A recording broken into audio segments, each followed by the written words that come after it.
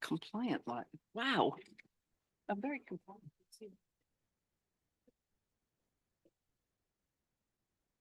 Good morning and welcome to the January meeting of the Board of Trustees. We're very, very pleased to be here at the University of Maine. I'm glad to see so many people here. We're particularly pleased to have great attendance, and I want to welcome our faculty and student representatives. Professor Ivan Manov is here at the table representing the faculty representatives. And we have two new student reps that I would very much like to introduce and very pleased to have them here. We have Alec Brooks from UMPI. Raise your hand or stand, please.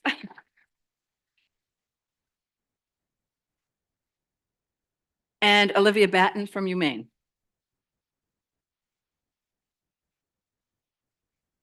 We will be officially voting them into office on the consent agenda, but I very much welcome them to the great student reps that we have. With that, let me call us to order. We do have trustees participating by technology. They count toward a quorum, and we do need to call the roll for those who are here by Zoom. And is anyone here? Trustee McMahon. We know Trustee McMahon and Trustee Eames are both ill, but participating by Zoom, and we're sure they'll be here at some point soon. Trustee McMahon is on, okay. Yeah, present. Yeah. Good morning. Earth to David, Earth to David. Great, welcome. But you need to call a roll. Did you do that? So, just him. Trustee McMahon. We need to officially have you say present, David, because that's the rules. Present. Thank you. Thank you.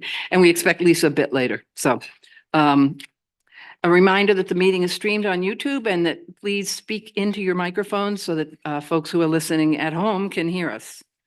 With that, let me move to citizen comment.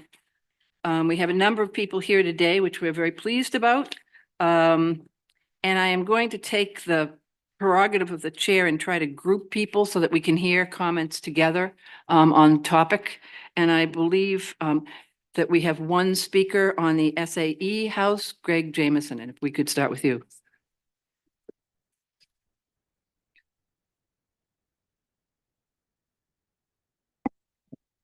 I'm not going to use that. I hope you can hear me without my using it. Good morning. Your chair has told me I have no more than 3 minutes, so I'll try to be as brief and concise as I can be. Thank you for the opportunity to speak with you this morning. My name is Greg Jameson, and I am the Secretary Treasurer of the Minerva Housing Corporation, the owner of the SAE Fraternity House at 117 College Avenue in Orono. I am a two-time graduate of the University of Maine. I have served as a member of the Board of Directors of the UMaine Alumni Association and was board chair for 3 years. I have been involved in fundraising activities for UMaine athletics in various fundraising roles for probably 40 years. I hesitate to let you know how old I am, but at least that long. And I am currently on the organizing committee for the Alfond Golf Classic. If anyone wants to play in that, let me know and I'll see if I can get you a space. And I am also a corporate incorporator of the University of Maine Foundation. And I only tell you all this so you don't think I just fell off the street this morning to have a cup of coffee and join you for a while. I speak to you this morning about item 17 on your agenda, which involves the purchase of the SAE Fraternity House by UMaine due to UMaine's need for space for the proposed University of Maine Energy Center, which I may refer later on as UMAC. I have provided, or I think Ms. Llewellyn will provide to you copies of a letter that we had sent to your FFT committee earlier. I believe the FFT committee has already reviewed that letter, but I did not see anything about it listed on today's agenda, so I provided you additional copies. Minerva believes that the appraised value stated and the university offer to purchase at that value is neither fair nor reasonable. for all the reasons that are stated in the letter provided. We have been stewards of that property for decades. I have records that date back to at least 1917, which I can show you this morning if anyone is interested. Most recently, we put in, at the behest of university officials and the Orono Fire Department, approximately $200,000 worth of repairs and upgrades to the facility and countless hours of sweat equity, making suggested improvements so that we could rent the facility. Had we known of the university's intention, perhaps we would not have done so. We believe the counterproposal we had made earlier appropriately represents a more fair and reasonable evaluation, and we respectfully request that that offer be reconsidered in light of the points made in our letter you have in front of you. We understood we would enter into a negotiation with the starting point being the initial tax assessed value of the property from the town of Orono, which was at the time $371,000. The assessed value is now $562,800. Unfortunately, after what we believe is a curious appraisal, we were given and these are the words that were used, a take it or leave it offer of $300,000, which is the appraised value. Believing we had no other recourse, we signed a purchase and sale agreement for that amount.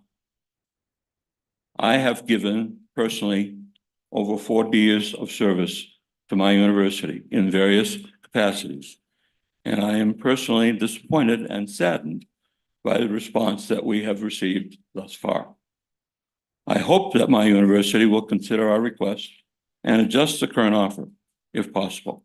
I understand that the UMS project will be very expensive, and I'm sure that in our economic environment, spending more money is not in anybody's first priority. But I still believe that with the millions of dollars that are going to be spent there, a more fair and reasonable offer and purchase and sale amount for that property is appropriate. I thank you for the time and attention this morning. I appreciate the opportunity to speak with you and plead in a short period of time our case. And I hope you will take a serious look and consideration into the circumstances and events that we detail in our letter. Thank you. I don't know if it's appropriate for questions or not, probably not, since I only had 3 minutes. Sorry. And I probably used my time, didn't I? And then some, but thank you. Thank Thank you, Greg. Thank you And very much. folks. Greg, I want to assure you that the materials that you submitted were reviewed at FFT and as were your comments earlier. And thank you on behalf of the board for your extraordinary service to this university. Thank you, members of the board. Are there any, we have some students who are a little, is there anyone else to speak to the SAE issue? Seeing none, let me move to the Hutchinson Center, and we have Shane Flynn first, I believe.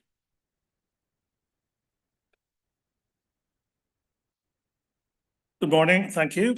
Madam Chair, trustees and distinguished attendees, my name is Shane Flynn, a resident of Midcoast, Maine since 1993.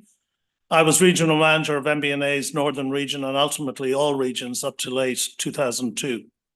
I come before you to present why I, among many others, asked the trustees to take action to ensure that the Hutchinson Centre in Belfast be conveyed to the people of Belfast. I asked that in the certainty that such a wish was that of MBNA and the many people who worked and donated much to see the centre come into being and flourish. I was present on the day of inception of the plan to establish the centre. I was present when it opened, and I was present to support the expansion of the centre. Following his retirement from the presidency of the university, Fred Hutchinson joined MBNA's Education Foundation.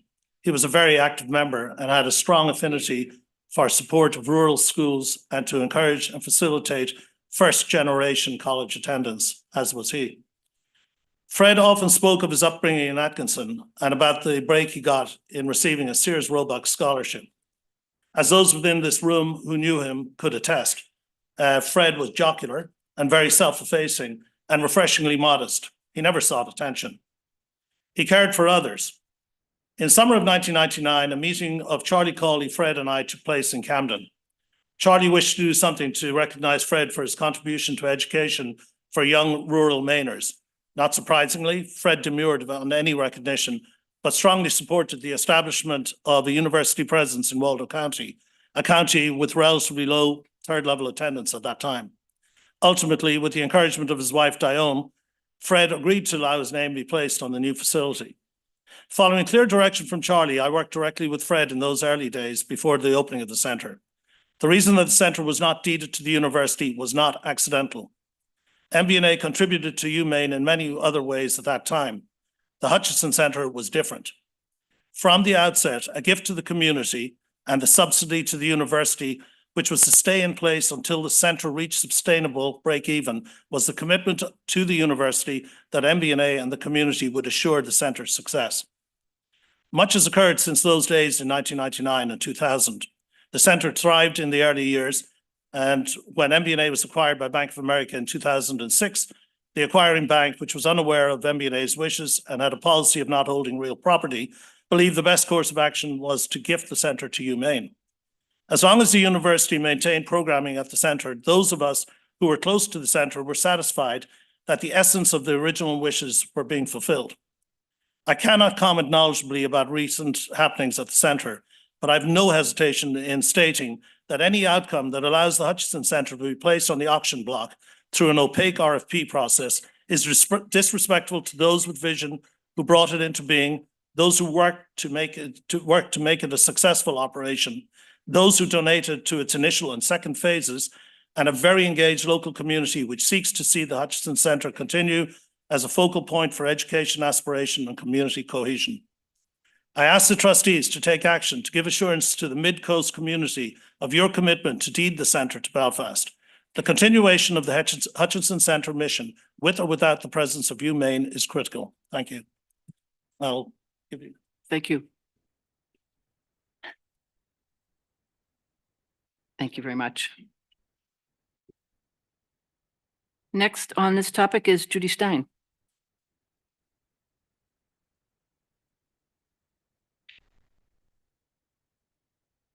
Thank you all for hearing us.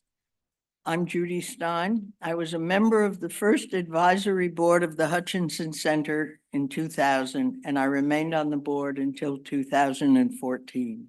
I was co-chair with Jim Patterson, who was the first director of the center, in the campaign to raise $2 million from the community for the second wing of the Hutchinson building. Shane has talked about the commitment of the founders of the Hutchinson Center to Belfast and the Mid-Coast communities.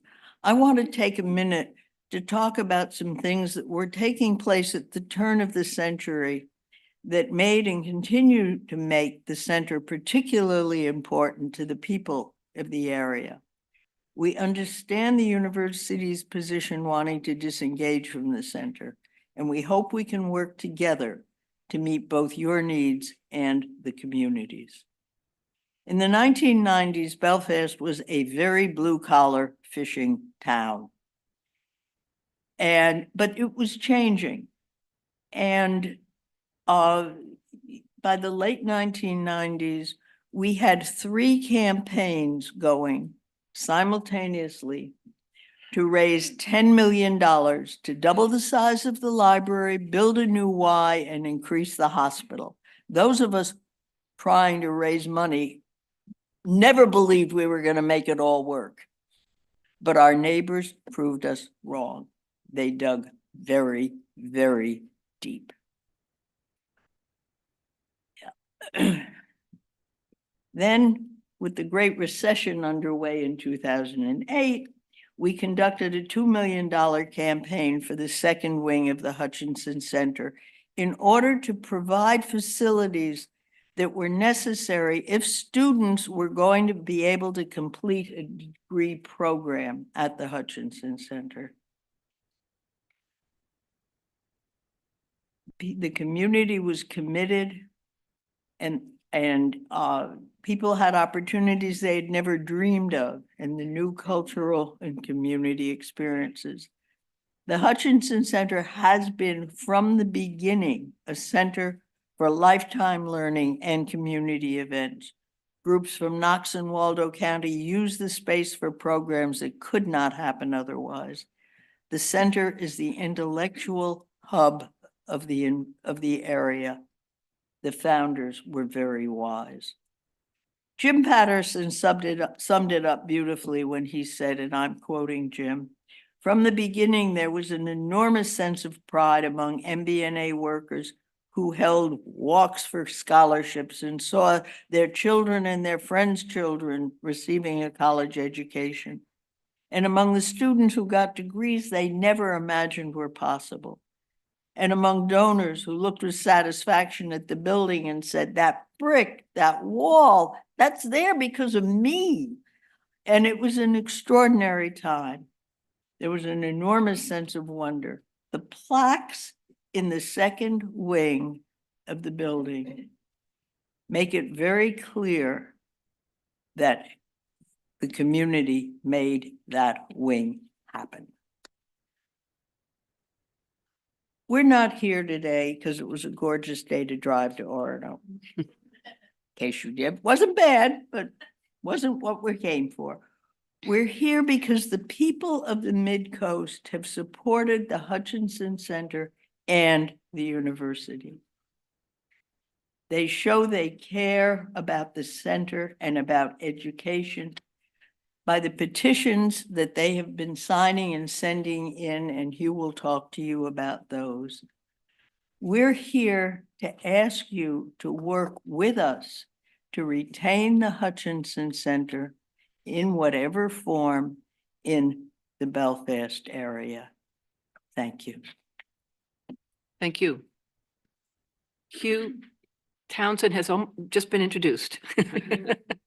Thank you.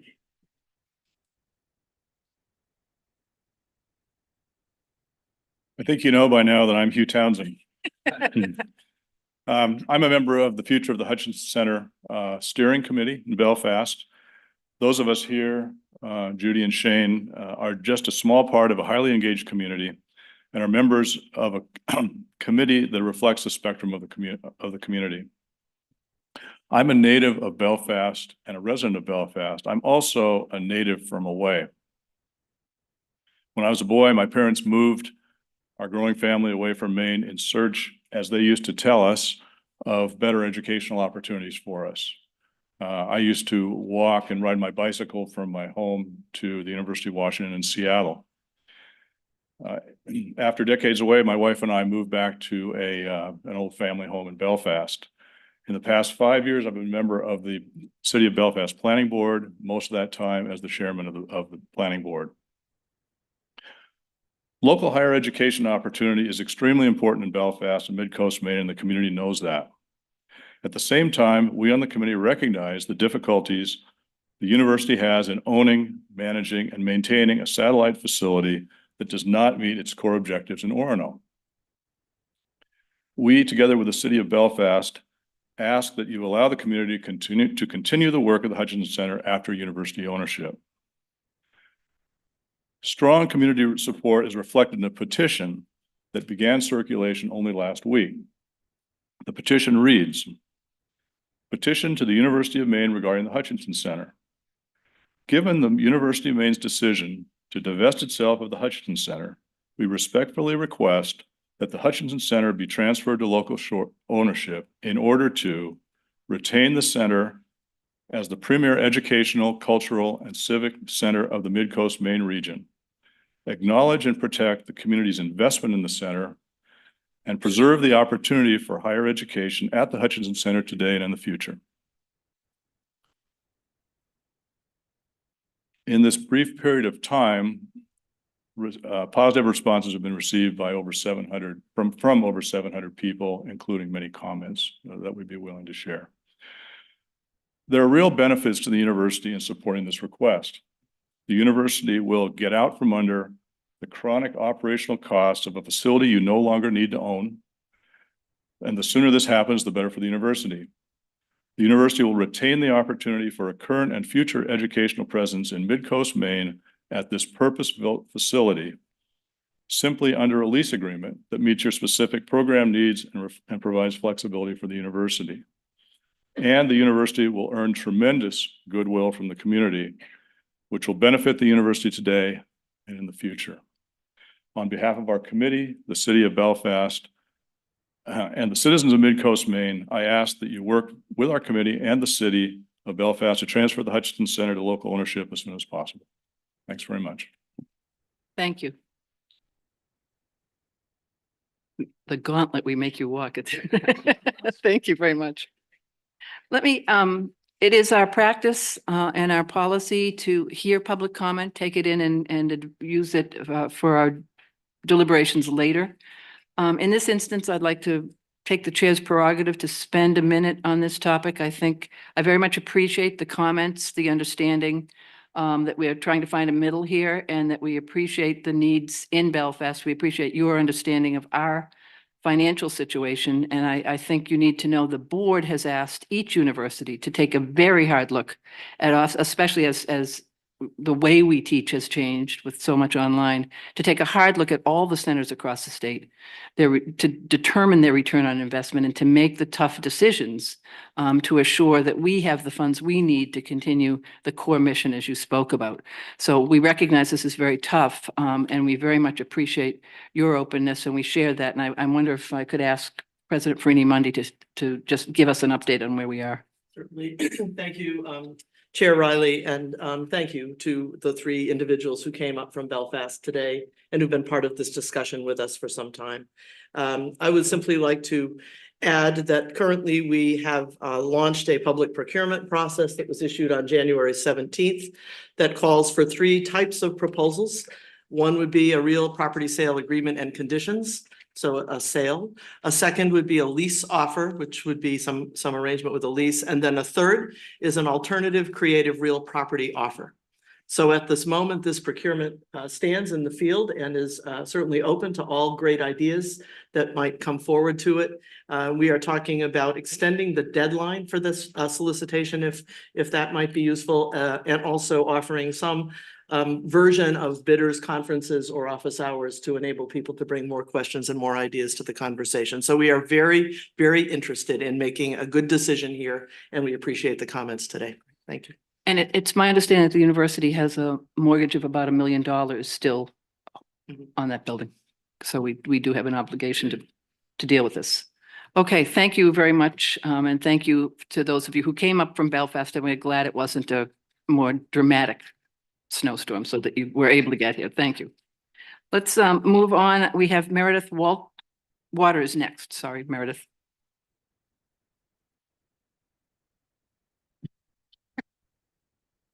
Good morning. All right. Okay, thanks. A few things have happened since the last time I came to speak to you. We have Sodexo and its dining contract in full swing in our campus, and the construction of Hotel Ursa has moved along so that it looks less like a construction site and more like a hotel. But as a student, I do have concerns with how those projects interact with students. Ever since Sodexo has taken full control of our dining on campuses, while the university has saved money, those costs unfortunately fall to students. Retail dining has increased by substantial amounts, and meal plans have gone from what would have been $2,800 to up to $3,200 for the same exact meal plan. And we don't get a lot more. There was promise that Wells, which is the downstairs dining hall, would be open in August, and then it was supposed to be open in January, and now it's supposed to be open in March, and then hopefully it's open eventually. But while this private partnership saved the university money, that cost fell down to the students rather than actually saving money. And I'm worried that the same is going to happen with the private partnership with Hotel Ursa, as today the university is going to request $500,000 more be spent on this hotel project that disproportionately does not benefit students compared to how much money that is.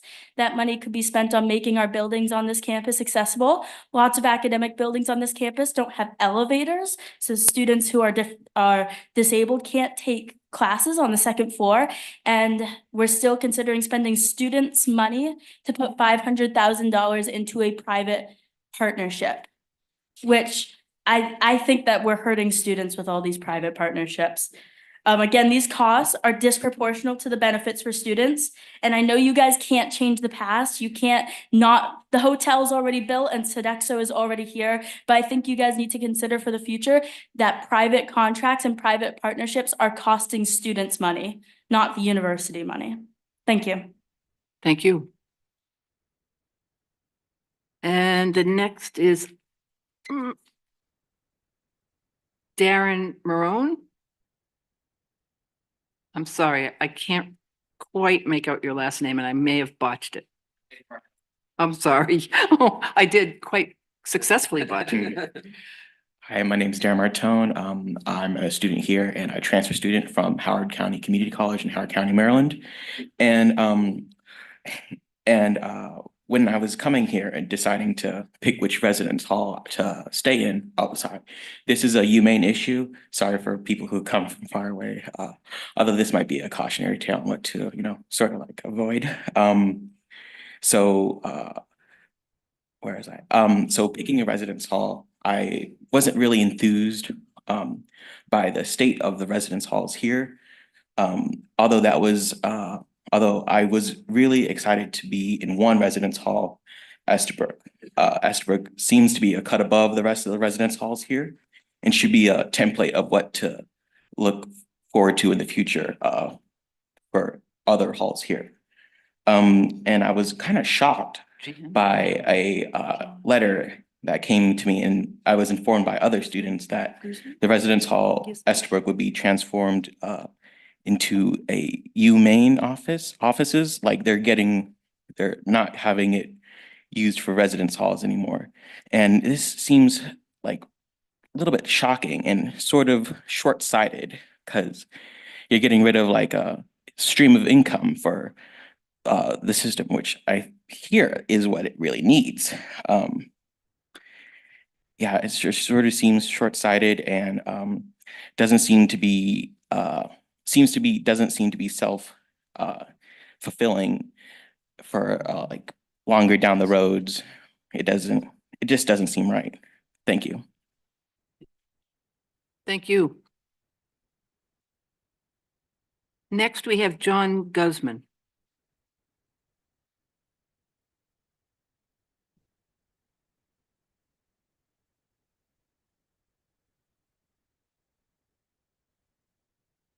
All right. Morning. Hello, board and the constituency in attendance. My name is John Guzman. I'm a current third-year Maine Business School student here at the University of Maine. Now, while I can sit up here and basically say all the student representative roles that I play on campus, there's one I want to highlight, which is I am the current president of the Student Heritage Alliance Council, or SHAC, as it's known on campus. And what that is a multicultural advisory board of all of the groups on campus that represent the BIPOC community. And so we tackle kind of campus climate, but also we represent a constituency that wants to bring a sense of belonging to campus by hosting events, but also finding solutions on how we can tackle kind of BIPOC issues, DEI issues that are on campus, which is why I'm standing up here to bring awareness to the DEI support or lack of at the university level. There are kind of some numbers that I want to bring up. Like within the last year, we had an enrollment on this campus, I can't speak for other campuses, of 12 to 15 students representing ethnical minority on campus.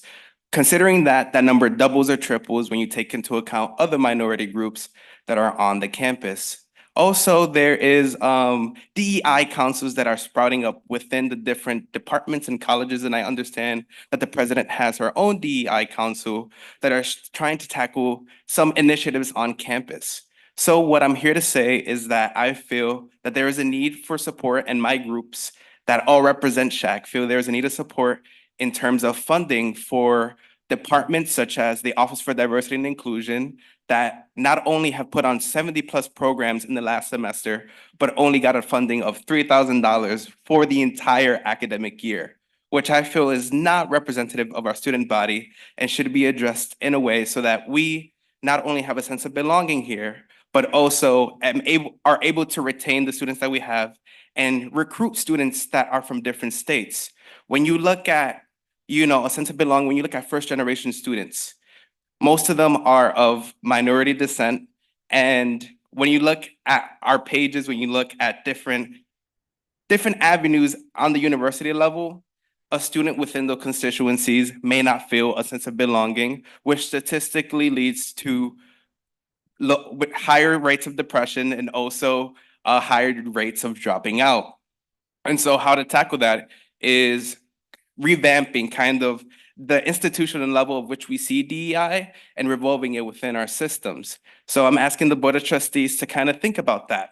How can we incorporate DEI into the system at the university level to be able to get not only the students to want to come to Maine, which statistically from 2016 to 2018 had a 22% decline in first generation enrollment, but also yeah, so those are my talking points.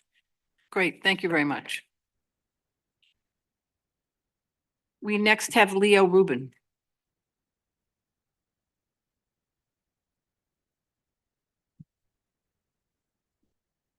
Hello, my name is Leo Rubin, and I am a third-year student at this campus. Today, I'm speaking about divestment and more specifically transparency about the divestment process.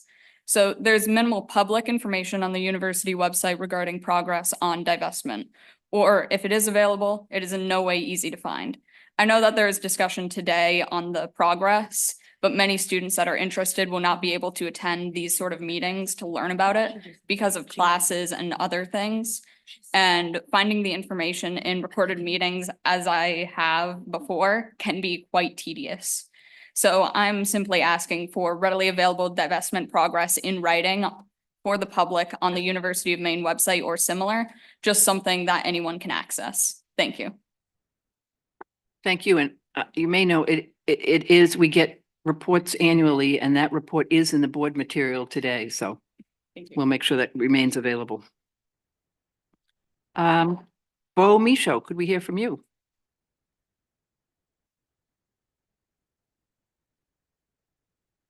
Hi, I'm Bo Michaud. I'm a second year here at the University of Maine. I want to talk today about the new energy center and the increased funding needed to figure things out. And I very much push for y'all to approve this because I think the energy center is very important to make this this campus more clean, green energy, because I think we've all seen it this year all in Maine with the two historical storms.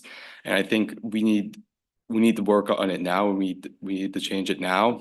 And I think this changing to the energy center to have more clean energy would be one of the biggest steps the university can take to actually clean up its energy process and make it green. And this energy facility we have right now already needs improvements and money put into it. And if we're going to put money into it, we might as well put it into a new center that we can have green energy at. While maybe it's definitely going to be expensive to do all this new stuff, I think the cause in the long term will benefit because University of Maine is known for things such as its winter seasons and its image. And if we continue at this rate, we will lose a lot of our identity. Thank you very much. Stephen Santiago.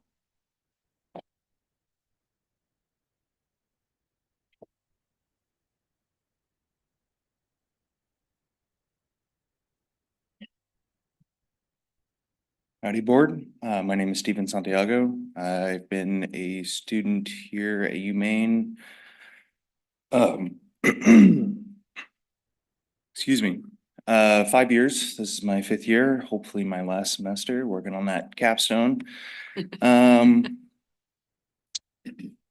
in my experience, I think many among our community here forget what UMaine is. I would like to take this moment to remind you, UMaine is a public education institution. But I see increasing evidence of a lack of accountability to that mandate. I see the rise of public-private partnerships. I see Hotel Ursa, which is clearly a money-making scheme. I see sports investment, which is great, fine. I'm not really a fan of sports, to be honest with you.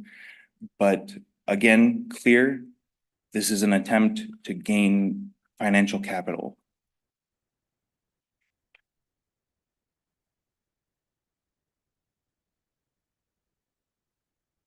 With this new pursuit, it is becoming increasingly likely that not only this university, but all colleges within the university system are becoming increasingly likely to disregard student opinions and beliefs about the future of their education and the institutions that provide that education.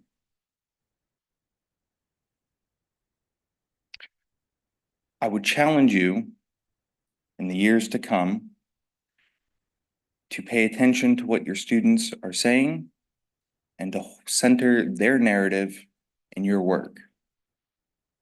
Hold to your charge of providing a public education, high quality, accessible to the state of Maine. Personally, I want to see UMaine become a leading hub, not only for education and research, but for justice. I want my university to focus on doing what's right and not focused on making money.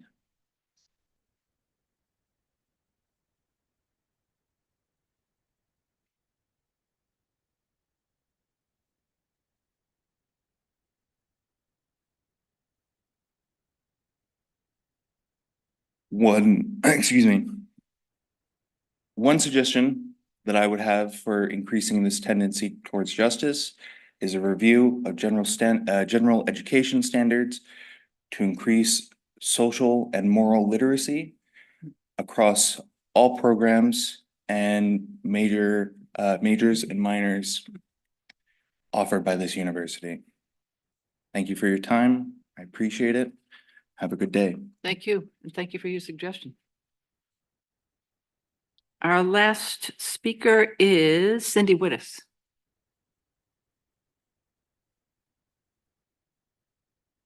Good morning, and thank you for your time. My name is Cindy Wittes, and I am the Development Director for Bangor Housing. For those of you who don't know, we currently have a project in development. It's going to be a 50-unit affordable housing project for people 55 and older. Our project will have a community room, laundry facilities, affordable, accessible, handicapped accessible units, and on-site gardens. Today, you're voting to decide whether you're going to sell a 4-acre piece of land off Texas Avenue. If you sell that piece of land that abuts my property, it'll allow us to do a second phase. We will be able to provide 100 units of affordable housing between I-95 and Texas Avenue. And the opportunities that it opens up for our companies to have a relationship that's mutual is just unlimitless. Our tenants having access to your dental clinic, to your educational services, to your senior programs is going to make such a difference in their lives. So I just wanted to speak today and say thank you so much for the opportunity to buy this land, and we're hoping that it all goes through well. And we can't wait to see what we do in the future together. Thank you so much. Wonderful. Thank you very much. Great way to end public comment. And with that, I want to thank everyone for coming and assure you that while we don't, as a rule, respond to comments, we very much consider them as we take our votes and deliberate the proposals before us. So thank you all very, very much. And with that, let us turn to our agenda. our- round. Hmm?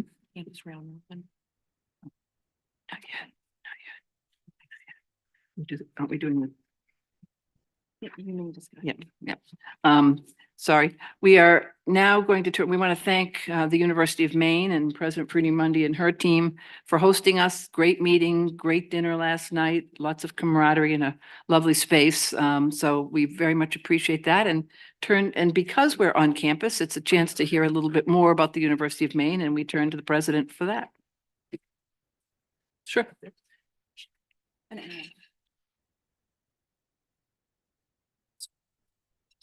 Just confused. Good morning, everyone, and welcome to the University of Maine. I'd like to thank all those who commented today and particularly our students. I'd like to meet with you and follow up. So let's have further conversation. Delighted that you're all here, meeting here in in Wells. And we have a presentation planned today. As usual, this is an opportunity for the hosting campus to have a chance to give the board a deeper glimpse into what we do. And what we've elected to do today is to take a little bit of a historical perspective. However, before we begin that, I have an introduction, and I would also like to have our land acknowledgement read. So the introduction is, I hope he's still here, General Joe DeSalvo. Joe? Please stand. Joe is joining us. Today is his first day as the interim chief of staff in my office. And he arrived from Florida yesterday. So welcome to winter in Maine, Joe. Thank you for being here. And Vice President for Student Life and Inclusive Excellence and Dean of Students, Robert Dana, will read our land acknowledgement. Well, welcome to Marsh Island. We're thrilled you're here. Just as a point of reference, you might know that Orono is named after Chief Joseph Orono, a member of the Penobscot tribe, and a long history now, which has been improved here at the University of Maine. Frankly, we have signs and symbols of our kinship with the Penobscot or Wabanaki. Now you'll see most of these street signs and building signs are replicated in the Penobscot language, which is a great step forward. We have improving relationships with the tribe. We are flying the flag for the Penobscot Nation permanently in the Memorial Union, and times they are changing, which is very wonderful. And this is part of it. So the University of Maine recognizes that it is located on Marsh Island in the homeland of the Penobscot Nation, where water and territorial rights and encroachment upon sacred sites are ongoing. Penobscot homeland is connected to the other Wabanaki tribal nations, the Passamaquoddy, Maliseet, and Micmac through kinship, alliances, and diplomacy. The university recognizes in a determined fashion that the Penobscot Nation and the other Wabanaki tribal nations are distinct, sovereign, legal, and political entities with their own powers of self-governance and self-determination. So welcome. Thank you, Robert. Thank you, Robert. As I mentioned, we would like to take a bit of a deep look into a critical piece of the history of our land grant institution. And our focus today will be on University of Maine Cooperative Extension. You saw the centerpieces at your table, and I know that at least one person read them because I was asked a question about some numbers. So I think that it's worth taking a look again at these numbers. We'll make sure that there's a paper version in your materials event or an electronic version. So the University of Maine Cooperative Extension, which we call UMaine Extension, really does have a very rich history here. It spans 108 years, vital organization for our state. And so there's a lot to illustrate as we take this deeper dive into cooperative extension, in part the history of the university, in part our deep connections with the problems of the state. It's a vital organization that supports agricultural, youth, and economic development in the state. And its roots go back to the late 19th century. I dove into a little bit about the roots when I was asked to give a speech on cooperative extension and the history here at APLU a few years back. It was established in following the Morrill Act of 1862. And the idea was to take agricultural knowledge and research from the university essentially out into the field to farmers, to rural communities, and to youth in those communities to help accelerate and improve the quality of the productivity in our farming communities. And there was just a growing demand in those years for that kind of education and technical assistance. Now, the part that I always add when I deviate a little bit from the script is I see this as maybe our very best example of the R&D cycle, where indeed, yes, the university has research and has knowledge and has technical expertise, and it takes that out to the field. At the same time, when people are working in the field very closely with practitioners, with farmers, for example, they hear the immediate questions. And those questions then can be translated right back into the university's work. So if something is going wrong in some sort of a part of the agriculture enterprise, our folks through extension, through our other areas of science, they hear what those problems are and that feeds back in. That's what makes a land grant institution, this cycle of the research and the development going in both directions. So the Cooperative Extension Service was formalized as a part of the U.S. Department of Agriculture to bridge the gap between agricultural research happening in the nation's universities and what was happening in the field. And then additional funding was passed in 1914, the Smith-Lever Act, to create a national expansion and a framework for cooperative extension work. So we are part of a national network here. There is funding that comes from the federal government to support these outreach efforts. And at the same time, there must be a state match through the land grant, so a requirement that we provide support as well. In 1915, Maine established its own cooperative extension service with a focus on agriculture, home economics. Most of you know what that means. And 4-H youth development. And the mandate was to bring the latest research-based knowledge and educational resources to farmers, homemakers, and young people. The legislature has a statute that actually is very clear about the expectation for the land grant in cooperative extension. It is Title VII, Chapter 7, extension work with state university, and it's very clear what the expectation is. So it's a piece of what this university does and has done for a long time. In the 70s and 80s, extension played a critical role in helping Maine's agricultural sector adapt to changing market demands and technological advancements. That continues today. Technologies are advancing rapidly in these fields, and so helping make sure that our farming and agriculture communities are able to use those practices well in order to continue productivity. That's a part of what we do. Dean Carter, from whom you'll hear in a moment, took me around an ag trade show once, and as I was talking to people, looking at the equipment, looking at the farming devices, what I was told was these are so technological that actually it's very problematic to make sure we have enough people who have the depth of knowledge to use them to their full capability. And so this is an exciting field for us, an exciting area with great history behind it. What we're going to do is talk about the outreach. Dr. Carter will take over in a moment, but it is the largest outreach arm of the entire system with its statewide presence. I'll just give a few numbers. 16 county extension offices, 4 4-H camps and learning centers, and then faculty and staff stationed at farms and research facilities, including marine facilities. Aquaculture is considered a part of the mandate of cooperative extension across the state. We are governed to some extent by the state-appointed Board of Agriculture, which the Chancellor and I both are invited to meet with regularly, and their advice to us is a part of how we frame and form what we do. Several of our offices are located in other UMS facilities, including UMaine Machias, UMFK, and UMPI. And so we'll hear now from Dean Carter, who's put together a session that I do believe is going to call on you to be active and to help provide some thinking about cooperative extension in the state of Maine. I will introduce Hannah, known well to all of you, a very extraordinary leader of UMaine Cooperative Extension, and also currently serving as Associate Vice Provost for outreach and engagement. So with that, Hannah Carter, and she'll take you through the day or the hour. Thank you so much, President Farini-Mundy, and good morning, everybody. I was told that this will be low tech and interactive. And so it's okay to roll your eyes now if you are not into interactivity. I can see from some body language but I promise hopefully it will be an engaging conversation.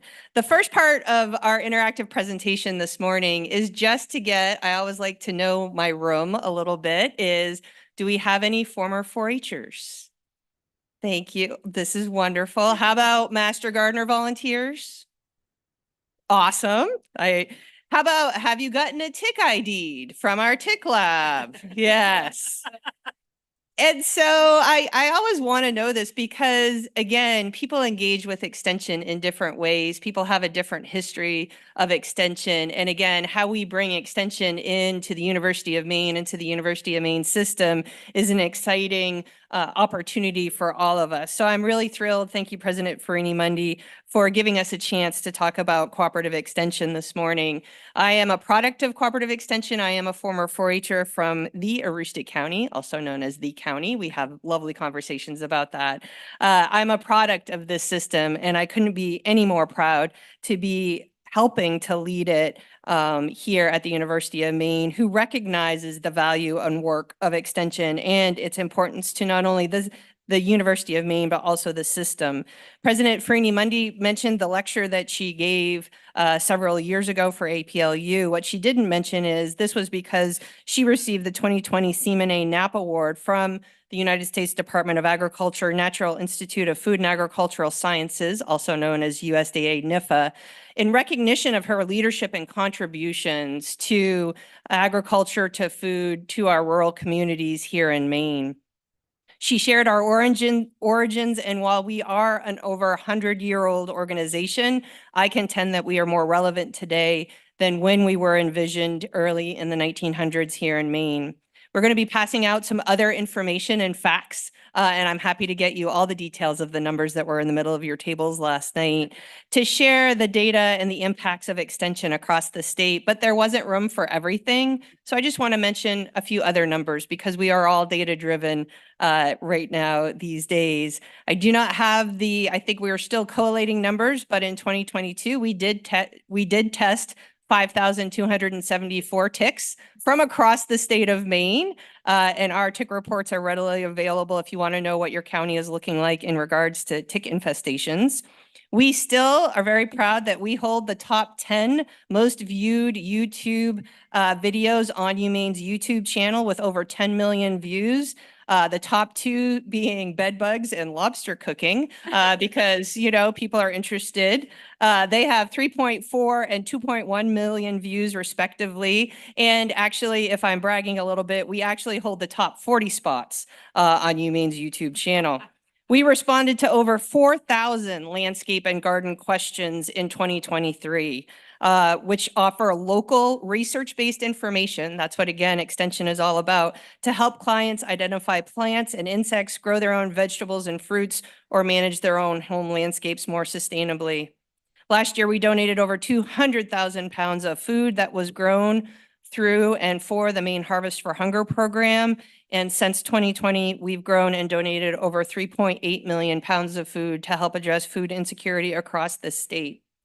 We reached over 7,000 Maine residents statewide through our 733 Master Gardener volunteers. I know we have a proud one on the board, so we appreciate your volunteering for our Master Gardener program. And I want to mention our Master Gardener volunteers and our Master Food Preservers. We do have a Master Food Preserver program credentialed, and I think this is important as we talk about micro-credentials and certificates, over 50 residents of Maine's prison system last year, and we look forward to actually providing more of those skills and credentialing within the Maine prison system.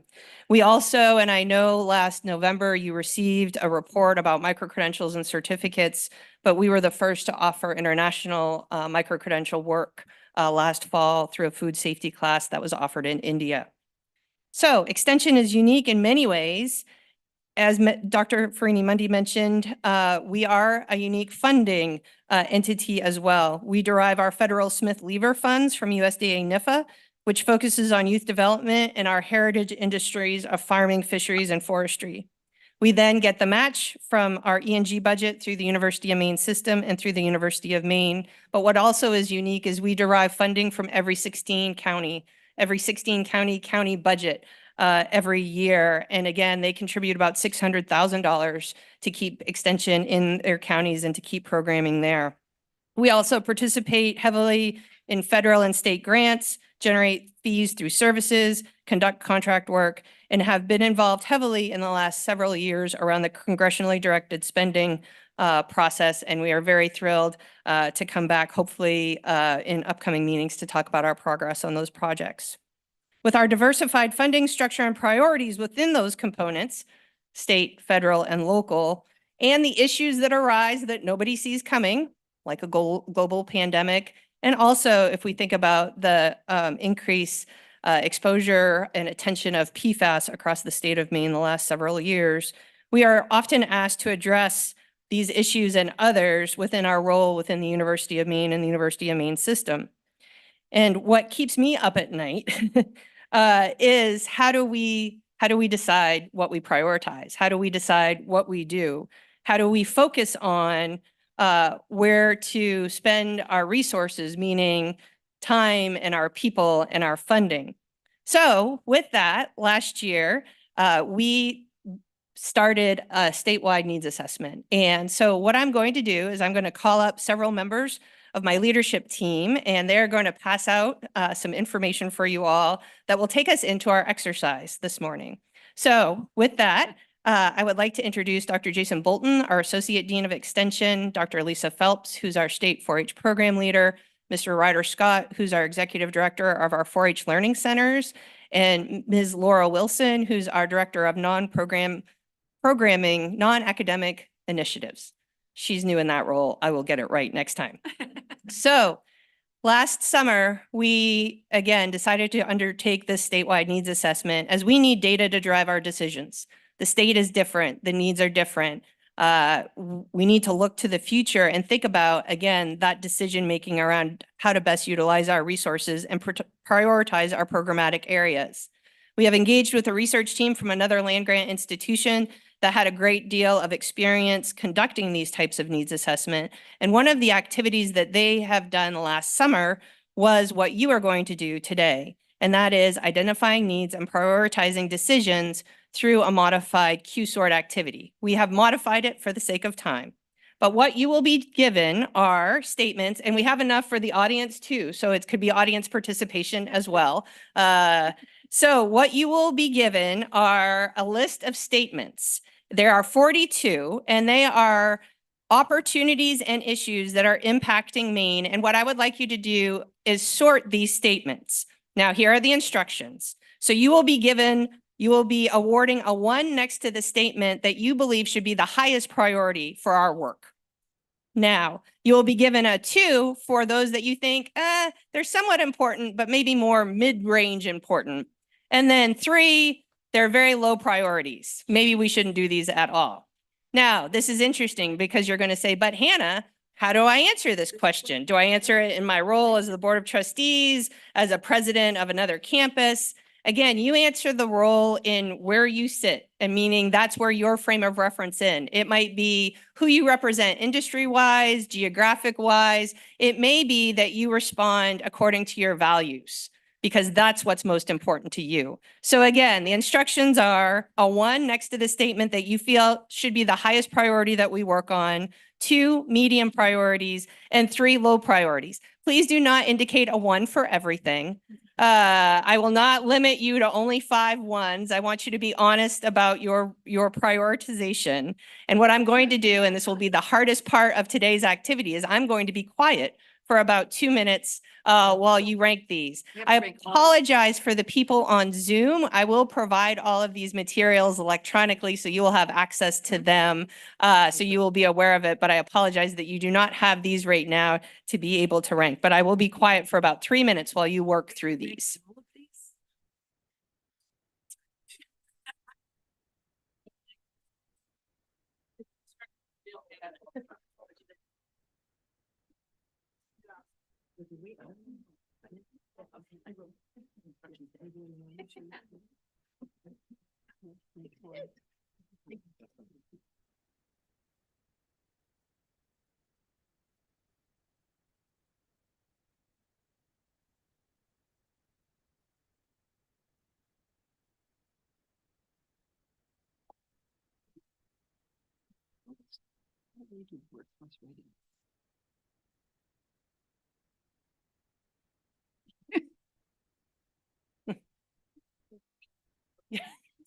doesn't this assume that you are responsible for all of this, rather than that there are other organizations that have responsibility?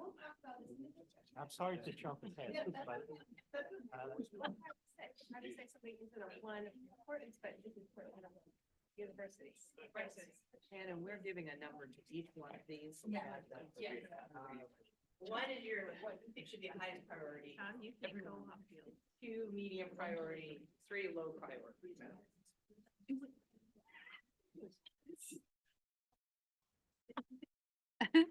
We can't, it's the board that can't follow instructions, but other than that, it's good.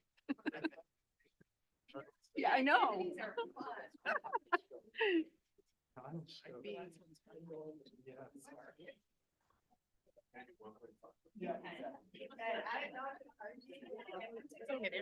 We're not putting our names on. Ray, you're messing me up. 1.683, I mean, that's the way you want.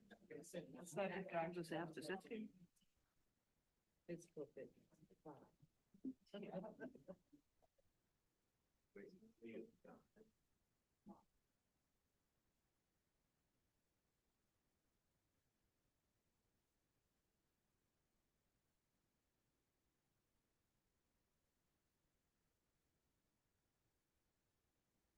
I just don't think that, I don't think it's the, I don't know.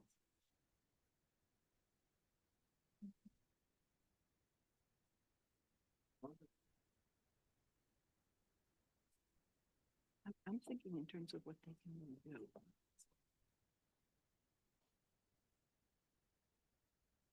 What are they gonna do with illegal drug use?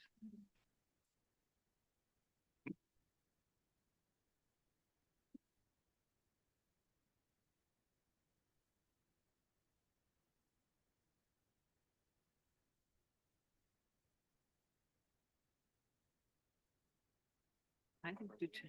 No, I hope not. You do not need to write your names on these. We are not going to turn them in. And gave everything to me. My choice.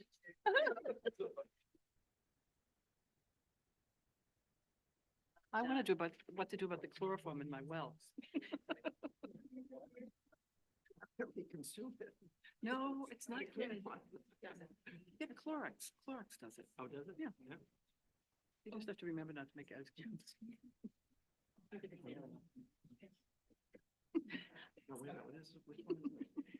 Okay, it looks, I know we have several folks that are still very diligently following instructions.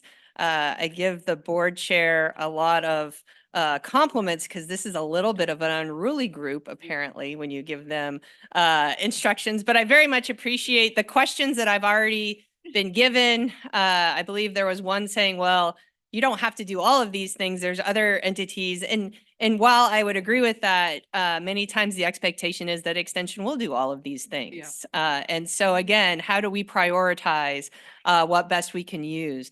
And so, many times, a lot of this, and this is why I brought values in, is because a lot of times when we think about what these priorities are, it speaks to, what we value. And that might be where we grew up, where we came from, again, what our backgrounds are. So lots of opportunities here in cooperative extension.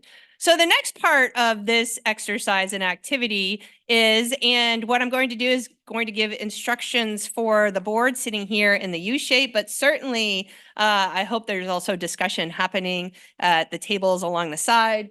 And I feel badly for all the people who are in back of me. Hopefully there is some small group discussion, but what I'm going to do with our U shape is I'm going to break you into about 4 groups. And I apologize to the Chancellor and Chairwoman Riley and Kayla and Beth. If you want to join a group, you can certainly do that. If you want to form your own group, you could do that as well. But what I'm going to do is just break the 2 sides of the U in half, and you can figure out how you're going to do that. And each one of, we have 4 groups now. We have youth development and STEM over here on my left. And then I can't read what's right in front of Mr. Michaud. economic development. And then I believe our heritage industries are in front of President Rice. And then we have access in front of President McConnell. And so what I'm going to do is one of our leadership team members who's in the room is going to just be here to answer questions. But what I would like you to do now is, as a small group, talk about your number ones and talk about what your priorities were. And they may or may not fall under what you have been given as an umbrella. Now, I kind of over here, Commissioner Macon, youth development, I think it probably is something that she thinks about every day. But to talk about the priorities that you all have talked about under this umbrella that I have given you. And maybe they fall nicely under it, maybe they don't, but those are the conversations that we are having. Some people say we should not be doing anything in regards to fill in the blank. And we have to say, well, you may believe that, but we actually feel like there's a real value here to the state of Maine for us to do that. So I would like to just have some small group discussion. Right now, we'll give you 5-ish or so minutes. We'll see how that goes. And again, you'll have an extension person kind of hovering a little bit in case you have questions about this area that we are currently working in. Clear? Okay, wonderful. Go ahead and start. That was smart. That was smart. It's 2 minutes. Yeah, I don't. So One second. Good morning. So Heritage is over here with President Rice. Yep. Yeah. I know. Yep. Yeah. Right. Yep, now, how about rural? Yeah, I did. Yeah. Yep, I know. Yep.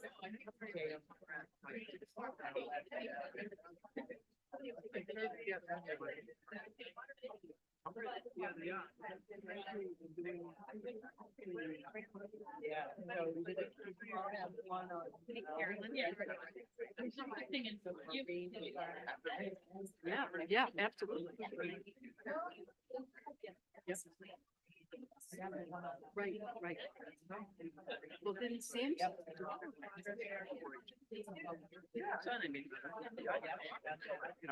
Right, yeah, no. And they already know us. The last one is the Central Farm. Good.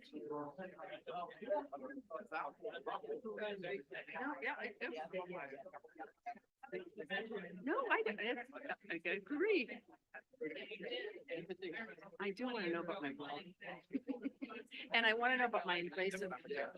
Yeah, go. Maybe I gave you, so I gave you 15 minutes on the calendar. Yeah, I don't need that. We won't, so she said that this will probably get cut down.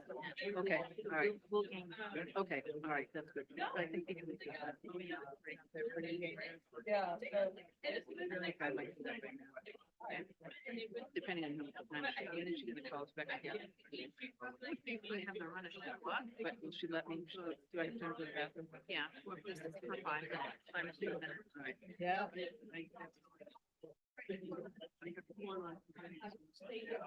I'm a one on preventing suicide every single year.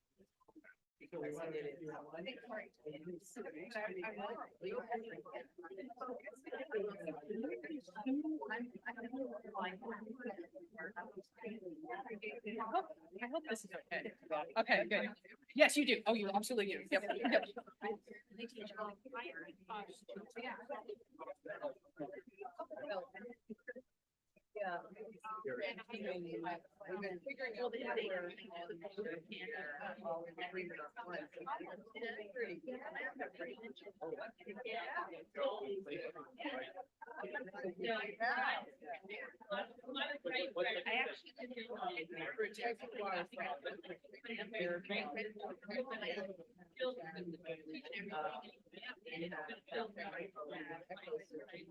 think we all agreed on controlling the basic steps. And we never got to see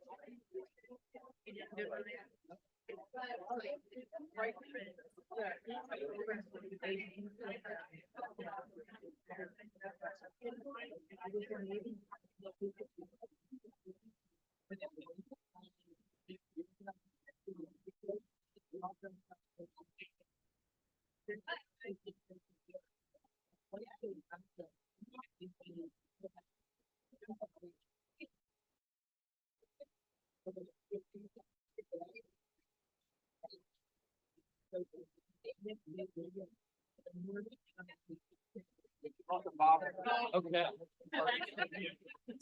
Although I look at that, we're like the mom and Anna, this is fantastic. Yeah. You know, I'm applying for the master gardener program, but then just ran out of time. Yeah, I'm doing it again. Good.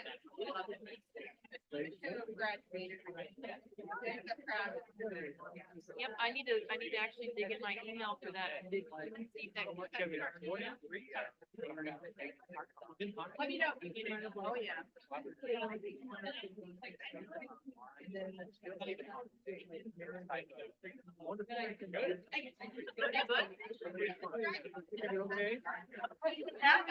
I will. That's why that background at the bar. Yeah. Great, good. Get you back on soon. Okay. US. Overall discussion and everything like that, but I can. No, that's great. It's good. It's great. Been lost in it. Okay, all right. Yeah. All right, you just think about the transportation. Whatever you need to say. Don't cut it on us, you know.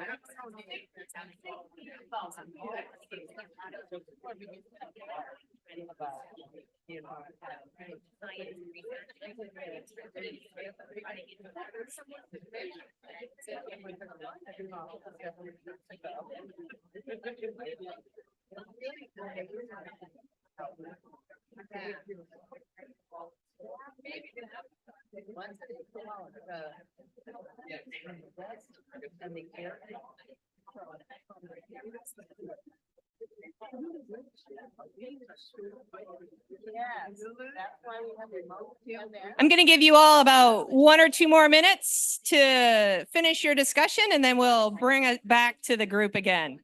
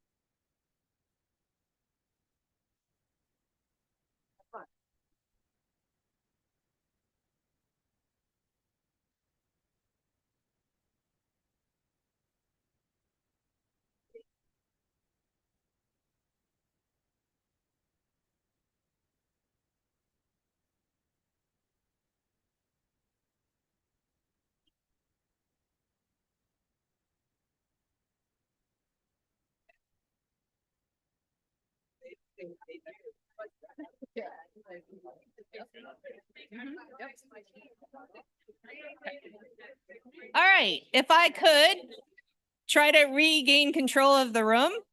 Good luck. I very much appreciate the robust discussions that have taken place.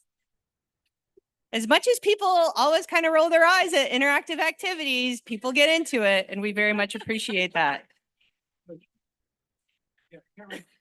Before we open it up to a larger discussion, I was remiss, and I even mentioned ticks. I was remiss in not introducing Dr. Jim Dill, who is, I believe, over my left-hand shoulder, who is our pest management specialist and also serves on my leadership team within Extension. And certainly you all know Dr. Dill for his great work with our tick lab and our diagnostic and research lab over on Godfrey Drive.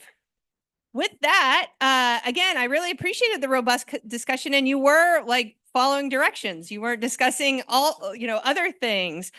So I'm happy to open it up for a broader discussion, for questions, for any insights that might have come out from your small group. Just happy to open the floor up for a moment for some dialogue. Sure, we would like to start.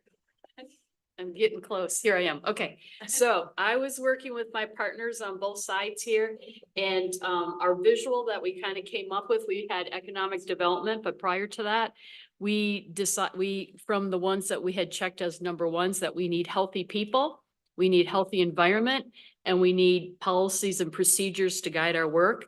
And that's how we'll advance the economy. Wow. Thank you. You're welcome. There's a show up in every room. Okay.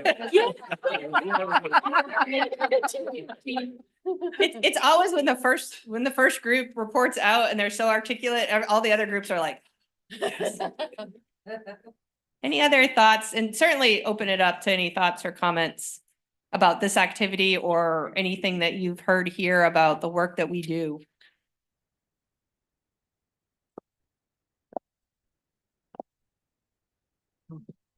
So this is not a report out from the group, so I'm trying not to meet that standard. Nice. Yeah, we're going to the site. Yeah, no, when I first maybe heard about corporate extension 4-H a few years back in terms of the youth development work, I initially went to summer camp, right? It's just summer camp. And then I joined the board of a nonprofit or a foundation that actually funds youth development work, the Rural Futures Fund. And one of our sites is the Bryant Pond 4-H. And getting into the work, have learned that 4-H is sort of like a standard setter or a beacon for a lot of youth development in the state of Maine. I think that's a misconception. So I'd love for maybe you to comment on how how you think about youth development specifically and how that fits into everything else that you're doing. Wonderful. I appreciate that very much, Trustee McCarthy. And it's certainly, as President Freeney-Mundy mentioned, again, being an over 108-year-old organization, there's that misconception of, kids, cows, and plows or something like that. And we are a lot more than that. We certainly are respectful of our origins and our roots, but I feel like there is a great misconception many times across the state of what 4-H is. We're very proud of our 4-H program. Again, I'm a proud 4-H'er, but we've certainly expanded from our traditional notion of 4-H clubs, and we come together. We certainly have done a lot of work in STEM sciences. We have a 4-H ambassador program that is on many of your campuses across the system. Again, getting kids involved in teaching science to other youth. But then again, the great work of our summer camps. And again, our summer camps, by the way, registration is open now. Get your kids signed up, because I can't pull any special favors for anybody about getting your kids in camp. And I believe we're over half at capacity right now with our summer camp sign up. But again, it's how do we utilize those resources 12 months out of the year? And certainly while summer camp is a priority, Trustee McCarthy brings up a good point. We have a great deal going on with our K-12 schools. Certainly that was one thing that came that continued to build from the pandemic, is how do we get kids outside learning? They learn better when they have experiences, and certainly outside experiences. And so any partnership and collaboration that we can find with our local school systems or local groups, again, who want to engage youth, we have the model, we have the trust in the 4-H name, and we're just looking at what do these opportunities look like. And again, I think it's great to go back to the bigger discussion of when there are so many opportunities, how do we prioritize those opportunities? Again, to best meet the needs of not only the state, but also specific needs in each county as well. So thank you for that. John. Yeah, good morning. Thank you. Can you talk a little bit about the Magic Lantern 4-H Innovation Lab and Learning Center? Yes, it is an initiative from the Maine 4-H Foundation, which is the fundraising arm of the Maine 4-H program. They are a separate, I don't know, 501 whatever foundation. It's the development arm of the 4-H program. And several years ago, the Maine 4-H Foundation board decided with some fundraising support to purchase this entity, and again, in a very rural part of the state, to have a learning hub, keep it running as a movie theater for having income to support the people within the theater, but also to expand the programming that would happen there for local school systems, for youth development and whatnot. So we have partnerships.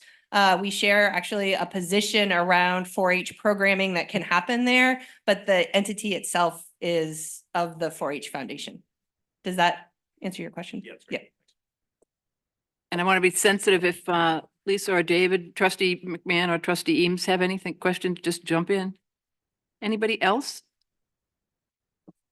Trustee Cates. I don't want to interfere with the other groups who haven't reported yet. It seems to be strangely silent, but and they're not about to. But then I have a question after that. Our group discussed the broad topic of access and how access means a lot of different things when you're talking about a large rural state with multiple cooperative extension adjacent economic issues, as well as population that skews older, right? And the need to make resources both YouTube ready, but also in writing, but also in person, and how this some of the things on this list that deal with youth are things that it may not be cooperative extension's job to stop all suicide, but the programming that they put in place empowers people where they live with skills they didn't have before, adds to their confidence, and is a part of that holistic toolbox of living and learning and lifelong learning in the state of Maine and how important that is. So we talked about how hard access is when you have a state like Maine, but also how a cooperative extension, it tries to meet them, everybody where they're at, which was great. Great. And we had a great group. Thank you, Roger. Does any other great group want to report, or are you all going to pass?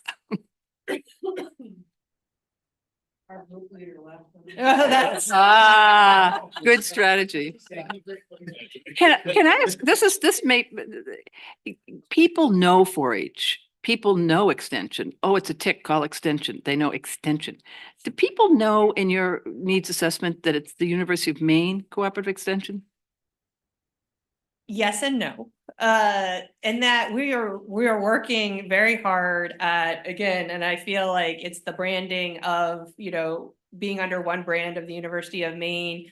I feel like we have done a great job internally of ensuring that when people communicate, they add that to their communication to ensure that you are getting this tick identified because it's part of the University of Maine, which is part of the University of Maine system.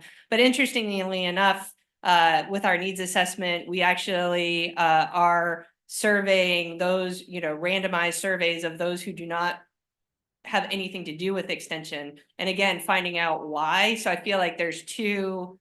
Do you know that this is available through your University of Maine system, through the University of Maine, to try to get at not only the people that may not know that we're a part of the university, but the people who just don't interact with us at all. Yeah. And it's a wonderful public service. That's what matters. But given our public role and our public funding, it would be lovely to have people understand more about this great resource. Oh, absolutely. Yeah. So anybody? Thanks. As President Farini Monday was talking about the loop back between research and what's going on in the field, could you just talk a little bit about how the growing awareness of climate change and its impact, particularly on agriculture, is not changing your mission, but changing what you're actually doing out there? I think that's a wonderful question, Trustee Katz. I feel like that goes back to our federal, state, and local funding priorities. And so our federal funding through USDA NIFA, climate change is a federal priority within the United States Department of Agriculture. So because of that, some of our work will need to fall under that climate change umbrella, but then certainly it's a priority of the state. I serve on the governor's Maine Climate Council and one of the natural and working land subcommittees. And it's also of great importance to various counties, whether it's one of our coastal counties with who are fighting this, I mean, with just the storms that happened this last month. And so what we do is looking at those funding priorities and again, looking at where our faculty and staff are around the state, how does that work support those funding priorities and the needs of those counties? It is part of everything that we do. Great. Anyone else? Can I? Sure. say something? Trustee Loring. Yes, thank you. Yeah, we talked about the importance of protecting the quality of the air and water. But we also talked about something that I've noticed within this the student group is how much their students are suffering from anxiety. Even more so now. I've never seen it so high. And I think that's really an important thing to be considering here. And a lot of these the youth projects and all that sort of go to help that out. But I know that there's been a number of students that look for counseling, and it's just so full, like they can't get in. So, and to Emily's point earlier about, yeah, thanks. Anybody else? Are we turning back to the president? Yeah. Before we do so, Hannah, thank you very much. You and your team, it was phenomenal. Thank you. Thank you so much.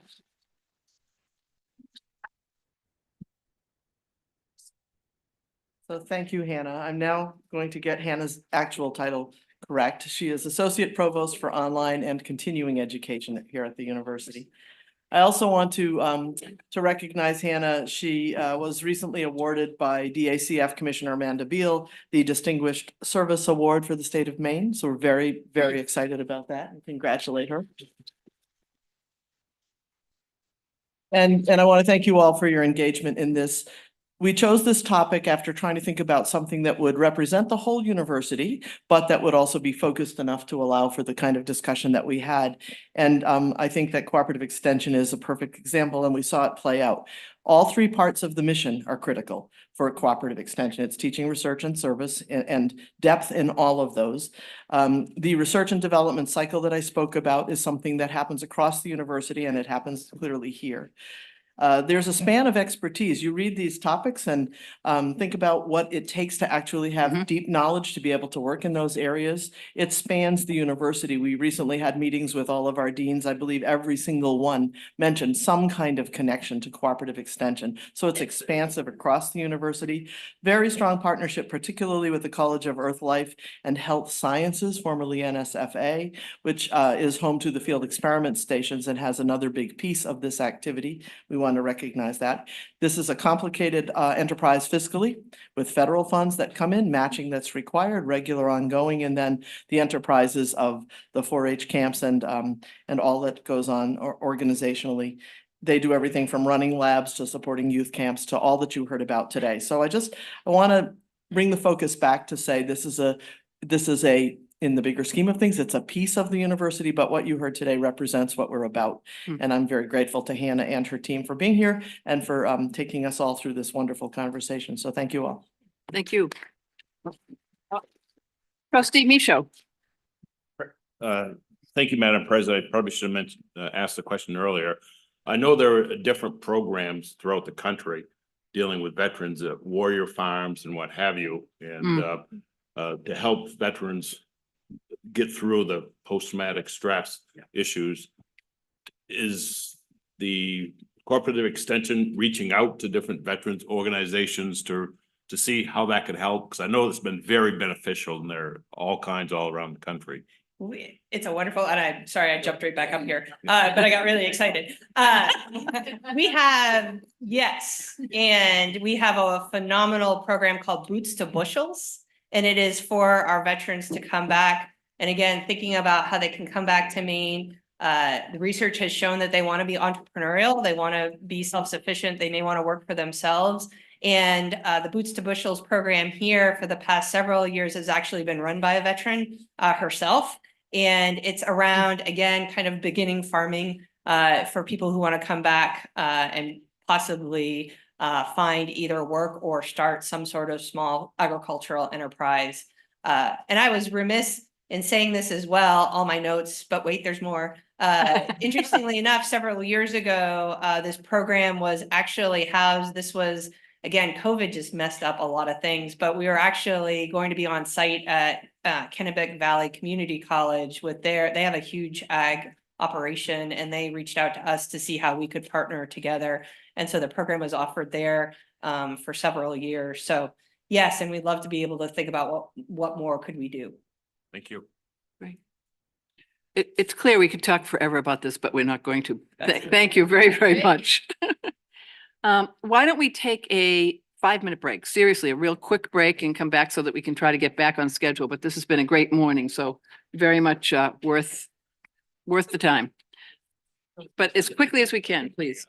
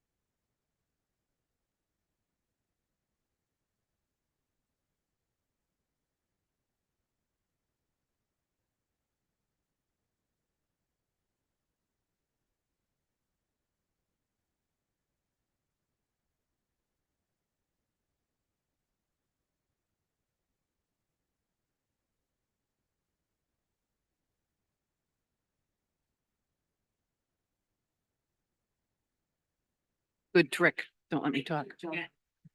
Okay, here we go. We are back. Thank you, everybody. I know it's a lot to absorb, but lots of good information.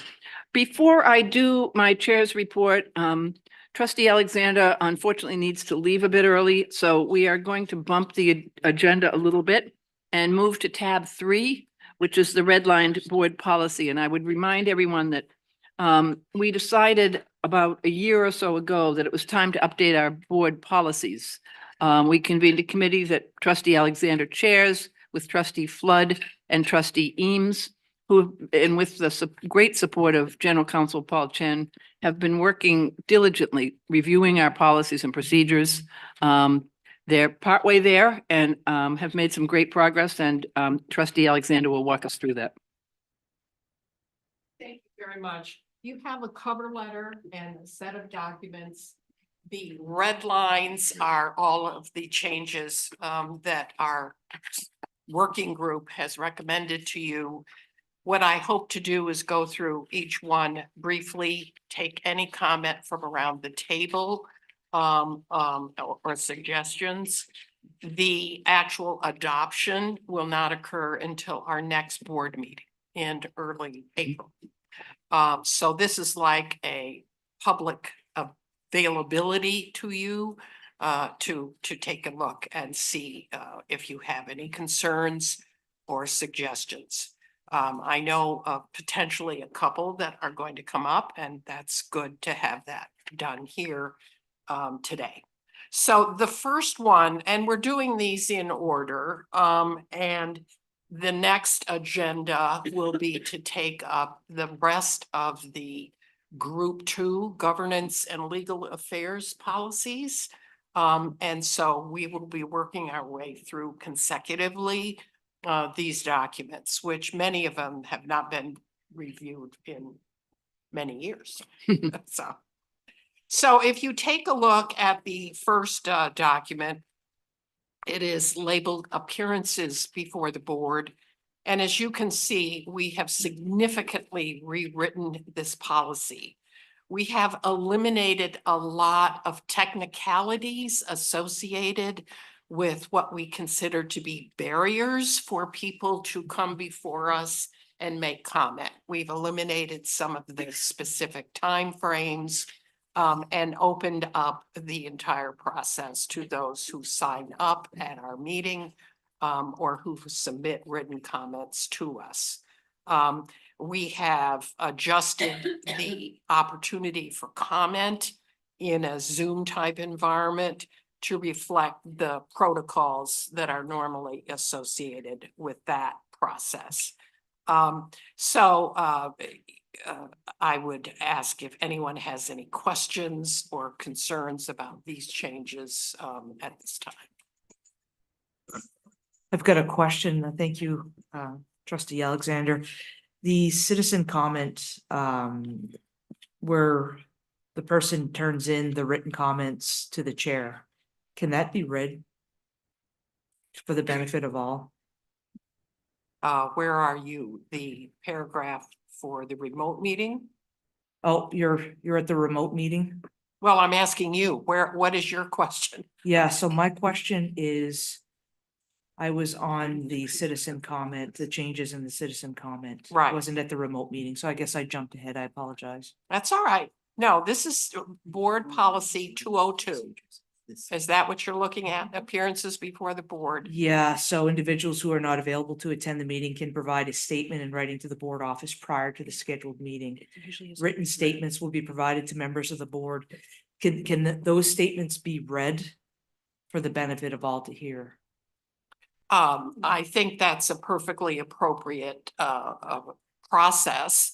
I would imagine the board chair and the office will share whatever they receive with the entire board. So that's just normal process. I'm sure that will occur. Yeah. Absolutely. We usually, I don't know as we read the full statement, we tend to pass them out if we get them or summarize them. Okay. Now, I will say that we've changed the name of this from citizen comment to public comment for a very specific reason. public is a much more expansive term than citizen. And it was brought to our attention Yep. that we should be more inclusive about the title we gave this document. Trustee Kane, did you have a I have a question? question, yes. Thank you. I think this is excellent. All of the work is really excellent, and I want to thank everybody who's doing it because this is tedious. My question is, I know that the legislature has, in some cases with their committees, they take remote testimony, and I don't know what they do with regular committees. And I'm wondering if you looked at whether or not in regular board meetings like this, if there's an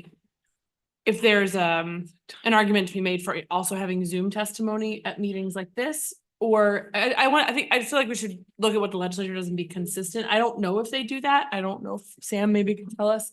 Well, they do. That's what I'm asking. Was it considered, where now Zoom is so much more prominent to make it more accessible and not have a barrier to travel for citizen comment, public comment? But the option is written comment. I would just ask the question, if we do the time, it may extend the time of meetings for an additional. Oh, yeah, I just want to know if it was considered. I don't Okay. know, because I know that has been a change in the legislature. And since we're having this conversation, I wondered if that was, I'm not advocating. I just want to know if it was Fair. considered. We did not think it necessary to change the notion of requiring in-person comment to in-person meetings. Our meetings are not routinely broadcast via Zoom. They are broadcast via YouTube, which is not an interactive proposition. So the opportunity for comment in a Zoom type environment is when we are having a Zoom type meeting, which is very rare for board meetings. So we didn't feel the need to make that change. Very helpful. Thank you. Yeah. Trustee Landry? On that topic, I do think that it's worth some continued thought, whether it's in these changes or in the future. We've talked a great deal about sort of the way to connect the system and all of the universities and all the people within it. And the travel time is prohibitive, obviously. Not everyone's in a position to write written comments and send them. Students may want to participate from other campuses. So I think we should, at least in our minds here, and I don't know if it has to be part of a procedure, but we should leave open the prospect that people could testify via Zoom. It would certainly expand the participation. It could expand the length of the meetings. I understand that, but it is a way to broaden the inclusion for people statewide, given our scope and reach. So I'd like it to be at least thought about whether it can be changed here. But I think it's something that we could change if we wanted to, either now or in the future. Let's just collect these questions for the committee to come back for final. Yep, we can talk further about that. Yeah. But I would just point Good out, points. that's why we move around the state. Well, but And yeah. and it's why we have student and faculty representatives who are urged to communicate with their constituencies and bring their thoughts to our meetings. So, but whatever, that's something we should talk about further, of course. Yeah, just a quick question. Thank you, trustee. And it gets back to actually what was said previously and what your comment was. Yeah. And it's not an issue now, but it could have been. I know initially when there was discussion about the whole higher ed center, there was a lot of concern because our meeting was actually in Portland. And there was a lot of concern. People say, well, why have it in Portland? We can't drive down there. So it gets to, and I think it's a matter of scheduling. But also the remoteness. And so those are things we definitely have to consider. So. Fair enough. Sure. Yeah, and we ought to think of some middle ground if we can, to think about how we could accommodate that to maximize input while thinking about our schedule and thinking about the challenges of Zoom and Zoom bombs and et cetera. So Right. I think Our there's more work to do. Our committees operate. Yep. With opportunity for individuals to come in to those committee meetings. Yep. And participate.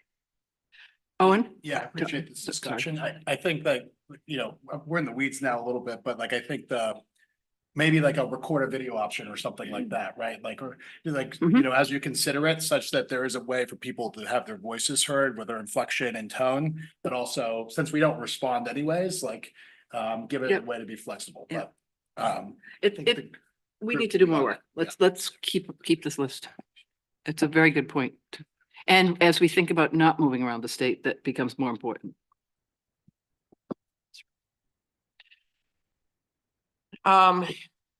This is good discussion, feedback for sure. Section 203, Chancellor Appointment and Responsibilities.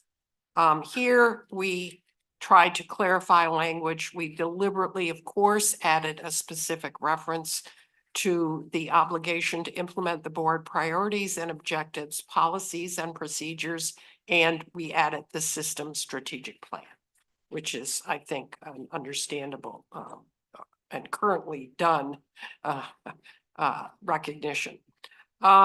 We added some language about the nomination of persons to head campuses and other system leadership.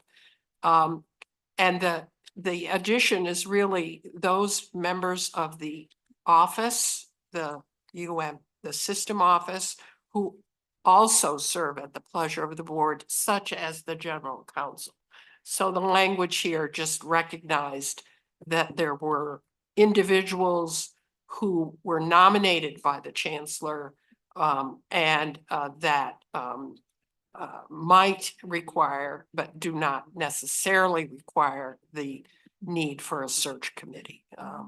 And to recognize that there were offices that do serve at the pleasure of the board, in addition to those directly appointed and supervised by the chancellor. The professional development program is a standard item here that's clarified as language only. So that's the provision that tried to update the chancellor's appointment and responsibilities. Any comments on that?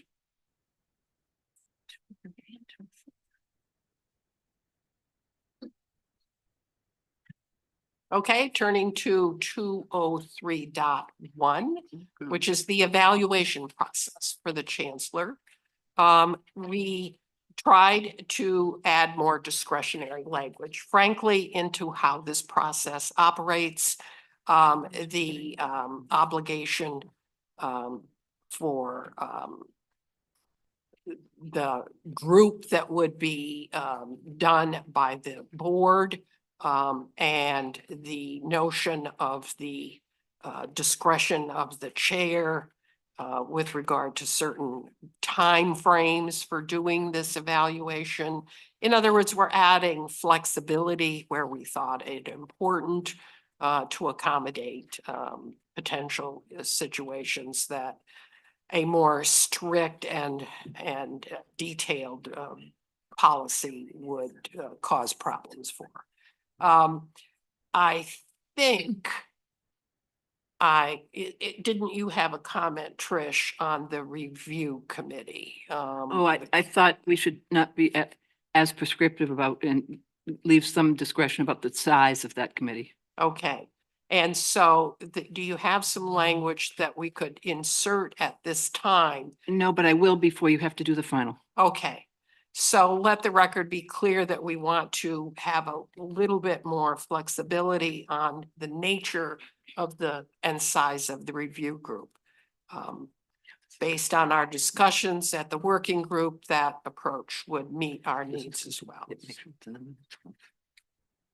Anybody else? 204, sorry. Trustee Flood? Yeah, thank you. And thank you, Trustee Alexander, for all the leadership on this. You did a great job throughout this whole process. I just wanted to say that it seemed to me in the discussions that we had recently, by maybe amending this review committee, it sounded like what we were leaning towards was just adding another committee member or two. It sounded like, is that Mhm. correct? Right. So that was as broad as we were thinking at that point. Yes. So I just wanted to clarify that. Thanks. I think so. 204, President, Appointment and Responsibilities. Again, we were using clarification language here, correcting some grammar, and adding some phrases toward the end in number 9, particularly to highlight the president's current duties that do include marketing, fundraising, and community relations programs, including relationships with the Board of Visitors. And in 12, adding, of course, the mission and system strategic plan to this discussion here. As again, we are inserting that language where appropriate. Do we have any other comments on this list?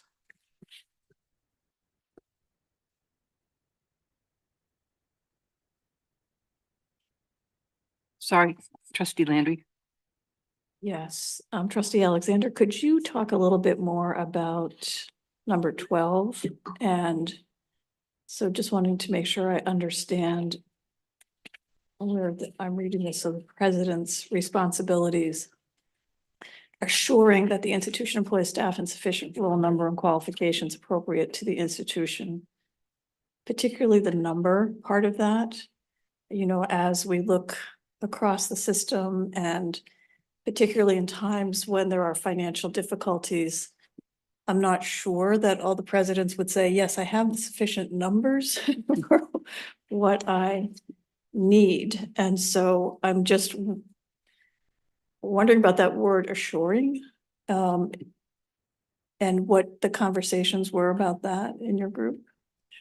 We did not delve into that particular issue. The assumption we made and the assumption in this document is that the strategic plan may require changes. The budgeting objectives of the strategic plan may require changes, but those are changes that the presidents would be obligated to implement. Thank you. Was that a statement that seems to reflect our reality here?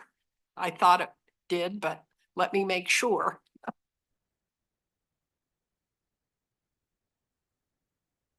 I'll look to number 1. The president is responsible for implementing plans, policies, and directions from the chancellor as approved by the board. So that's where we start.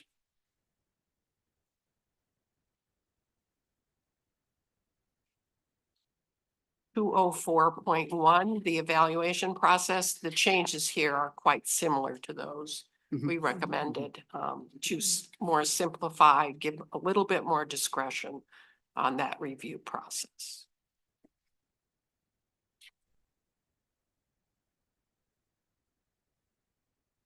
I'm not seeing anything. 205 is a current policy, the substance of which we did not change. It's the faculty and student representatives to the board.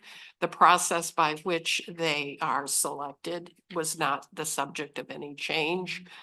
We just added a provision that recognized the forthcoming appointment of student trustees to the board of trustees, as making it clear that this policy statement did not address that process. So. And the administrative guidelines that accompany this policy, we made no changes in that. Or the shared governance policy that has been in existence for quite some time.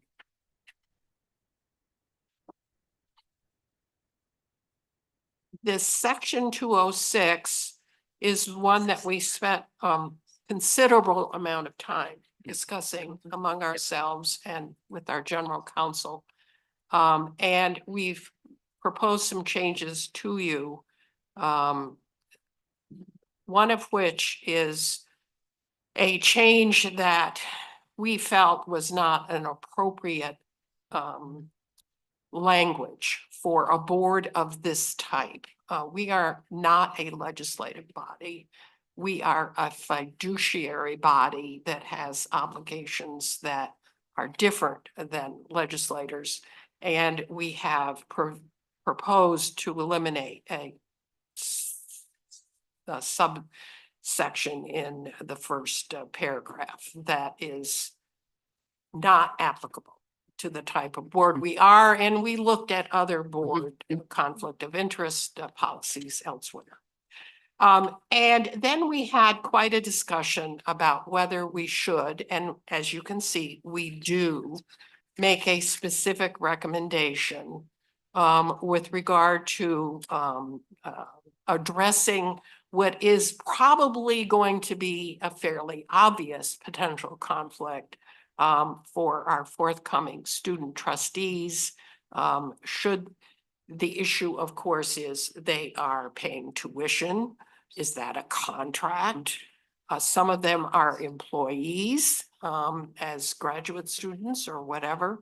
So we wanted to be as welcoming as we thought we could, given the statutory obligations that we're subject to. And so you see the language of the seeking to accord a liberal interpretation and to recognize that their primary role is as students and not employees. It is our understanding that any board member who needs to discuss these issues would do so with the general counsel once they are a member of the board and work to achieve a result that may or may not require disclosure and may or may not result in some board members not participating in certain items. But we leave this to primarily this is a self-enforcement mechanism.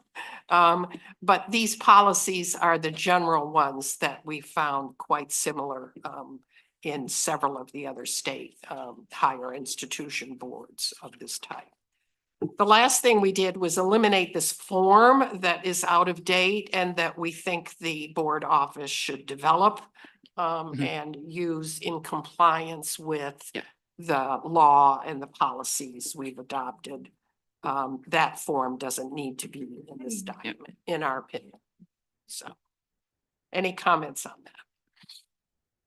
And I would just state that we are delayed in our annual conflict of interest form requirements. We'll get this, we wanted to wait until the review had happened and we'll get a clean copy soon to make sure everybody fully discloses any kind of conflicts. Any other comments or discussion? Any comments on this or any other part of the policy review? Trustee Cates. Not really a comment, just to thank you, your committee, for a great deal of incredibly hard work.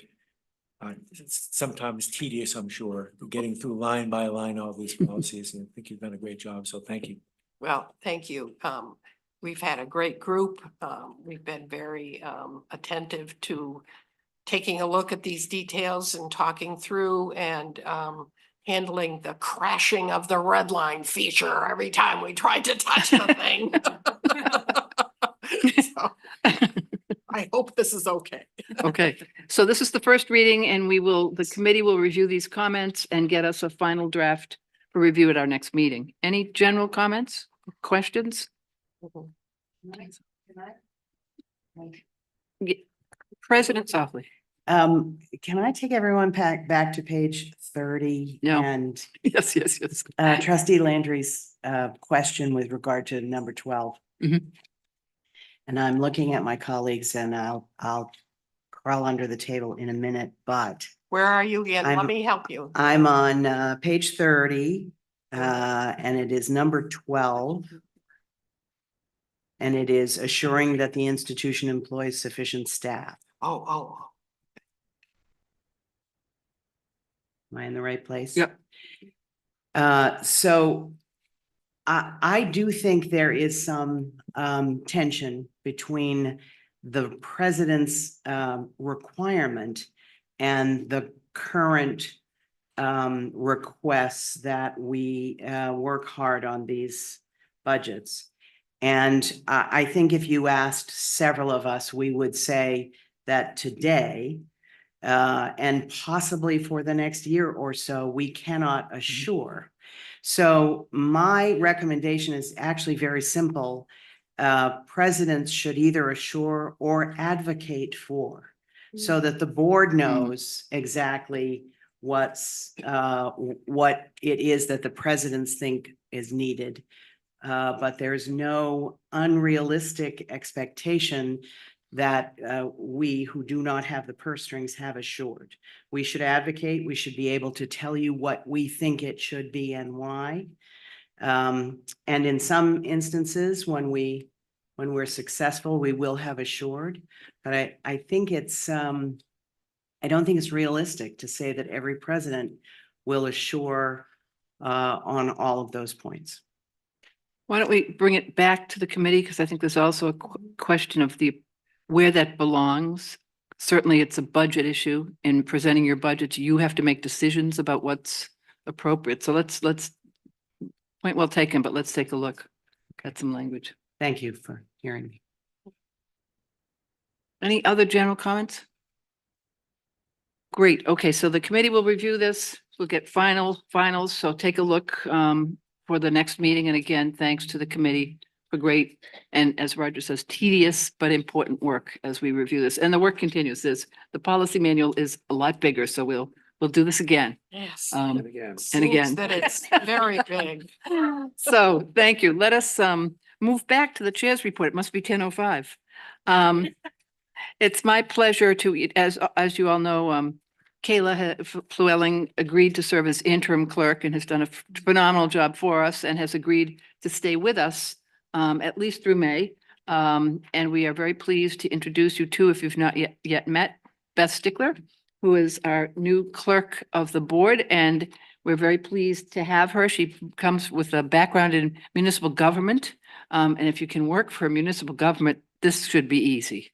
I think there's lots of balls to juggle, in that work. So welcome.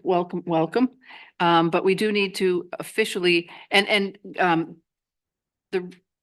will fill in at the May meeting because Beth is the mom of twins who will be graduating from the University of Maryland. So that's where she'll be in May, which is a good place to be. So let me read the resolution that the Board of Trustees appoints and directs that Elizabeth Stickler be sworn in as clerk of the University of Maine System Board of Trustees effective January 29th, 2024, and to serve at the pleasure of the trustees. Can I have a motion? Moved by trustee Landry, seconded by trustee Flood. Any comments, questions? All those in favor, please raise your hand. All those opposed? Abstentions? Welcome officially, Beth. Need to do this next. The prisoner has to leave at noon. Who has to? Kelly Reagan, who's the prisoner, has to leave at noon. No, that's fine. Let me just keep plowing ahead here.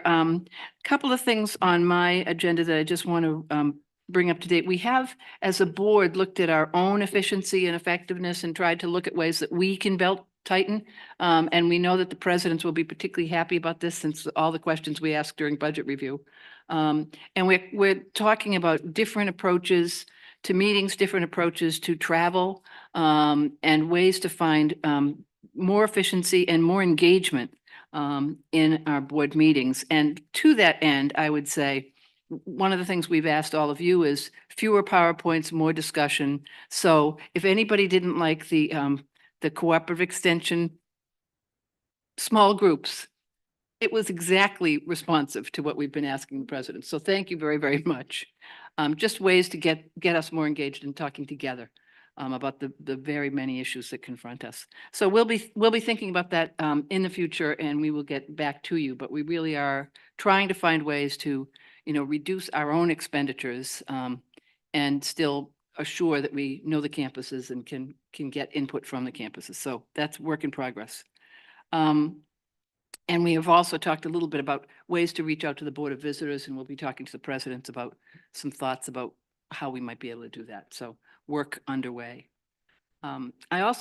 We are not going to discuss AI today. I just did want everyone to know that we've heard loud and clear people's concerns, worries, and great hopes for AI. It clearly will change the world around us in very big ways and very small ways in terms of how pedagogy is delivered.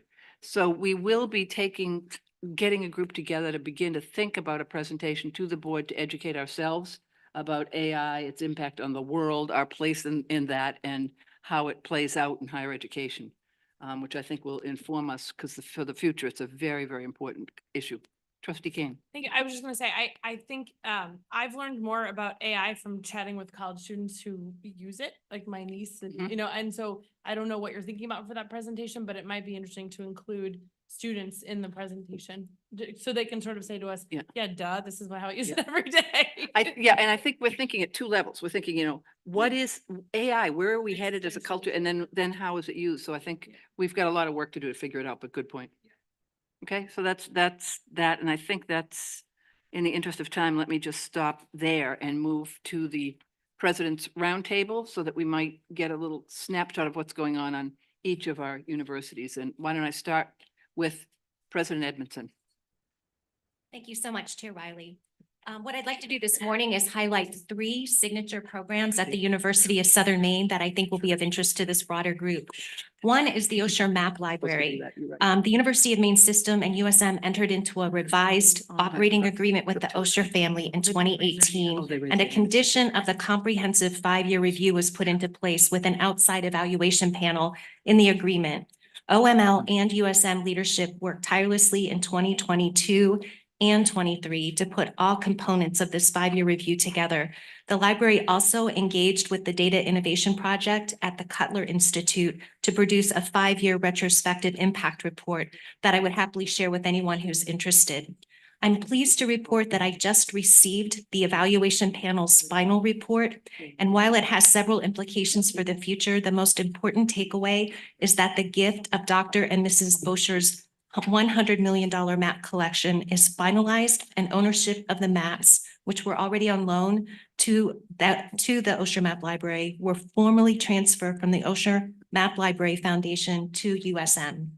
The report finds the library to be among the very top map libraries in the country, something I'm very proud of. And frankly, when I met with the review panels, I heard that we're one of the top map libraries in the world.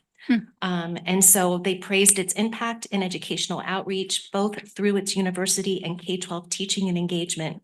With its new innovative map kit program, alongside field trips to the library and classroom visits, the library has already reached 12,000 K-12 students in all 16 May counties since September of this academic year. And by the end of the academic year, it will also have worked with approximately 175 university-level courses in 31 different disciplines.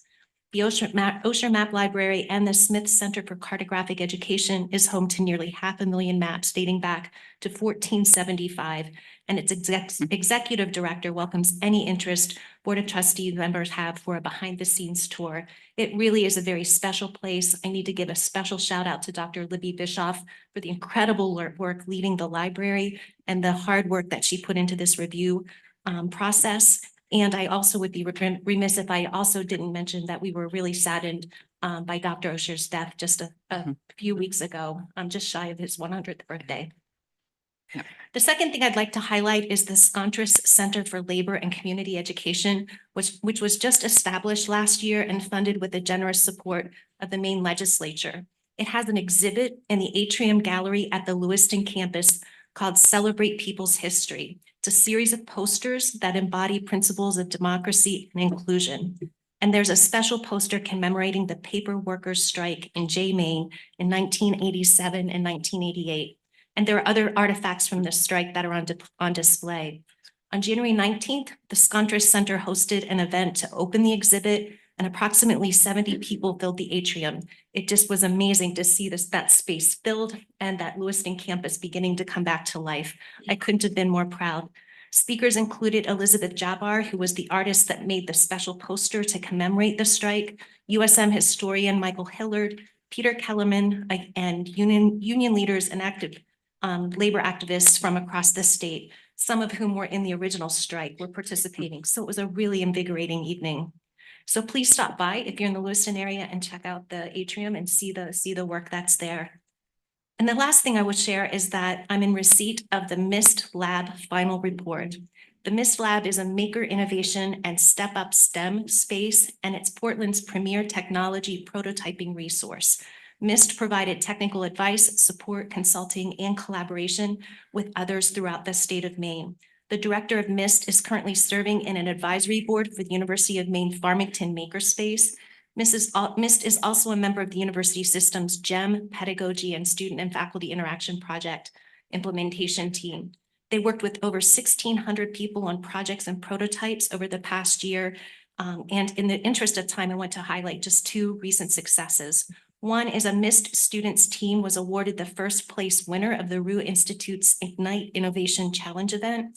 And the second is that a MIST co-sponsored student project received the second place award for an entrepreneurship competition called Green Light Maine.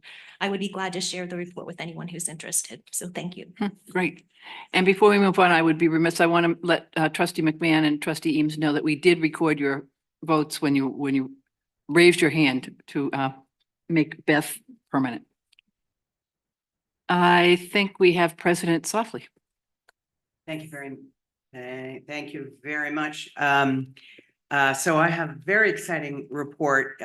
Since I first came to the university, the chancellor has been suggesting to me that it's time to put a fundraising program together for the University of Maine. It has not, in fact, really ever had a full-fledged fundraising office, and we are almost there.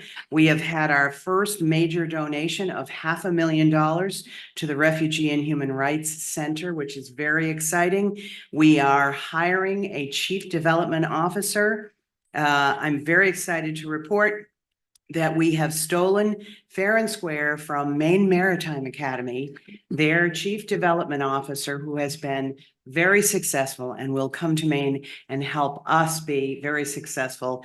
And shortly we will be hiring someone who will actually connect us with the alumni from the University of Maine School of Law. And as we put this full program together, we'll be focusing on scholarships, on supporting DEI, and on working with UMS Transforms around issues related to the match. We are moving forward finally, and we are very excited about this. Thank you. Great. Thank you. Congratulations.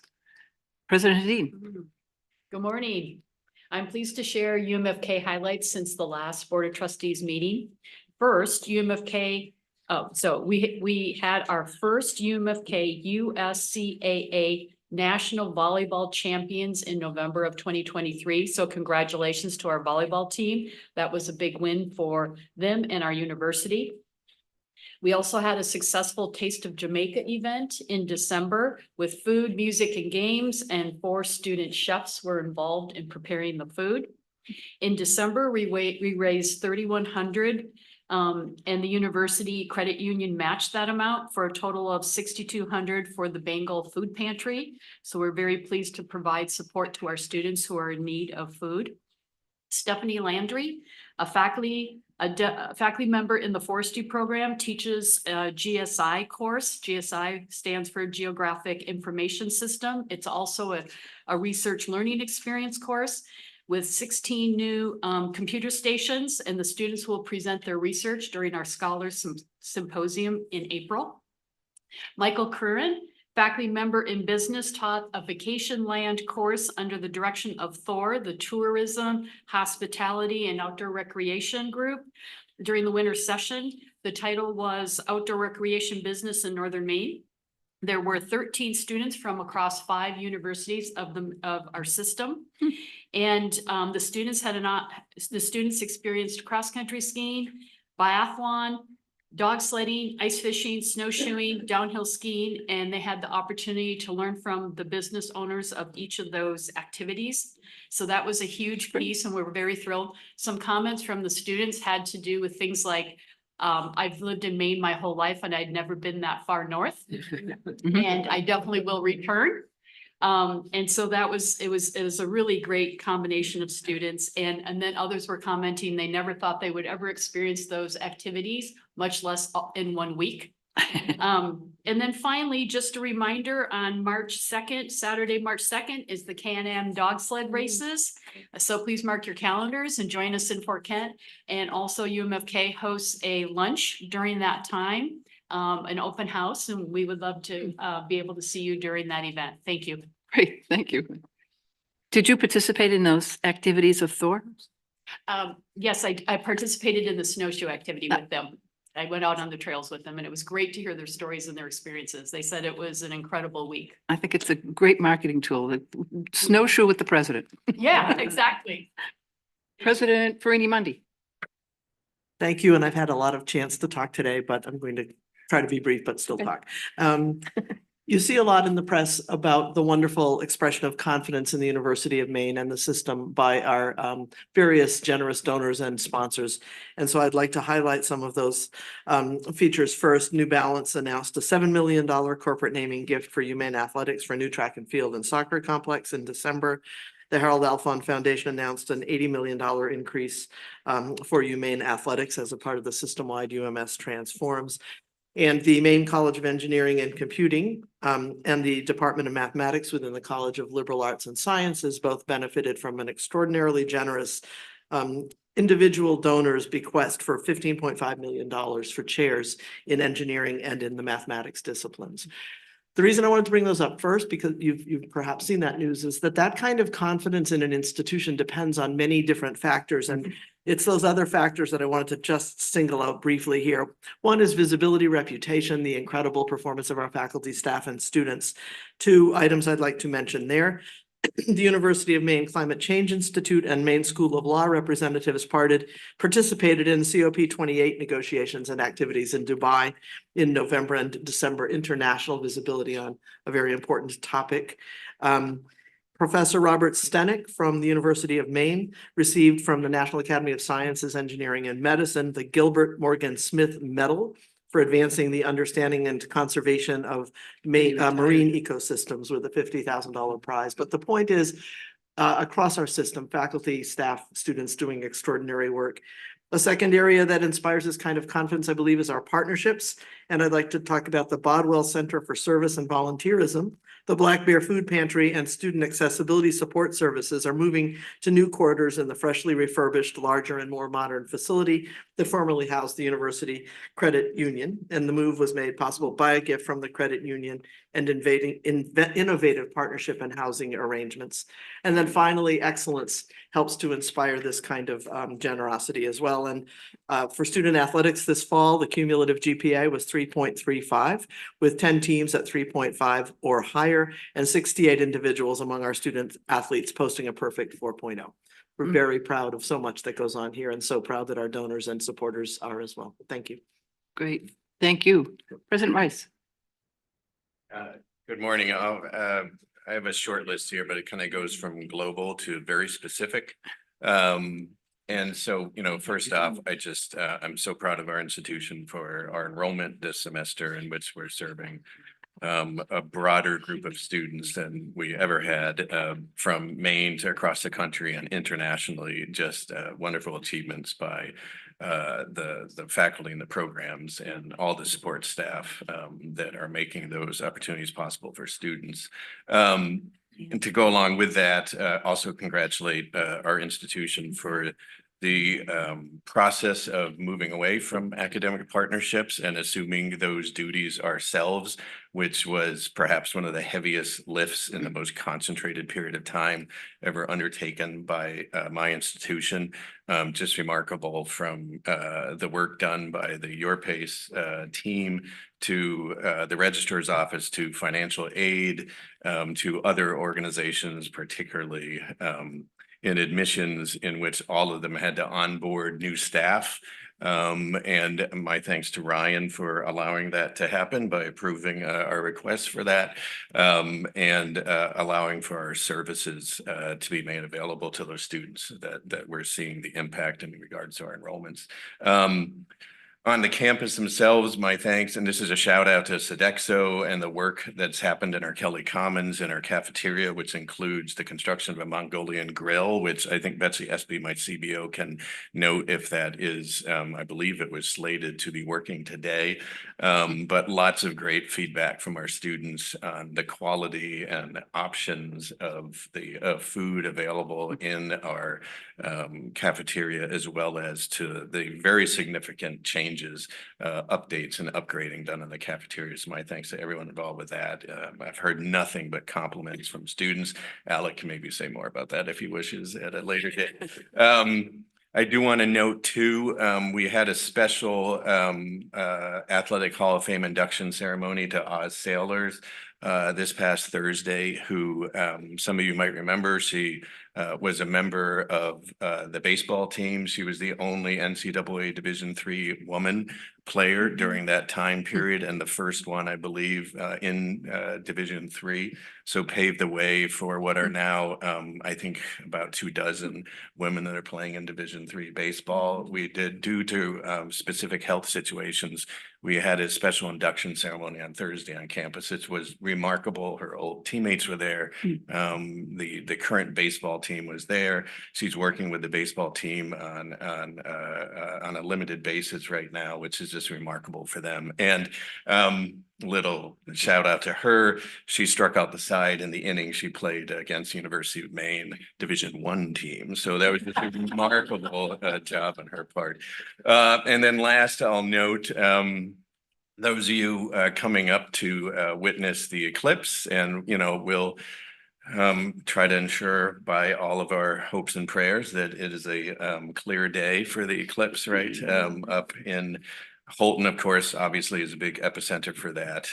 But we're working on, those of you that know the model solar system that starts just outside of Holton and works its way up to campus. Kevin McCartney, a longtime geologist at our institution, who has been a driving force, and I'm using that term probably understating that term, has put together a Fund the Sun campaign, and that new structure of the sun at scale will be installed in front of Preble Hall. So right in sort of the little roundabout there in those buildings. So you'll be able to see the entire structure of that solar system. So again, my thanks to all the people involved in the institution here. Great, thank you. President Cushman. Thank you. Because of our founding in the Capitol with this mission of statewide access to workforce development for all populations, we were delighted that our Brunswick Center hosted members of a legislative bus tour on January 18th at the University of Maine at Augusta hangar at Brunswick Landing. I want to thank Sam Warren for her role in making this happen, and the Chancellor, Chair Riley, and Vice Chancellor Dorsey for attending. We were able to meet and show state legislators how UMA is aligned with workforce needs in the state. And we heard from members of the Maine Department of Transportation how UMA made them more effective with their utilization of drones. We also announced at that event that we currently have UAS approval and are working towards FAA 147 certification for our new aircraft maintenance program, another new program that meets workforce development. We heard from a nursing student who took all of her classes at the Brunswick Center after graduating from Southern Maine Community College. She found us because we lease a wing of the ground floor of an SMCC residence hall, and she needed to consider childcare and work, which is common for our many non-traditional students. This student is now gainfully employed at Maine Medical Center in the thoracic surgery unit. We also highlighted that BIW, the fourth largest employer in the state, asked UMA to provide professional development opportunities for its employees in the form of local in-person classes and support at the Brunswick Center. We had 14 in the fall and 17 this spring. 9 of the 17 are returning from the fall. We are happy that our Brunswick Center is located to support career goals of community college students, directly support workforce needs of local employers like BIW, and we are partnering not only with SMCC, but we also share a lease space in the hangar with the University of Maine. Similar to our BIW agreement, we have signed and completed a partnership agreement with the Maine Municipal Association to provide educational opportunities with a reduced tuition rate to all of its members beginning this summer. We are meeting a concern around identifying experienced municipal leaders for Maine's municipalities and for training the least experienced. UMA has the only undergrad program in public administration, and with our graduate certificate and master's program in trauma-informed emergency management, there's a clear and accessible pathway for professional development for its members. And MMA will be marketing this new agreement through their internal communications to municipalities. And finally, retention for non-traditional students who UMA serves is challenging, especially during strong economic times because the workforce is working. But through the use of EAB and its Navigate Advising tool, a system-wide resource, UMA has seen steady progress. Our retention rate from fall to spring is now the highest it has ever been, sitting at over 83%. And our last spring to fall retention was over 85%, also the highest ever achieved. This is accomplished by that EAB Navigate app, facilitating the scheduling of nearly 1,200 students for advising meetings. We have a distributed model of academic advising whereby program advisors are located not only at Augusta and Bangor, but through the state at our centers. They work with faculty to support these students and their persistence in degree programs, and we're happy at the results. Great. Thank you. And I would just take a minute to echo the event with the legislature was terrific and your students were amazing, and as were your faculty. It was a great event. And as was the chancellor, we did a joint dinner with the community college crowd, and it kind of went on. And the chancellor wisely thought to just give some quick remarks, thanking the legislature, and it was just spot on. Spot on. President McDonald, last but not least. Well, thank you. Good morning. The three items I'd like to report from Farmington. First, following the December 18th storm that knocked out power to much of Maine and particularly Franklin County, we housed 120 utility workers who were restoring power. And by housing these workers at UMF, power was restored to Franklin County sooner than originally projected. These workers were mostly from Canada, and they came a long way to help us. Second, three of our cross-country student athletes were honored by the Maine State Senate for their heroic effort in saving the life of a 77-year-old woman who had fell in an isolated area and could not get up. She had been there all day and the temperatures were dropping. The three had just completed a 7-mile run and decided to run one more mile. And in that last mile, they spotted this woman on the ground. So there's a lot to be said for going the extra mile.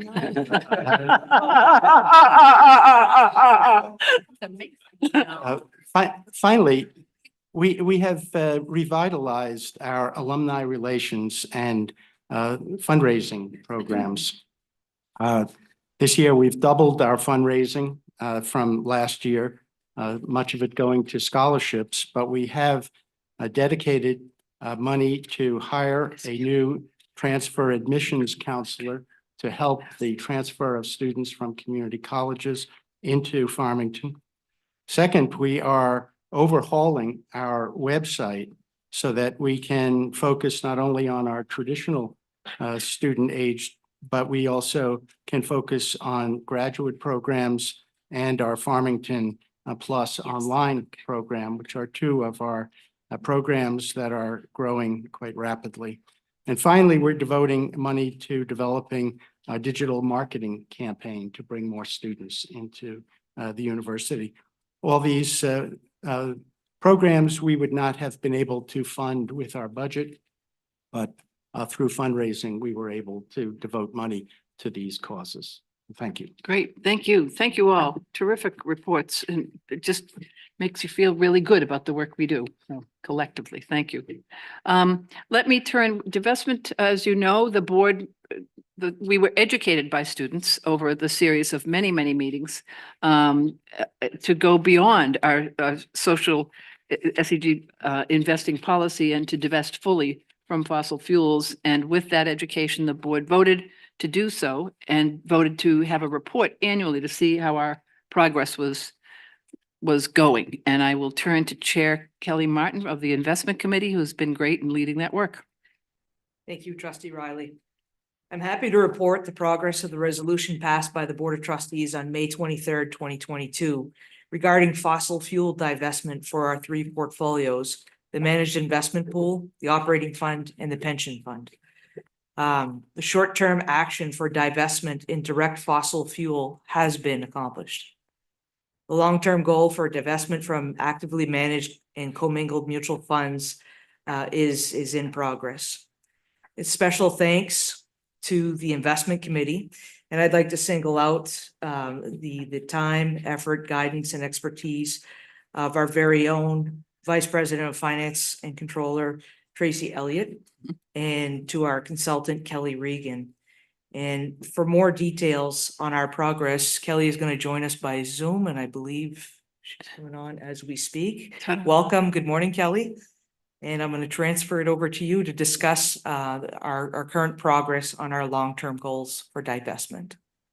Good morning, everyone, and thank you, Trustee Martin. Just want to make sure everyone can hear me okay? Mhm. Great. I'm going to share my screen with the presentation. And for all of you that are looking at your materials, it's page 16, I believe, of your materials. So with that, I'm excited to report on the divestment update. Just to, my computer's a little slow.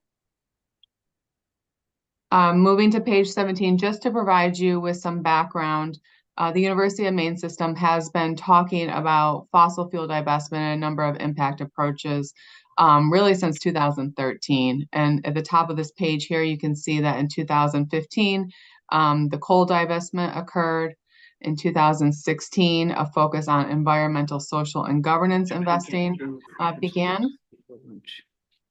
And then as Trustee Riley and Trustee Martin noted, the divestment, the fossil fuel divestment, which was approved in 2022. So today I'm going to provide you an update with the fossil fuel exposure for all three portfolios as of September 30th, 2023, as well as estimates through December 31st, 2023. And I'm going to show you this compared to the first measurement date, which we're noting in this presentation is 2016. I'm happy to report that since 2016, we have reduced the fossil fuel exposure, specifically the ESG or Environmental Social Governance initiative, reduced exposure when you look at all three portfolios from 2.5% to 1.4% over a 6-year time frame. And over the last year, when the fossil fuel divestment approach was initiated, this further reduced fossil fuel exposure from 1.4% to 1.1% over all three portfolios. So progress has been made, and I'm happy to share that with you today. Additionally, it's important to note that each underlying portfolio, the managed investment pool or the MIP, the pension fund, and the operating fund all experienced declines in fossil fuel exposure over these time periods that I just referenced. To show you the data, we have a couple charts here on page 18. We look at it on both a fossil fuel percentage exposure on the left here, and then also in terms of dollar amounts on the right here. The dark blue bars are from 2016 and what the exposure was. The light blue bars are what the exposure was in 2022, right after the fossil fuel divestment initiative was approved. And then the darker green bar is at the end of September 2023, and the lighter green bar is at the end of December of 2023 estimated. So what you can see is if you look at the dark blue bars versus the light green bars for each portfolio, you can see declines across the board over the last 7 years. And on a total basis, so when we look at the assets and the exposure for all three portfolios in totality, you can see the exposure decline from 2.5% in 2016 down to an estimated 1% in 2023. So quite a bit of progress has been made. To put this into dollar terms, you can look on the right-hand side here, where the blue bar had about 13.8 million total exposure to fossil fuels across all three portfolios. And that is down to about 6.7 million at the end of calendar year 2023. So pretty much more than cut in half over this time period. So significant progress has been made. I'll note that during this 6-year time frame, or sorry, 7-year time frame, the assets of the pools, the managed investment pool, the pension fund, and the operating fund have increased in value. So the fact that we were able to decline the fossil fuel exposure in dollar terms, even while the pool values are increasing, is quite significant. I'll note a few things that have contributed to this decline. One I mentioned earlier was the ESG initiative, but more recently it is moving from index investments to fossil fuel free index investments. Also moving from active managers to active managers that have fossil fuel free versions of those strategies. I'll say that both of those investments have done well in 2023, given the fact that energy as an asset class had negative returns. Additionally, we've continually looked at asset allocation changes where we can improve our fossil fuel exposure, moving from credit investments and fixed income to U.S. Treasury investments when it makes sense, can reduce the fossil fuel exposure, and that has happened in a couple of these portfolios. So overall, in terms of the next steps, NEPC, as your investment consultant, will continue to work with the investment committee to find ways to reduce the fossil fuel exposure in the mutual funds and commingled funds. As Trustee Martin said earlier, we have listed the resolution passed by the Board of Trustees here on this page, and that short-term goal to reduce, or I should say eliminate, fossil fuel exposure from direct investments was accomplished, and that we continue to work towards the 2030 goal on the mutual funds and the commingled funds, and progress has been made over the last year. So I'll stop there and see if there's any questions from the board. Kelly, could you just go back to the last slide and focus a little bit on this year? Because that's, you know, what we have made progress in our divestment resolution, and just focus on that last light green bar. Absolutely, Trustee Riley. So at the end of 2022, the blue bar, the light blue bar, you can see that the total exposure in percentage terms was about 1.4%. And that is now down to about 1% at the end of December of 2023. So that's a 40 basis point decline on total exposure. And you can see across all portfolios, there has been a decline. The most significant is if you look at the MIP, which is the managed investment pool, there's about a 2% exposure in 2022, the light blue bar, and we're down to about 1.3%. So about a 70 basis point decline in the MIP. And that is one of the portfolios that has the largest allocations to equities, given the nature of the endowments. And one of the easiest ways that we could reduce exposure was removing some of those equity investments that had fossil fuel exposure to fossil fuel free type strategies. Whereas the pension and the operating fund are more conservative portfolios. You can see the pension had an exposure of about 1.3% with the light blue bar in 2022, and that's down to 1% in 2023. Again, very conservative portfolio. That is one of the portfolios where we can move to some more treasury-based investments that do not have fossil fuel exposures from credit, and that helped with the decline. And then the operating fund had an exposure with the light blue bar of about 0.8% in 2022, and that's about 0.7% in 2023. So again, a smaller decline compared to the MIP and the pension. This is a portfolio that is mostly invested, about a third of the portfolio in cash, with, you know, no fossil fuel investments. So the exposure here in percentage terms is very, very low. Thank you. Good news. Questions? Okay. It's in 1 year to see that kind of progress, I think, is very encouraging. And as I recall, most of the universities we looked at only used some of their investments in their fossil fuel divestment. We used all of them. So I think this is an important initiative, and one that we'll keep following. And I appreciate the Kellys' work on this. Thank you. No questions? No comments? Okay. Thanks very much. Thank you, everybody. Enjoy the rest of your meeting. Thanks, Kelly. Okay, it's 11 o'clock, so we're on. We're on to the chancellor's report. Well, let me begin, if I might, by saying how outstanding the reports of each of the universities by their presidents were today. I mentioned to a number of you how proud I am to be working with an alignment of presidents who are supporting one another while they reinforce the strength of their own institutions. And it's a really quite an accomplishment for that to have happened in this environment. And I'm very, very happy with the reports that were given, but also the hard work that's behind those reports is truly outstanding. So I just want to recognize the presidents. And you will be hearing from the vice chancellors, but that will be after I speak. So let me say that I'm very proud to have an alignment of vice chancellors performing at the levels they are in a challenging environment for us, and helping to lead the full implementation of our strategic plan, although that will take a number of years to accomplish. Quite frankly, I sit here today thinking that we are much further along in the implementation of that project than we otherwise would have been, but for the assistance and dedication of the vice chancellors and the presidents acting together. So I do want to pay that thanks and homage to those individuals. I also want to point out one of our trustees.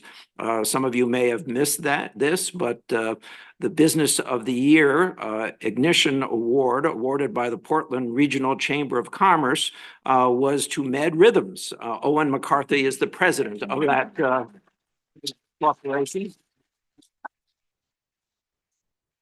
And want to again congratulate, and we're all very, very proud of you and I think collectively the opportunity to have this relationship with you. So congratulations.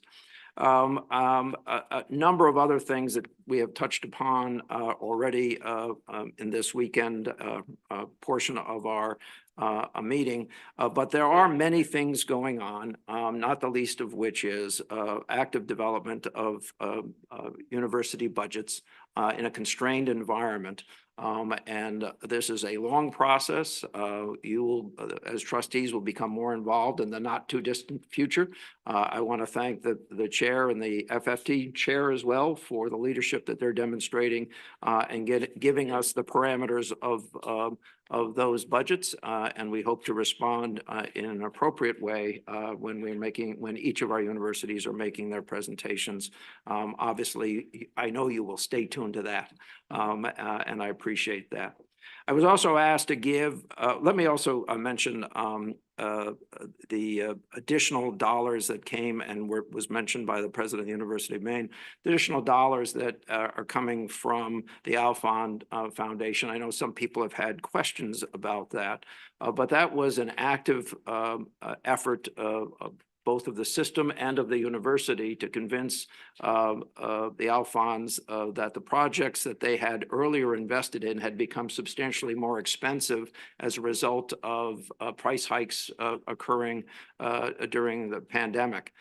And I have to say that I'm very proud of the efforts that were put forward both by representatives of the system and of the university and of Joan and her team in particular to bring about those additional dollars. And a lot of work went into that, and I want to thank folks. But I also want to tie that to where we are right now, because it's been asked by a number of you, where are we in raising the dollars that we're required to raise to access those dollars committed by the Alfond Foundation? So let me give you some good news. To date, in total, including the $170 million we reported to the Harold Alfond Foundation as part of our annual report in April of 2023, plus the additional $7 million in corporate gift from New Balance, we have raised $177 million towards our 188 initial goal, so 94%. Now that sounds like very good news. The reality is that we are meeting the target with respect to 3 out of the 4 categories.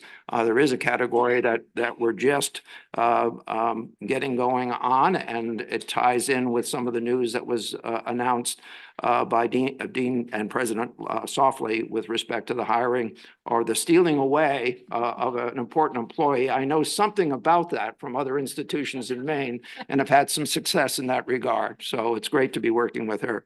The extraordinary progress represents an incredible impact with respect to $320 million. So we were talking about $240 million at the time, the 8th largest private donation to a state university in the nation. That has now grown to $320 million being invested in our system, and quite frankly, helping us to drive the change and the accommodation to market that we need to rely on. And these are important dollars that are being spent in many different ways, all in accordance with the outline of the obligation and agreement with the Alfond Foundation. I will say that with the new commitment by the Alfonds with respect to athletics, Division I athletics, that does charge us to raise another $18 million towards that match as well. So that the target's gotten higher, at least in one category, but we have largely met that in 3 out of 4 categories. We're also committed to fundraising above and beyond our original obligation. Quite frankly, we are seeing a lot of excitement in the donor arena with respect to those undertakings that are being partially or in some cases largely funded by the Alfond Foundation, and we're very important of that. So here again, I just want to say that we are making the kinds of progress that I believe you can be proud of, although we do have a long way to go in one category, but the efforts are now stepping up and being applied to that area as well. I also wanted to congratulate, and Ray mentioned this, but I also want to single out Carolyn Dorsey with respect to the AP transference of obligation. I think that a lot of people have really shown their mettle in allowing us to stand up, convert that system. Raymond mentioned that the hiring of people were necessary, but that will be fractional to what we were paying to AP. So yes, it does have an impact on employee allotment, but it is more than paid for going forward as a result of that. And quite frankly, I want to be very clear, we believe we will supply a substantially improved product to those individuals who want to take or access the courses on our campuses that AP was helping us with, or a very particular form of education, the Your Pace program at your university, Raymond. So thank you, through you, to the people who really had to dig deep to bring about the appropriate and successful changeover. And again, I also want to thank Vice Chancellor Dorsey, who worked so hard on that project as well. I think that's enough for today, given the complex calendar that we have and the agenda that we have. Again, I just want to say how proud we are to be working together in a way that is bringing about positive change for all of our universities. Thank you. Questions to the Chancellor? And law school, I should have said. Any questions? Trustee Cates. Thank you. It's really not for the Chancellor. I think we're going to be hearing from Vice Chancellor Dorsey. I think a few other questions about the AP transition. Sure. Maybe we can wait on that. Thanks. Do you know tell us what it is that we have to stay match? The biggest category relates to the graduate center. So the MBA program has been identified, the law school program, and a lot of that is around the capital expenditures, which you may remember we were able to earn a letter of commitment from the Alfonds with respect to our taking over the front portion of the building, extended now to the middle section or the back section of that building. But we have a long way to go there. I think we have to raise approximately 15. I think we're at 50 to access 50 or thereabouts. And we're currently around 16, but those efforts are being joined in earnest at this time. And we have some hot prospects. Good, good. Okay, any other questions for the Chancellor? All right, being previewed, let's move on to Vice Chancellor Dorsey. Can I Oh, just sure. say one other thing while she's going up there? We should be very proud of our hockey team. I just want to say that.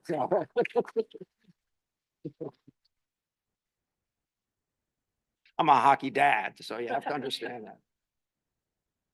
Well, I always take it as my personal challenge to try and get us back on track with time, so I'll continue that.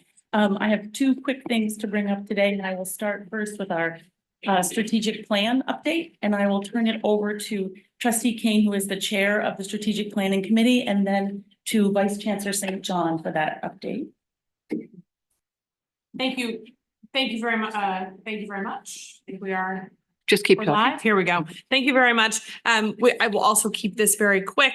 Our committee met recently, but I want to really take a minute to do something we didn't get a chance to do in the fall, which is thank the presidents for not only meeting, but exceeding the deadline for all the things we asked them to do in October as they were coming up on starting a new semester, and took the time to engage faculty and engage their campuses in each bringing forward their effort to align the work of their campuses with the strategic plan, particularly around areas like economic development, recruitment, enrollment, research. And we feel very good about the content we have. As a next step, we are going to work to, for our next committee meeting, pull the relevant across the board items out so that we can have a more apples to apples comparison across campuses. But I want to just thank the presidents for their commitment to aligning with the system strategic plan goals and the thoughtful process that they each used in order to differentiate the missions of their campus and what they can offer to all of us collectively.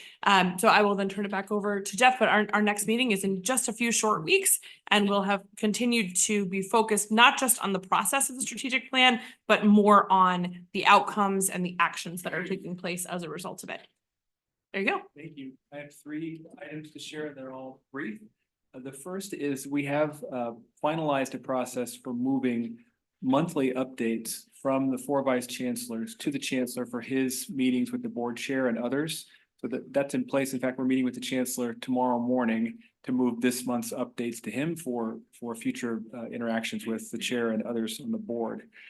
The second item is regarding the key performance indicators, KPIs, which we've spoken about at the last strategic planning committee meeting. As I mentioned to the trustees during that meeting, we're zeroing in on what will likely be 6 to 8 KPIs, keeping the number concentrated, but content broad enough to address the whole plan across all the major areas of development. We've already really identified 4 of them, and Emily just reminded us of the work the presidents did in October to develop initial goals in the 4 core areas: retention, enrollment, research, and economic and workforce development. We're looking right now at 3 other likely KPIs to add to those 4, one of which is fiscal and infrastructural sustainability, which, as you know, runs across the entire plan. We're thinking of that term as a way to encapsulate much of what falls under Vice Chancellor Lowe's portfolio, but other facets of the plan as well. 2 others, one of which is transfer, which I think is most of the trustees know from ASA and other interactions, crosses both the enrollment and the academic spheres of our operations, but also is increasingly tied to our IT and administrative processes. So how do we remove barriers to transfer, thereby improving academic outcomes and growing enrollment? So we're looking hard at transfer as a potential major top line KPI for the strategic plan. And then one more, we have, in consultation with Trustee Kane and Vice Chancellor Dorsey and others, been trying to figure out how best to express a number of the diversity, equity, and inclusivity related goals, the sense of belonging goals, the place to work goals in the plan.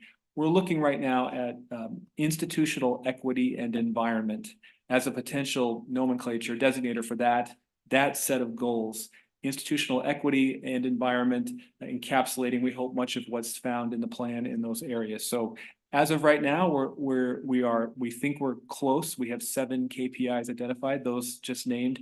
We'll be sharing those with the presidents, the vice chancellors, and the chancellor this week. in draft form and then moving them, of course, to all of you quickly thereafter. The last update that I'm responsible for this morning is to share some specific outcomes from the plan, things that have been done or are very close to being done.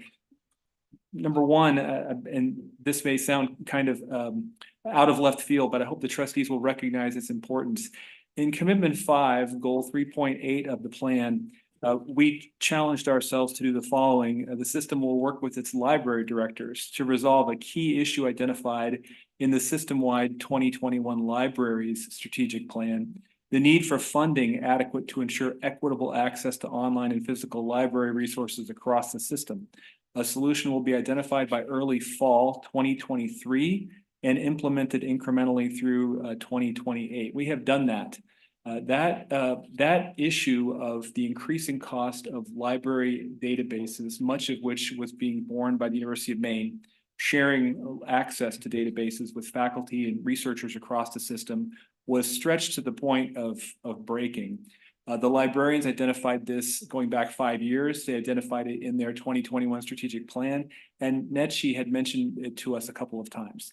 With tremendous help from the library directors themselves, critical support from the Chancellor, Vice Chancellor Lowe, and Miriam White from Ryan's staff, and support from all the presidents, we developed a solution last fall that involves no reduction in resources going to any of the presidents or their overall budgets, but a way to fund incrementally over the next 5 years the gap needed to make the libraries whole and to ensure continued access for faculty and students to library resources across the system. So that is done.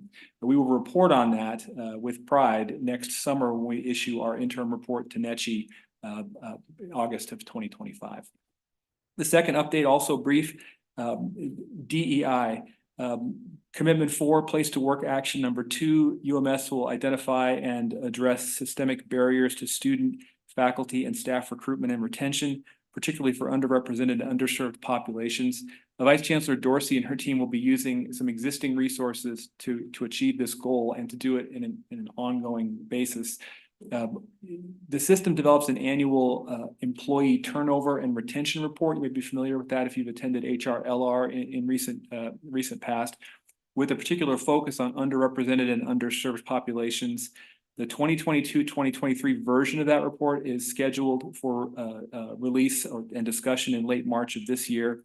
Vice Chancellor Dorsey and the HR team are using data from the report to update metrics against information gleaned from the recent best practices survey data to offer a more useful tool for developing employee retention efforts. So we will meet that goal this spring and then have that outcome and that solution in place for future years. And the last thing I'll say is something that represents a truly unified effort. The Chancellor's always encouraging us to be unified and to seek solutions across our institutions. And briefly, here's something that we just achieved. Earlier this month, we took a major step forward in transfer outcomes and in credentialing outcomes for our universities when at one special moment in time, all of the registrars, all of the enrollment managers, and all of the presidents were in total agreement on the same subject. I'm not much of a gambler, but I did go home that night and buy a lottery ticket. We have signed on for 2 inexpensive software platforms that support the reading of transcripts and then the management of diplomas and transcripts in an automated, fully modernized, fully functional way. The 2 products are parent and child of the same company, so they're fully compatible. Again, they're inexpensive. We will implement them this summer across all 7 universities and Maine Law, again, with the full support of all the registrars, all the provosts, and all the presidents who, at least for that day, and I'm holding it to them, were all in agreement on this subject. And by doing so, if I can once more steal the words of President Edmondson's registrar, we will fully modernize our student records operations and return tremendous benefits for students in the review of transcripts, the review of credentials, the management of credentials. We will flow micro-credentials into this, and we will have a completely up-to-date automated and best practice system for managing student records. This will improve transfer outcomes. It will improve student success outcomes. It will assist with job placement, all the things that are important to our students. And we did it with, again, key help from the Chancellor and Vice Chancellor Lowe, but in total, a relatively inexpensive fix for a big problem. And in doing so, again, we brought our student records operations into the new century. Thank you. Did you say into the 15th century? Just checking. Into the new century. And I'll just wrap that up by saying that in taking into consideration feedback that we received from trustees at our last strategic plan meeting, we are looking at ways that we can bring what would be sort of diverse university goals and bring them into an alignment and a framework that would be able to allow us to give you some KPIs that are more, apples to apples, as we've discussed. And we should have that for you very soon. And we're modeling it after what Vice Chancellor Lowe and his team does with the finance group. Great, thank you. Any questions? No. And next, I would like to bring up Seth Goodall. If you recall, Seth is the CEO of Maine Center Ventures, also the executive director of the Maine Center. He has very recently completed his first 90 days with us, and he had a brief review with the Chancellor and I and a few others on some of the work and what he's found and his goals. And we asked for him to give you all a brief update on his focus beyond this first 90 days. Good morning, and thank you, Vice Chancellor Dorsey, and I'm still standing after my 90-day review, and it's a pleasure to be here. To all the trustees and to the chair, my apologies. I do have a brief PowerPoint presentation, but it's here more to help guide the presentation and really give you awareness of the great work that's going on. First and foremost, I really just want to thank numerous people, but first and foremost, the three presidents, President Softly, President Farini Monday, and President Edmondson, for your leadership and guidance. It's been invaluable these first 90 days, along with great support from obviously the Chancellor, Vice Chancellor Dorsey, but it is also very important to thank Grace Garland, the Project Director for UMS Transforms. It is a mighty task. It's a great opportunity, and frankly, all of the investment going into the university system at large, looking back on it, is the reason why I think I chose to really join the university. I just think it's fantastic. Moving forward in terms of the presentation, I want to give, if I can figure out how does this work? Excellent. So for those following along and in the room, the Maine Graduate Professional Center is located in Portland. You heard President Softly speak to it earlier, as well as the Chancellor. Great things are underway, but in addition to real estate, there's four really core components. It's really the academic, interdisciplinary graduate degrees and programs. Not only the School of Business in terms of the Maine MBA, the law school, Muskie School of Public Service, as well as increasingly programming for the Maine College of Engineering and Computing. But in addition to that, we really want to build out a hub of professional and executive education, working across all the assets of the university system. We do not want to duplicate. We want to leverage the talents. We don't want to interrupt or really change the opportunities that universities are pursuing. But how do you bring that together and really deliver that through the Maine Center as well? In addition to that, we really want it to be not only a physical hub, but also a virtual hub for entrepreneurship and innovation. And then, of course, like all higher education, that power of convening, I think, is really important, not only in person, but also at large in digital formats. I think that's something that we really must pursue and provide those resources. Going on to the next slide, just in terms of, my apologies, my voice has been a little dry, too much coffee this morning, but there's four really core pillars when you're thinking about the Harold Alfond grant. One is the $40 million for really that world-class building. And you heard the Chancellor speak to it earlier in terms of where we're at. We're very proud that we have a strong project team in place. We're building out 7 Custom House. We really look forward to seeing that come to life. Of course, under overwhelmingly the leadership of President Softly, 304th Street was brought to life, and we're really looking to bring that together as one building.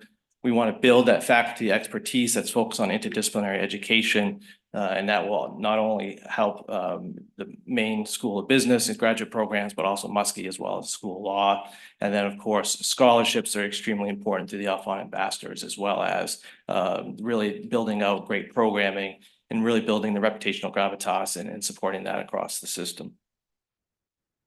Moving on to the next slide, just a quick update. You heard Vice Chancellor Dorsey say an additional title that I now have in terms of the executive director of the Maine Center. I really think that helps move the center forward and also relieve some of the duties that the presidents have shared during the first few years of the Maine Center. Very thankful that Dean's Collaborative, some of them are here today. Their work and their guidance is invaluable in terms of how we move programming forward. And then, of course, Maine Center Ventures, the 501c3, we have met. We look forward to really bringing that entity to life and really using it in a nimble way that allows us to grow, not only from an economic development standpoint, but also support entrepreneurship and innovation. On to the next slide. It is important to reflect where we're at. You heard me speak of the building, but due to all the great work of the leadership in this room and the support of the trustees, the Maine MBA has grown significantly. That is really impressive. The law school is in really sound footing. I'm a proud 2005 graduate. It would have been great to be in the building that they're in today, President softly. But not only that, but really the quality of faculty and some of the new programming that's underway. And of course, Muskie, just the brand is amazing. The enrollment, where that's headed and the opportunities that exist down the road is really exciting, and just the economic impact. I do want to definitely point out a couple really great things. And since we're here on the UMaine campus, really want to thank Jason Harkins, the Executive Dean of the Maine Business School, for his leadership with Build a Better Maine, really the leadership development program, as well as Alphon ambassadors that the graduate dean, Norma Riley, has also supported in addition to Executive Dean Harkins. These are great spotlights that really show and demonstrate the success of the Maine Center and things we can build off. Lastly, where are we going?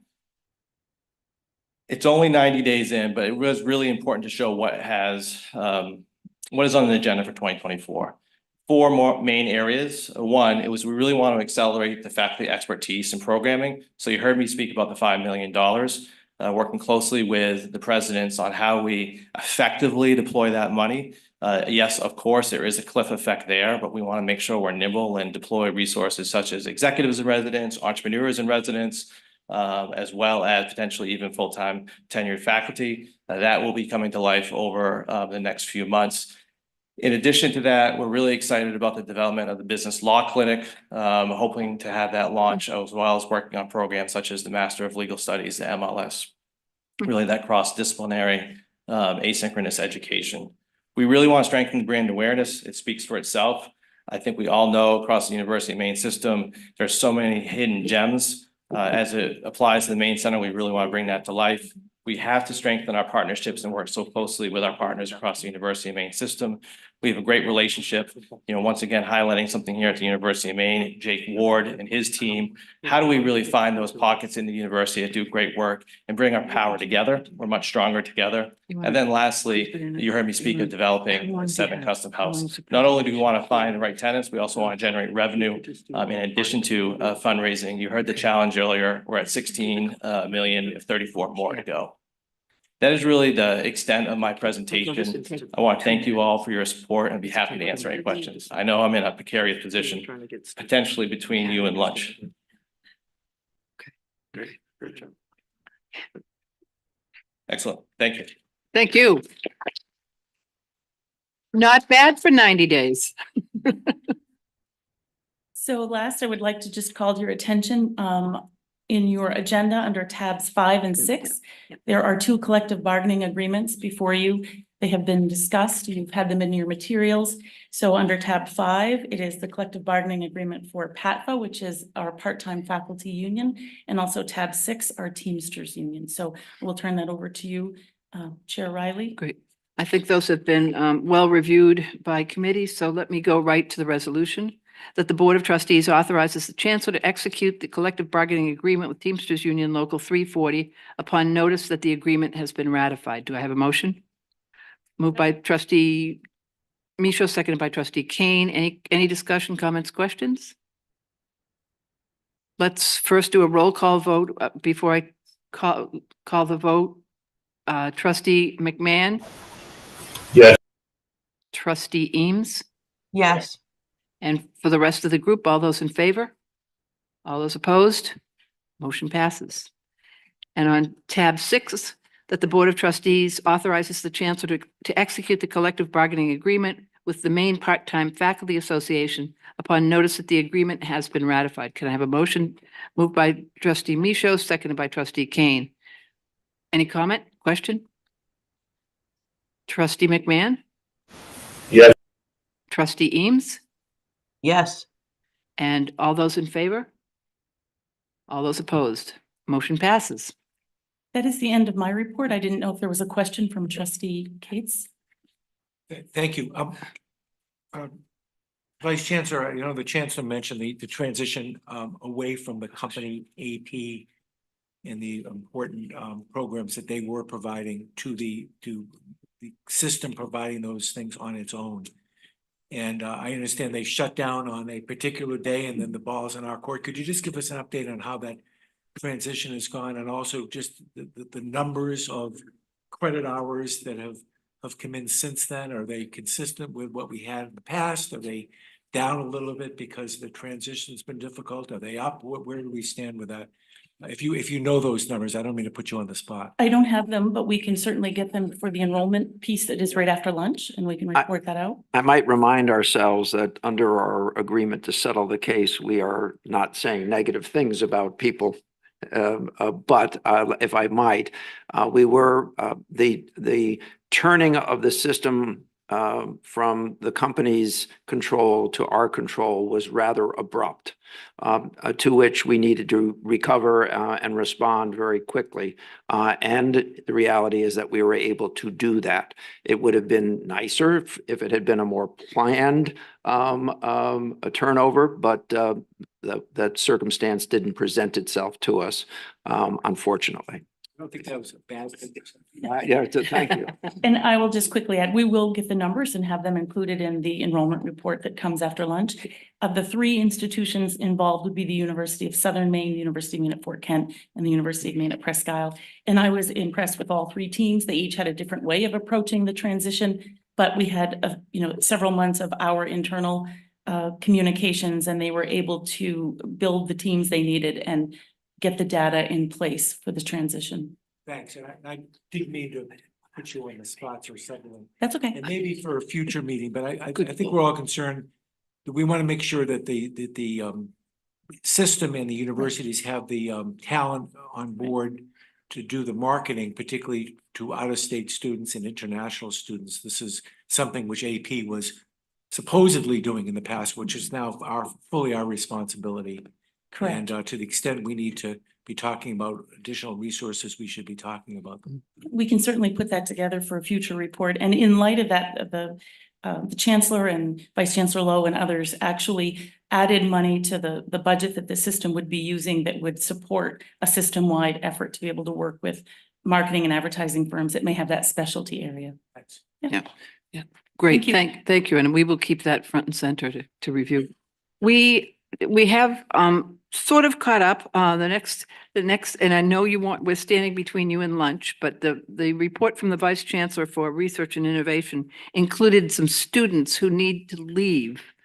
So we think we might do a mini opening. And before I have forgotten, during the cooperative extension discussion, we forgot to note that Jim Dill, who was introduced to us, has recently been given the Career Achievement Award from the University of Maine General Alumni Association. So kudos to him. But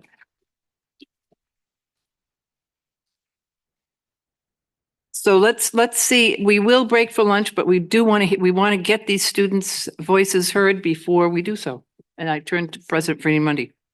Thank you, Chair Riley, and this will be a 2-part introduction. I'm going to do the brief version here to get our team up, and then a longer version after lunch. In the UMaine System Strategic Plan, action number 2 under research is develop and incentivize cross-university collaboration in research and scholarship to attract new learners engaged in faculty-mentored learning. And so this presentation in the VCRI hat is going to be a visual example of how we are working to do that. And with that, I'm going to introduce Dr. Melody Neely, who is Associate Professor and Chair of the Department of Molecular and Biomedical Science at the University of Maine, and she will take it from here. Thank you, Melody. Thank you. And thank you for allowing us to take 5 minutes from your lunch to introduce the RLE. We have a slide that is on RLEs, just a single slide. So RLEs are research learning experiences. And this is a course that we've been teaching for several years, but we've expanded it. The course I'm going to talk about is a full year course. It's Genome Discovery 1 and 2, Phage Genomics. It's a full year research learning experience along with a 1-week bridge week that occurs in the fall semester right before classes start. So this is taught to incoming freshmen. And the Bridge Week provides students with the opportunity to move into the dorms before classes start. You move forward a few more slides.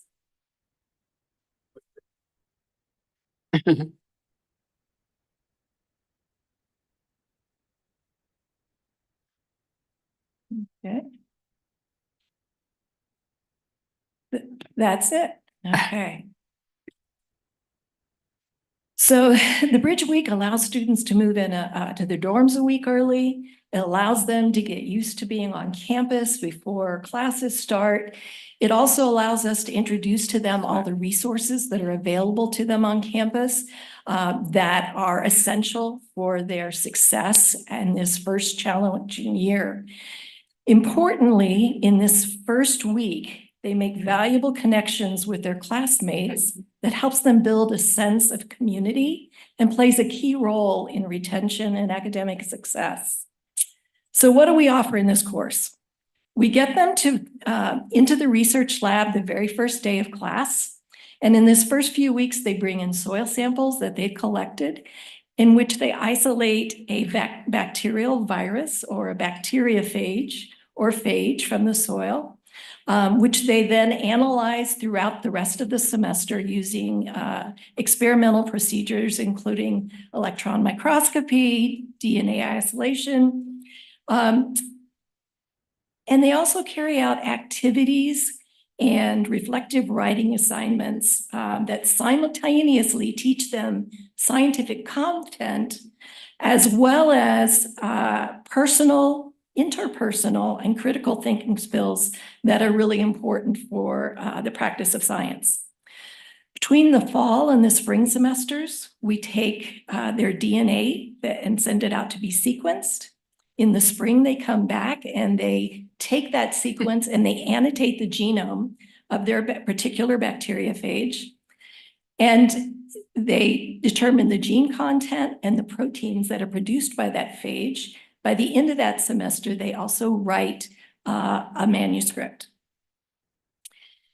They use bioinformatic computing programs to be able to do the annotations. And by the end of the spring semester, they present their research at 3 different symposiums. They also write a research, a genome announcement that is published in a scientific journal. So by the end of their freshman year, they are doing a real world research project and becoming published authors. So the last thing I wanted to talk about is the multiple learning strategies that we use to get the students to this point over the year.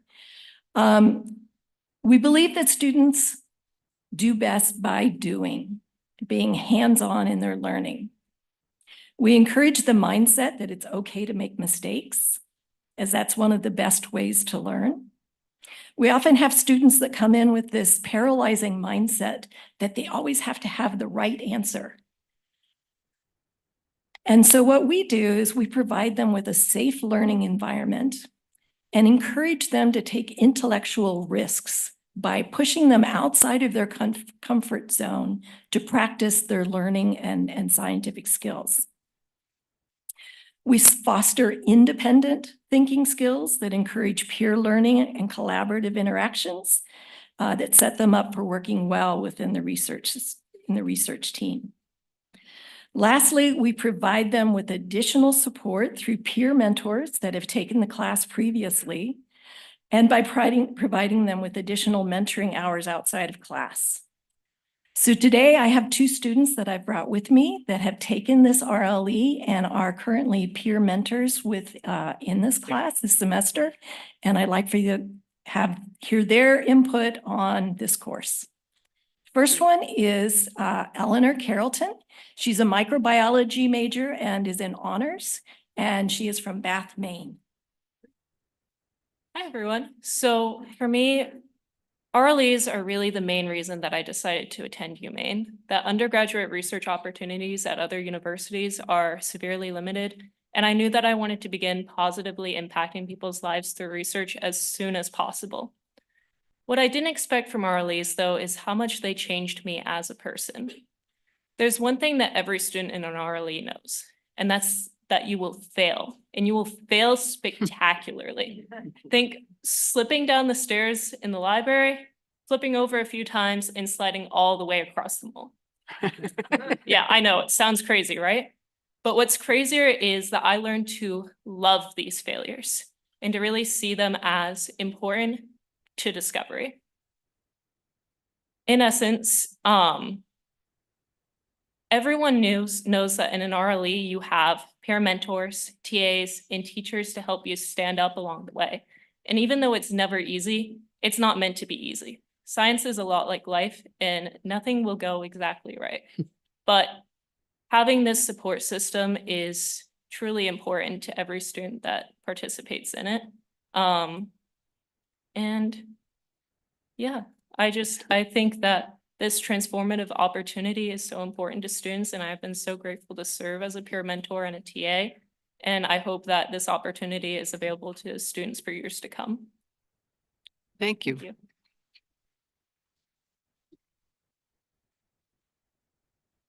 Second student is Jasper Makowski, and he is also a microbiology major and honor student from Dover Foxcroft. Hello, everyone. So I think the big 2 things for me with the RLE was community and opportunity. So as Dr. Neely said, we get to come move in a week early, meet our classmates, work with a small cohort, and that doesn't go away after the first week. We spent our whole first year together learning, growing. We often have the same classes together, and it's created this really tight network of students and community where we're able to support each other as we continue with our academic careers, which is really cool. And secondly is the opportunities. So we come in, we do all this experiential learning, we follow our own research projects. I remember my 3rd day here, I asked Professor Sally Malloy a question about the phage, and her only response was, figure it out.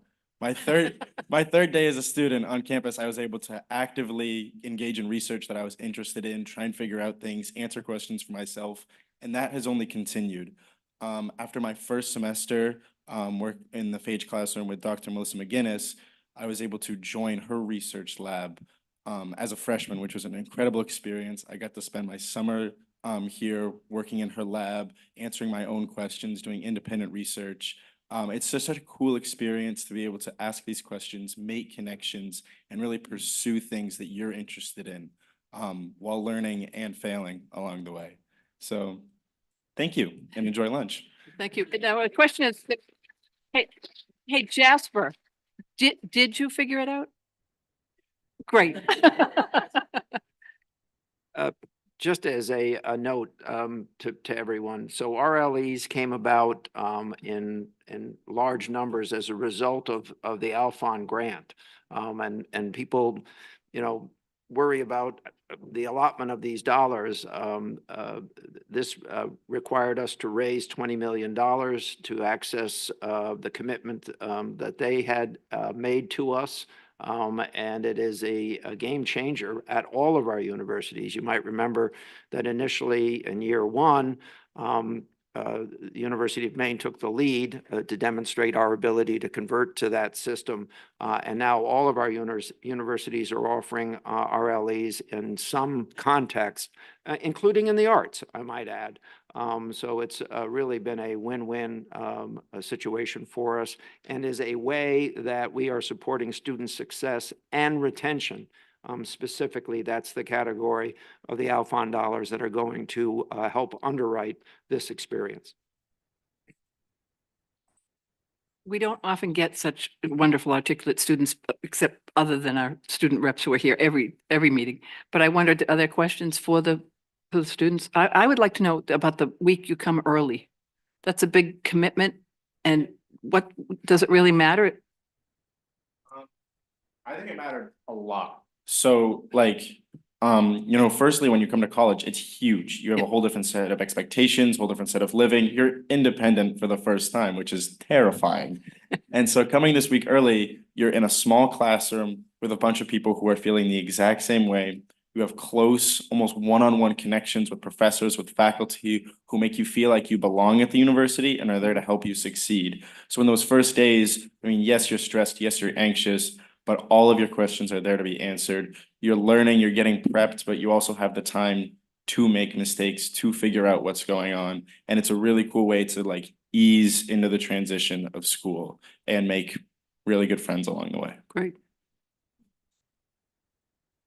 Eleanor, and then we'll. I think just to sort of add to that, I think it's also very useful because there's less upperclassmen and things on campus, which can make navigating things difficult. So it's nice to be able to work with a group of primarily other people in the exact same situation as you to become comfortable with living on campus. Right. And get lost without anybody noticing. Yes. Good. Trustee Kane? Thank you. Thank you. I noticed you both are also members of the Honors College.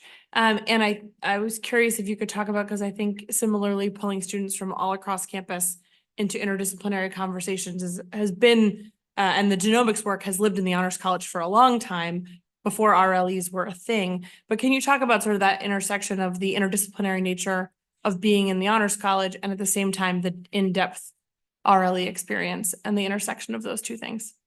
Yeah, so at least for me, science in and of itself is incredibly interdisciplinary that you can't be so focused in on one topic that you miss every other part of science, as well as there's so many technical writing skills that are necessary to be able to actually communicate your findings, because we can do tons of research, but if we can't communicate it to the public and other researchers, it's essentially useless. That it's so important to be able to communicate. And I think the Honors College has been, at least for me, essential in working on these communication skills and knowing how to talk with people from all walks of life and understand their perspectives. I will say you are both outstanding public speakers. Yes, you are. Yes, you are. Yes, you are.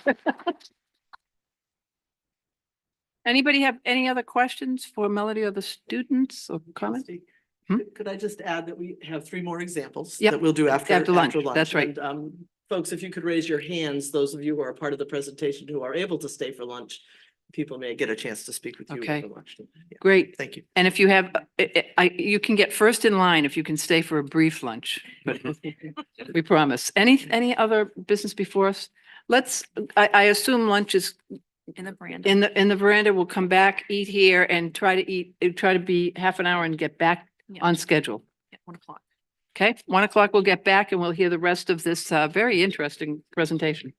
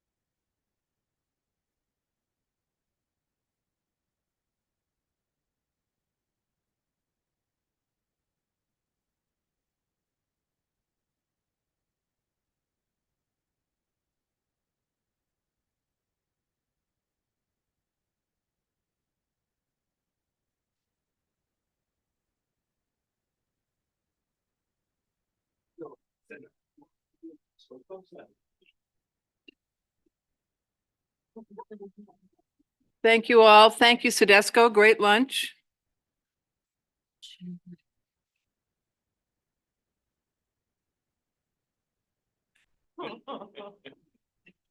Okay, we do have a fair agenda to get through, but we will crank as much as we can without compromising the quality of the presentation. So we will turn to Joan Freeney Mundy.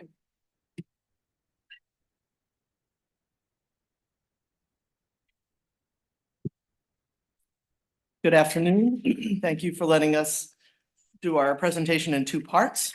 And so I'll just back up a little bit to what would have been a slightly longer introduction. This is the Standing Vice Chancellor for Research and Innovation report to the board.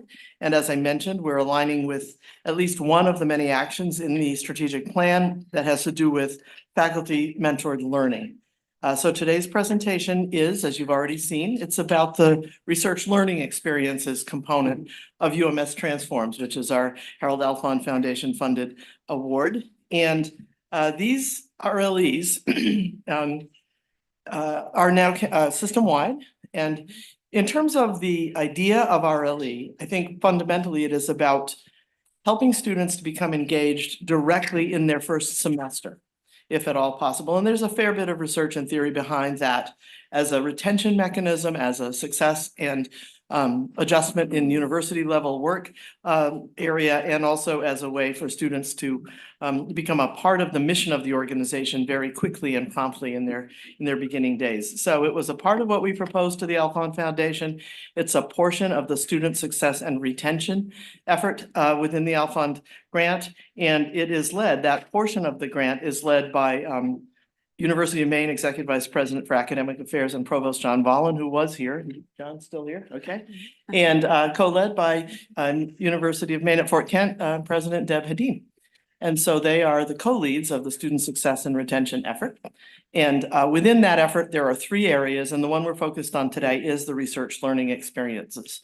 So as you can see, we have minimal slides, apologies, but part of the idea is to construct special experiences that allow students right away as first-year students coming right out of probably high school to have the chance to engage in work that enables them to get a feeling for what it means to do research, to engage with a problem that nobody's ever quite solved, and to bring a creative mindset to their education as undergraduate students.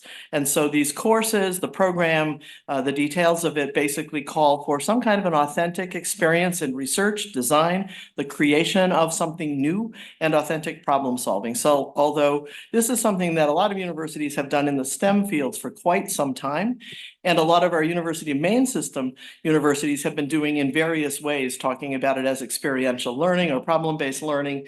What we've tried to do is pull it together under a slightly more shared definition. And so the idea is before classes even begin to try to engage students in this way. We've had generous support from the Alfond Foundation. This portion of the grant is a $10 million award that is shared across the system.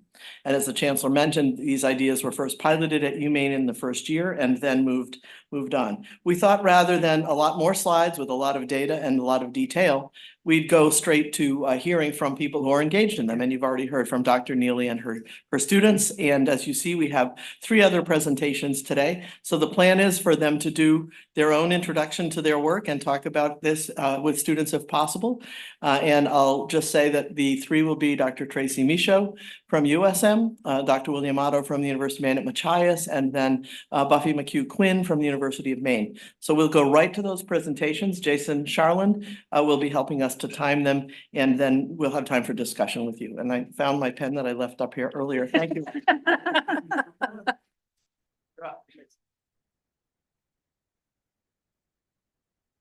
Hi, everyone. I'm Tracy Michaud from the University of Southern Maine, although I grew up in Dover Foxcroft. And did you know that there are 2 students from Dover Foxcroft that are on our panel today? So there's something in the water there. So I always love to come up to this neck of the woods when I can. I'm chair and professor of tourism and hospitality at the University of Southern Maine and chair of the Thor Institute, working with all of the universities across our system in this area to serve our students as best we can. So I'm going to talk about our TAH 150 Professional Practices in Tourism and Hospitality Immersion class. We've actually been running this for about 8 years, and it's modeled on our environmental science immersion class that they do with their students. They've been doing it for 20 years, something like that, where all of our faculty and students get together, spend the night for days at a time together. We actually do this during the second week of classes because our students, most of them work in the tourism hospitality industry. And so asking them to come before Labor Day is a very hard thing.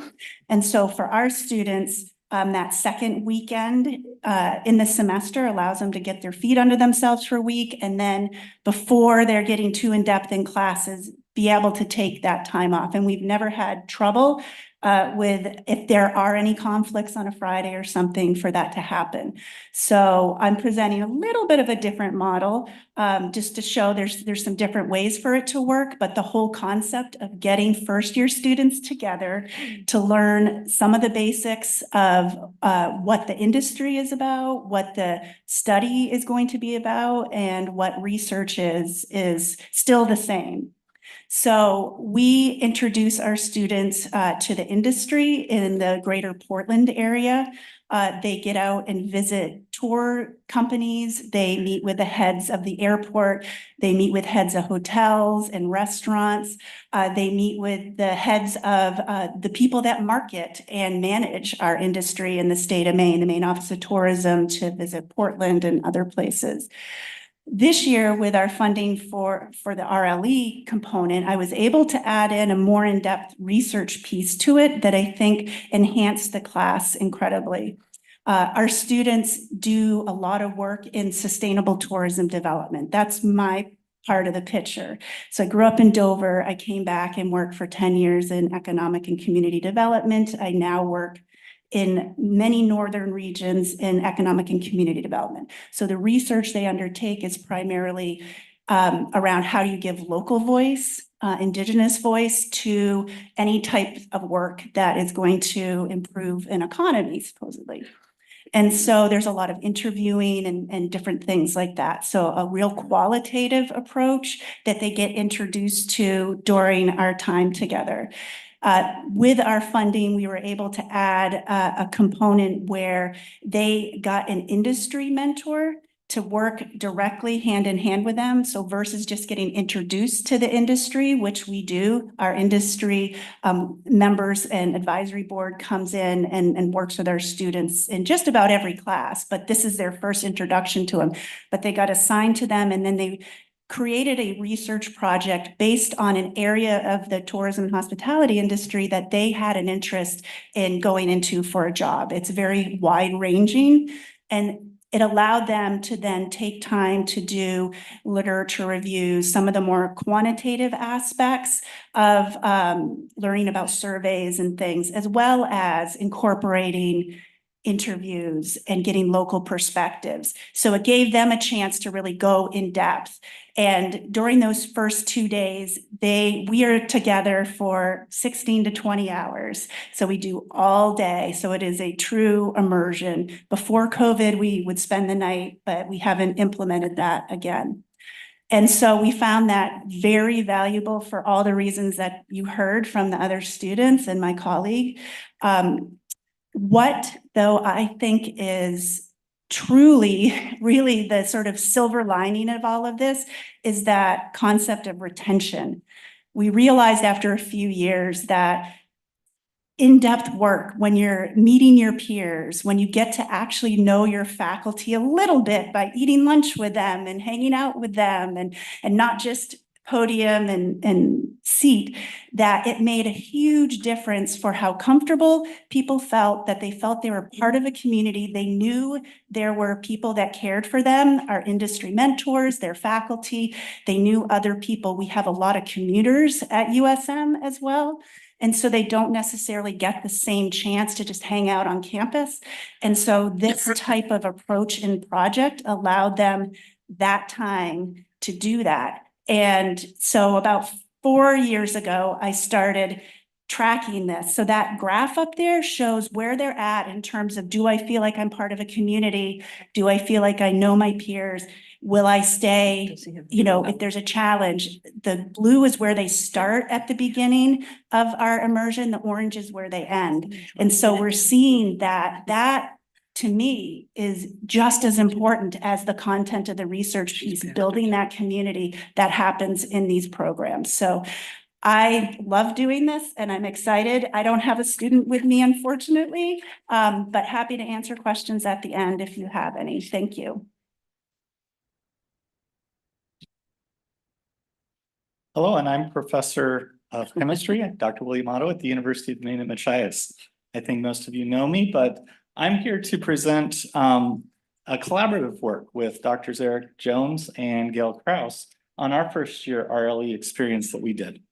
And we built our RLE a little bit different than the ones that you've heard before, because we built it off of our successful STEM bridge program that we had been running for about 8 years. This is a 9-day before the semester activity where we got the students on campus, and we developed it for students who were underprepared in math and kind of trepidatious about that transition to college to help give them a leg up. And so with us, this was a group of students who were not persisting well at UMaine Machias. And so through the bridge program, we were able to help them develop a growth mindset, to get their leg up, to start to fill in some of the gaps that they had, and to build a community of learners. And we found that through the activities that we did, the students were able to collect data, they were able to use math in their field, they could see the connections, and it was very successful in improving the retention rate. And in fact, these at-risk students, their retention from first year to second year was actually higher than most every other across the board at Machias. Great. So we had this, and students were so interested in the activities that we did, those field activities, that they were saying, can we do more of it? And so I'll point out that if you want to know more about the bridge program, Jacob Carter, our Board of Trustees rep, you heard last year, for those of you who are here, about how impactful that bridge program was. So we were listening to students like Jake and saying, we want more of this. And so we basically intentionally extended that activity through the semester by connecting with our oceanography class. And so we have the bridge program leading into the oceanography class, where in the bridge program, we kind of adopted one of those activities, adapted it a little bit more so that the students could start the activity. One of the other aspects that was kind of interesting in how we've developed this is we see that a lot of students come in questioning their ability, particularly these underprepared students. And it really kind of falls under what's known as the imposter syndrome, right? I don't know that I can do it. And in fact, when we asked the students who were coming to the bridge program this past year if they wanted to participate in this pilot, I got an email back from a student. If you think I can do it, they questioned their ability. And so with this cohort of students, we are building them up with the bridge program and launching them. So we modified the project that we did, and we basically put out collectors that are basically the size of a lobster trap, and you had some bottles and some rocks in it to allow settlement of different organisms in the ocean. We put it in 3 different ocean habitats near our marine science field station. And the bridge students went out, we pulled in 1 collector from each site, and then they had to go through all of that to kind of identify all the species and all of the numbers that were there. And with that, they then collected the data. Well, in oceanography, they actually had 2 more time periods where they went out and collected a collector at each site. So that you could start to see what was the variability over time. And so they took the collectors and did that data. And this was an activity that had been done in oceanography for a number of years. And so the students were able to start to now look at data and can start to pull in past data to kind of put a bigger picture together. and sort of say, what is the variability that is there? What is the change that is happening with our changing oceans? And you can start to see they view themselves now in a bigger picture here. And so the students have latched on to that activity. And so then we tell our students to think about what's the next step in science, right? Well, our next step is actually to scaffold this into their second year course, where they can do a more in-depth look at a specific research question. Does the sediment matter? Does the time it's put out matter? How have things changed over time? And so what we're finding is our students have more ownership of the project. And I think the underlying piece is they realize that they truly are scientists from the time that they are starting, even at this early stage in their career. So thank you. That's great.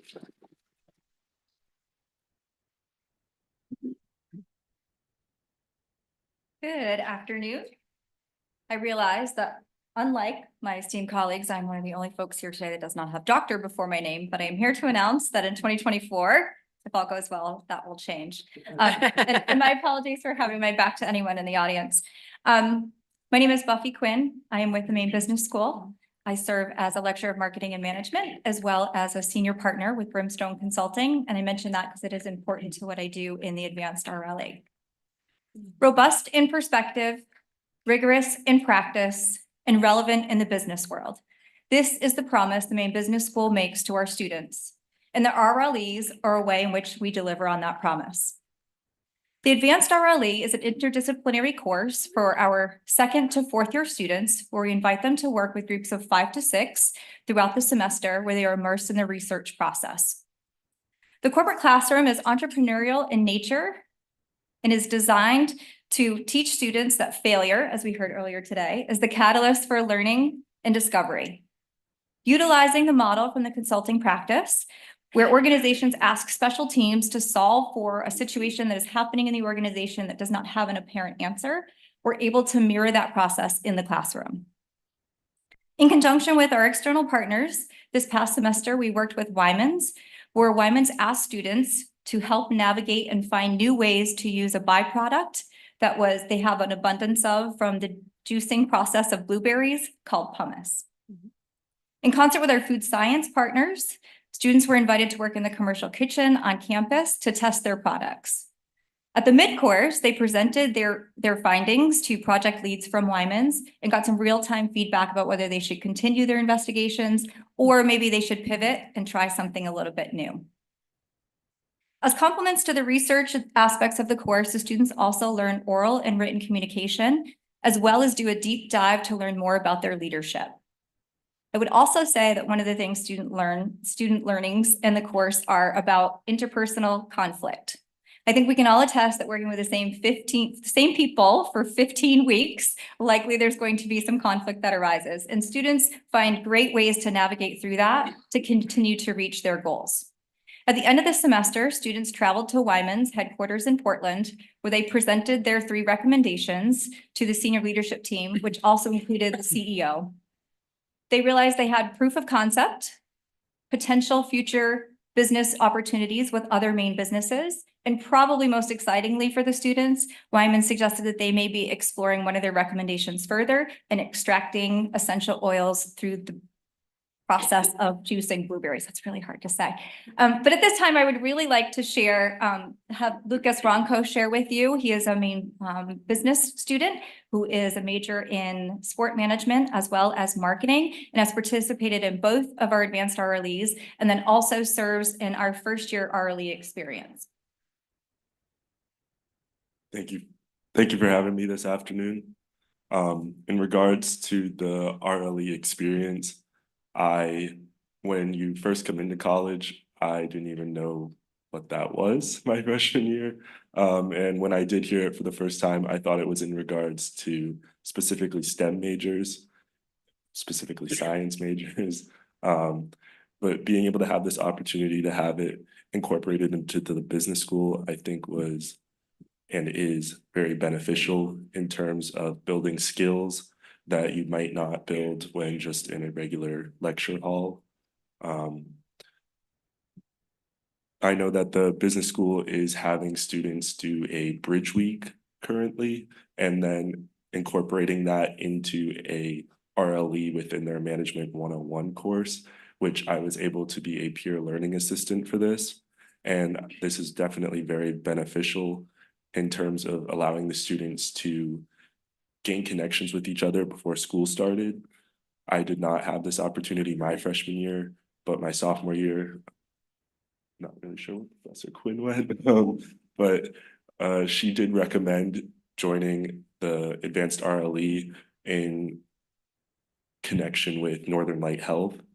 And I did not really think I wanted to work in healthcare, but it was just a really nice experience to be able to see that there's parts of industries that you might not fully realize are there until you actually get the opportunity to like experience them. So like in terms of Northern Light Health, usually when you think of a hospital, you think of strictly just like doctors and like the health aspects of that. But being able to go behind the scenes of the business was really interesting. And then especially with this RLE, the business of blueberries, I in a million years wouldn't have even thought of that there was much business behind blueberries, but there actually is lots of business behind blueberries. And I don't think I'll ever learn so much information about blueberries ever again in my life, but it was definitely a good opportunity to work together with a team for both years in which you develop these recommendations that actually have meaning. You're actually working together on a project that the company needs your help with, which usually when you're just in a regular lecture hall, you read these types of, you might get that from like a book and you read that they might have an issue and then the teacher has you try to figure out what that might be before telling you an answer. But this really allows the students to think more for themselves and definitely just build a lot of skills that, again, you might not learn within a lecture hall. And I don't want to take up too much of your time by repeating things that the other students have said. So thank you. Thank you.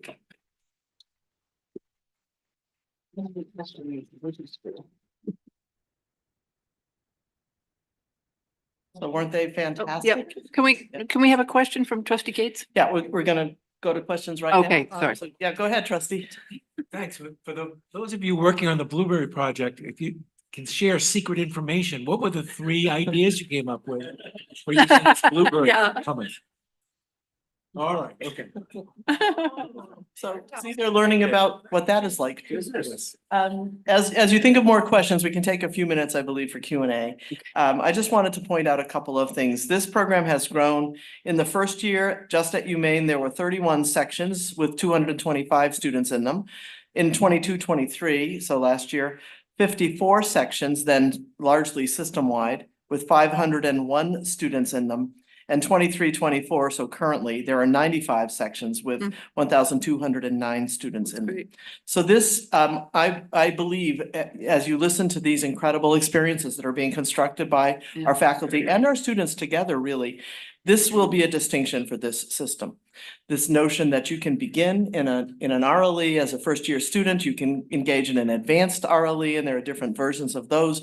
You can move into the Pathways to Careers piece of the project, which we've not described today, with this experience very early of engaging in a real problem of some kind and then trying to explore it and be ready for the workforce. So let's now open it up to your questions, and we'll have people kind of come up as you ask. Yeah. Can I preempt? You mentioned that this was funded by the Alphon Foundation. It's very, very, very exciting, and we're grateful for that. What's the plan? That's time limited money. What's the plan to integrate this into our budgets and our systems? So the chancellor's gonna take that. No, he volunteered. I didn't assign it. The expectation of a program like this, which is designed to allow for greater retention of students in a system where we have been challenged from time to time in retention, is intended to ultimately pay for itself. Having said that, specifically, the dollars were promised to us, and we raised additional dollars against that to make it really part of the fabric of who we are and what we are and how we're going to pursue greater retention rates. So I don't anticipate that they're going to keep writing out additional dollars for this, but in the academic world, it's a lot easier to sell a product that's already successful than it is to try to buy people's belief in a concept of success. And so this is really a very targeted investment over a period of time designed to convince ourselves that this is the proper road to go down. And by the way, to give some pretty fantastic experiences, blueberries are not in industry. So. Questions or comments? Yes, trustee Lauren. I know that the Passamaquoddy tribe grows blueberries. Do you have anything to do with the tribe with that, them growing the blueberries? And second question is, there's an organization called the American Indian and Alaska Native Tourism Association. And one of the members of that is the chair of Port Erections Development Corporation, who is a Penobscot tribal member. So, and that's a tourism, a Native American tourism network that does a great deal from Alaska, right, all the way across the country. Thank you both. Excellent points. And does anyone in the team here have any comment to make? Certainly, we will follow up, trustee. Yeah, okay, Tracy. Thank you for bringing that up. Our partners for many years has been Wabanaki Public Health and Wellness and Four Directions. There is no work we do without them. They come into class, they're part of this. We just won an award for a cookbook that was based on a partnership with them. It is a really important aspect of our student learning, and we're grateful for their continued cooperation, patience, and willingness to work with us. But it absolutely is a part of what our students learn. If you're going to do, in my case, sustainable tourism, you have to have that voice in there. So that cookbook is with whom? Is it? Well, you mentioned Alaska, so I'm a lead on the Arctic Education Alliance with University of Alaska Fairbanks Tribal Program and the Greenland Institute of Natural Resources. And so this is a project of all of us together. And the cookbook in particular has Wabanaki Public Health and Wellness, their food experts and chefs, as well as local chefs, and the Greenland Inuit School, which is they're 95% indigenous. So it was an important learning experience for us, but they are absolutely partners in everything we do. And I know that's an important part of what USM is trying to boost and keep those collaborations and do whatever we can to make that space, because it's really important. So thank you. Thank you. Other questions or comments? Okay, then, thank you. I just will conclude with a very brief report on MEIF. The 2023 report is in your materials. Thank you particularly to Sam Warren and to Jake Ward and their teams for putting that material together. This is a critical benefit that we receive from the state. It enables our universities to prepare the state's knowledge and technical workforce, as well as advance research and development in key sectors through a number of types of experiences and activities that occur across our campuses. They are highlighted here in the report that you have before you, which also spotlights a couple of startups and university spinoffs in the report. Marin Skincare and Timber HP are both described in some detail. We have many other partners, but we wanted to call it to your attention and to know that it was transmitted to the legislature on time, essentially on time, January 2. So we essentially hit the January 1 deadline. And again, thank you all for your continuing support of research and innovation. Yes. Let me just ask Trustee McMahon, Trustee Eames, we can't see you anymore. So are there any questions from your end? Up, now we can see you. All set. Thank you. That great Okay. presentation. Thank you. Great. It was a great presentation. Anybody, any Great, thank you very much. All of this work depends on the budget, and we turn now to the Vice President for Finance, and tabs 8 and 9.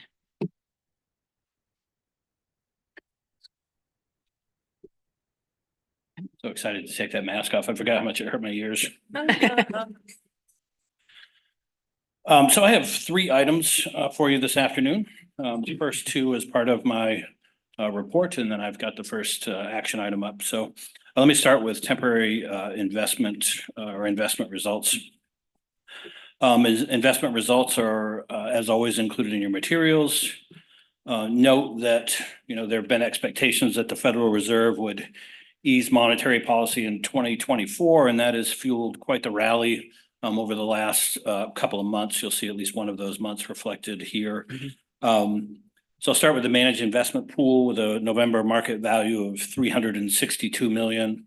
Saw a gain of 6.3% for the month of November, bringing the fiscal year to date gain to a positive 1%. Our preliminary results for December indicate an estimated return of 4.5%, so a couple of really strong months. The pension fund with a November market value of 18 million also saw a gain for the month of November of 4.9%, bringing its fiscal year-to-date loss to 0.3%. We estimate a gain of 3.5% in December, which will bring us into positive territory for that portfolio for this fiscal year. And then, as I always do, I'll wrap up with the operating fund with a market value of 259 million and a more conservative asset allocation. Saw a gain of 2.4% for the month. That is, it translates to about 5.8 million for the month of November, bring our fiscal year-to-date gain to 4.3 million or 2.3 million over our annual budget. We are currently estimating an additional return for the operating fund in December of 2.1%. So nice to be on the positive side of 0. As the chair said, I did want to talk a little bit about budget, and I'll do this in reverse order. I'm going to talk about closing the 24 budget in just a minute, but wanted to take this opportunity to talk a little bit about the FY25 budget, the schedule for that, the opportunity for anyone listening or here to participate in those conversations. So I think most of we have a pretty structured budget schedule. We really start to work on the 2025 budget back in July, working on the assumptions that we're going to share with campuses. By the time we get students on campuses and we're in the fall, campuses, institutions are already having budget conversations, both internal ones as well as ones with the campus community, and that has gone on throughout the winter. Those initial budgets for FY25 are due into the system office over the course of the next couple of weeks. We'll take all of those individual budgets and roll them up into some of the system numbers that you see when we do our budget presentations. We'll talk a little bit about where we are with that. Our first formal budget presentations for FY25 for the FY25 budget will take place at the March 20th FFT meeting. That is a 9 to 5 full-blown whole day of nothing but budget. It is a great time for all of us. Just a little bit of structure of that, about how that works, and then I'm going to throw it to the chair for a minute. That day starts off with, we do about a 30 or 45-minute presentation of all of the system-wide numbers, how everything rolls up. Then we go into somewhere between 40 and 70-minute presentations, depending on the size of the campus. Each of the campuses will go through, give you a budget presentation. There's a template there, but we do give them flexibility to put their own kind of individual stories together to help kind of support their budget. That goes a full day. Again, goes right through till 4 o'clock with some breaks. Those meetings are on YouTube. All of the information is public. Would definitely encourage, anyone that is interested in the budget. That is the best opportunity you're going to get. You're going to hear at length from each of the campuses. You're going to hear great questions that we'll get from the trustees, and really a good opportunity for public participation or public visibility into our campus budgets. I did want to pause. I know the FFT chair wanted to make a comment about that meeting, and then I'll cover the rest of the schedule. Thanks, Ryan. Just wanted to emphasize that that March 26th meeting, which is the FFT committee, is not only open to all members of the trustees to attend and ask questions, but you're urged to, if you can, for all or part of it, because the questions that get asked are really generally very helpful, sometimes result in changes to the budget or different ways of looking at things. So it's a really important day for FFT. And so you're all welcome to join us, and there will be no breaks. March 20th. It's brutal. So one of the changes that we've made to the budget process over the years, the more we do this, the better we get at it, is that a few years ago we added in a committee work session. So it used to be that we would come to you in March and we would subject you to 9 to 10 hours of straight budget news. And then the next time we would see you, we'd ask you to vote on the budget. And so it didn't make a lot of sense. A lot of people had questions in March that we couldn't quite get the answer to. So didn't really have a forum for that. And so at the suggestion of the FFT chair at the time, we added an April work session. So on April 17th, 9 to 12, we'll have FFT committee will meet, and we'll have again 3 hours completely dedicated to the budget. We've done this 3 or 4 times now. Typically, it can go in any direction, but typically you'll get a mix of campuses reporting back. So we got questions at the March meeting and needed an opportunity to go back and pull together some information. So we'll come back in April. We'll talk about that. I typically go a little bit more in depth with the system budget, the system office budget at the April meeting as well. And then the bulk of it is really just for the committee and for the trustees to ask any questions that they might have of either myself, the chancellor, any of the presidents and CBOs that will be there as well. We'll be back again for a third time, the FFT committee, on May the 8th.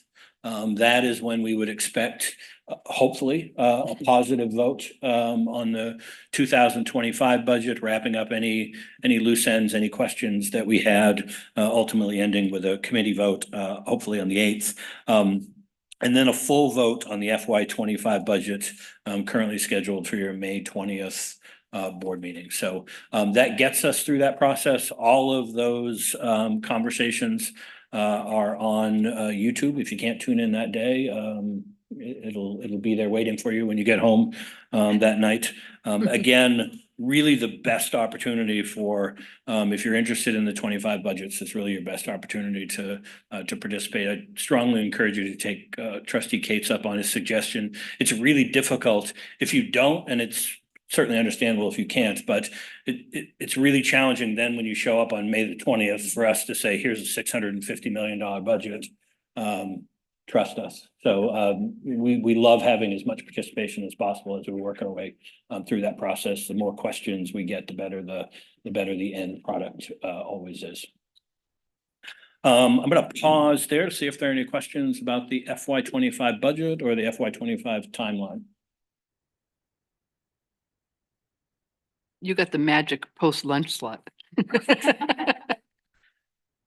That actually concludes my report. Would you like me to stay up here and roll right into the action items? Yep. Okay.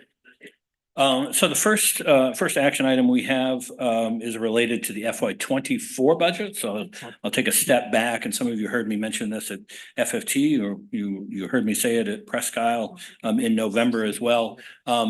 But not unusual for our campuses to have mid-year budget gaps. As I said, we started working a few months ago on enrollment projections for students that won't show up on the campus until we get into the fall. So if we ever get it exactly right, it's completely on accident. I assure you of that. We've got some pretty sophisticated modeling tools, but we're never going to get it exactly right. The number of in-state versus out-of-state and who's online and who's got a NEBI tuition discount. There will always be adjustments. There always have been adjustments. Our practice in recent years has been to make those changes after we get by the October census date. It has generally been done in 2 meetings, at your November meeting, and then again at your at January meeting. Typically, no real difference. Typically, sometimes campuses need just a little bit longer time to work on their solutions, and that is the case today. The solutions that I'll talk about today from the 3 campuses are entirely consistent with what you would expect when you're making mid-year budget adjustments. They typically are one-time in nature. We're looking to solve enrollment gaps. So it's either, we missed the enrollment number, which maybe means we missed the room and board number. Maybe we discounted at a higher level than we thought, but for whatever reason, we've got a gap that we need to resolve.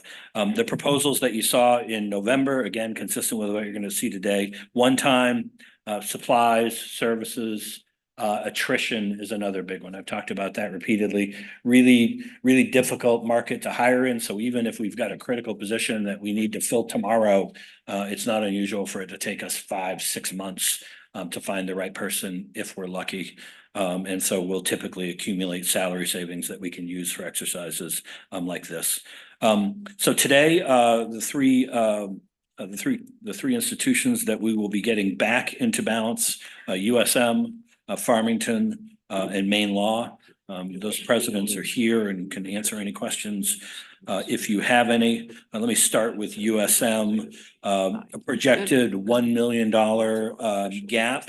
Again, looking to close this one with, we had previously presented you the Chamberlain Street houses, praised those closer to 3 million, but we booked 2 million to help close the gap on the Arts Center at USM. We're proposing here to use the excess $1 million that we anticipate from that sale to close the gap. If for whatever reason that didn't materialize, we'd come back and look for a second solution, but we do expect that to materialize. We think it will happen before the end of the fiscal year, so we feel comfortable about this proposal for USM.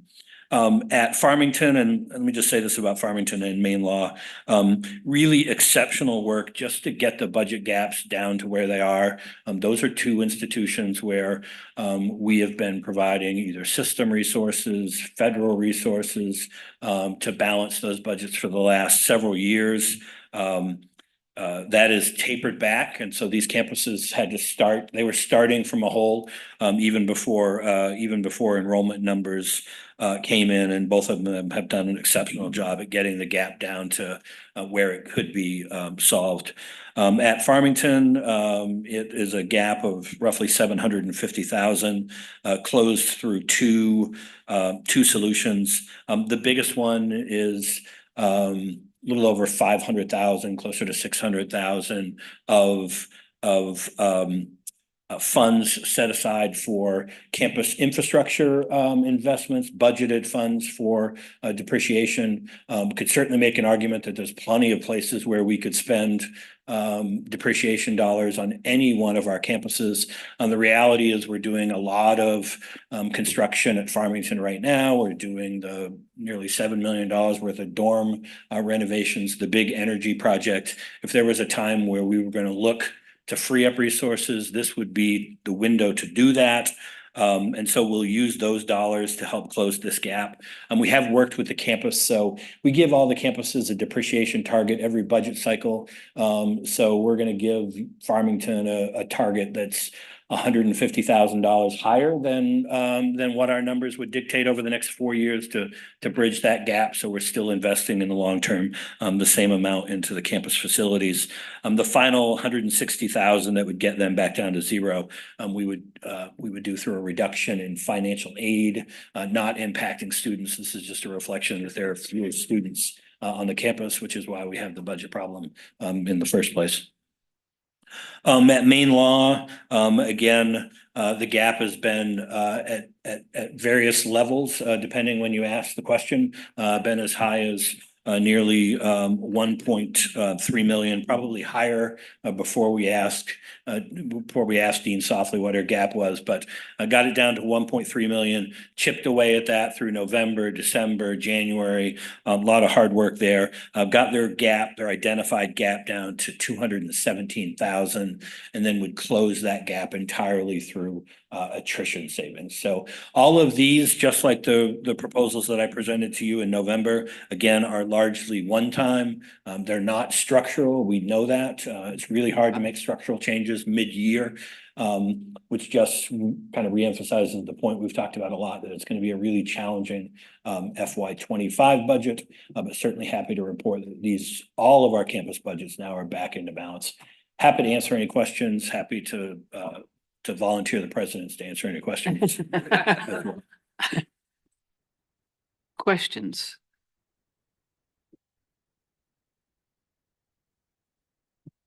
Okay, because we know Farmington had a challenge last year balancing, but you're confident that they'll do so this year. I'm confident that we have the right team in place at Farmington, without a doubt. I feel good. The fact that we're even talking about a plan that can get to zero, has a possibility to get to zero, is substantial progress on the part of the president and the president's team. Okay, great. Any questions? Seeing none? Did I see somebody? No, seeing none. Let me go to the resolution that the Board of Trustees approves the FY 2024 proposed operating budget revisions. Can I have a motion? Second. Moved by Trustee Kate, seconded by Trustee Kane. Any comments, questions? Let me ask. Yeah. Trustee McMahon? Yes. Trustee Eames? Yes. Around the room, all those in favor, please raise your hand. All those opposed? All those abstaining? Motion passes. Thank you for the support. Thanks, Ryan. Thanks for all your work. It's and your warning about 25. Okay, let's move on to the Holton Higher Ed Center. These next two proposals are part of the effort to sort of right size and save money where we can, and I'm pleased to see the progress here, and we'll turn to President Rice. See from thank you, trustee. As you can see, we put in two requests here, one for the Holton Higher Education Center, and that I'm just looking, apologies, at the text of the proposed resolution to at the recommendation of Finance, Facilities and Technology Committee to authorize that the University of Maine system acting through my institution transfer or sell the Holton Higher Education Center to a third party, which includes a minimum 5-year carve out for the services offered through the Holton Higher Education Center currently. So this will allow us, as I know many of you have heard multiple times, to ensure a long-term sustainability for the services provided at the Holton Higher Education Center to all the students in the Holton area and Southern Aroostook County and parts of Washington County that do avail themselves of the center. And my thanks to everyone that's been able to bring this to this point here. Thank you. Questions on the Holton proposal? Trustee Michaud. I just want to thank President Rice and his team for putting this together. I know it was a lot of work, and it really eased some of the anxiety that was up in Southern Aroostook. So thank you very much. Appreciate it. Yeah, here. And getting everybody on the same page and finding a solution is a great thing. Any other comments, questions? I will read this tiny resolution that the Board of Trustees approves the recommendation of the Finance Facility Technology Committee and authorizes the University of Maine system acting through the University of Maine at Presque Isle to transfer or sell the Holton Higher Education Center to a third party with a 5-year carve-out for office space, shared teaching space, and with a permanent carve-out for technology located in the building. All final terms and conditions of the transfer or sale agreement are subject to review and approval of the University of Maine System Treasurer and General Counsel. Moved by trustee Micho, seconded by trustee Kane. Any discussion? Seeing none, trustee McMahon? Yes. Trustee Eames? Yes.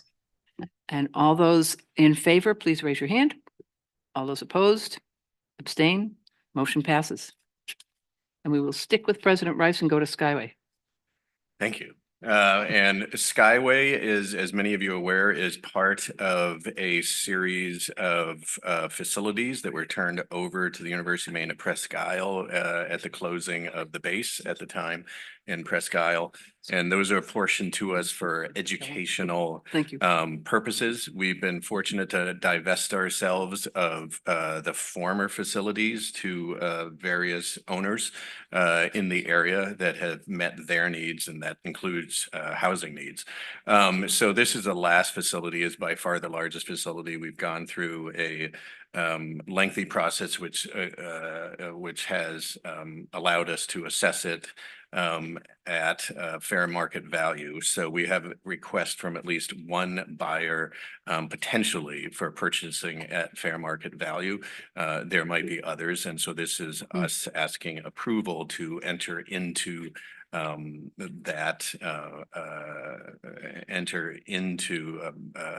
process by which we would put it up for sale at fair market value.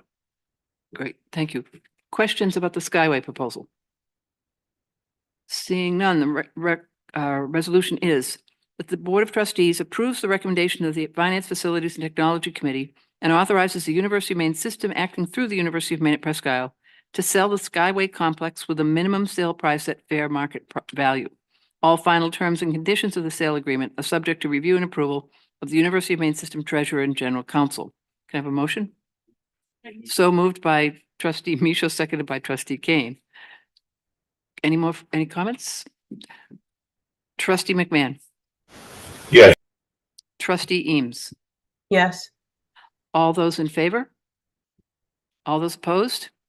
Abstentions? The motion passes. Tab 12, we'll turn to President Perini Monday to talk about the temporary office trailer lease. Sorry. Thank you, Chair Riley. This is a proposal before you to authorize the University of Maine system acting through the University of Maine to extend a lease for a temporary office trailer at a total cost of $112,183.82 to expire December 31st. This is an activity of the Advanced Structures and Composites Center. It is to support offshore wind and communications programs. Temporary because this will not be needed after the construction of the GEM building, the Green Engineering and Materials Factory of the Future. And then the staff that are in this temporary space would be relocated. It's a 26-month lease. Okay, any comments, questions? Seeing none.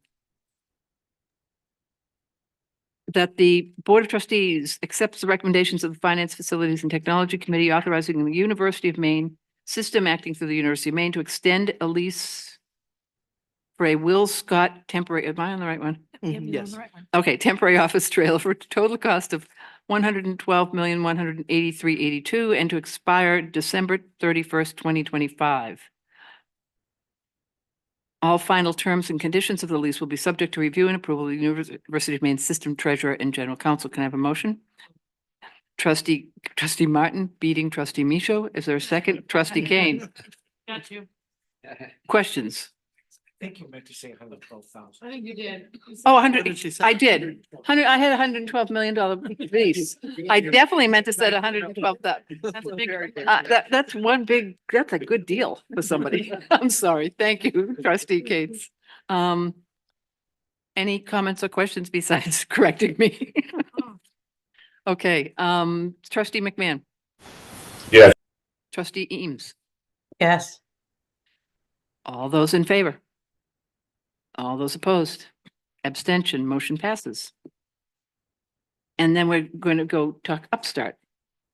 Yes, another lease. We're requesting your,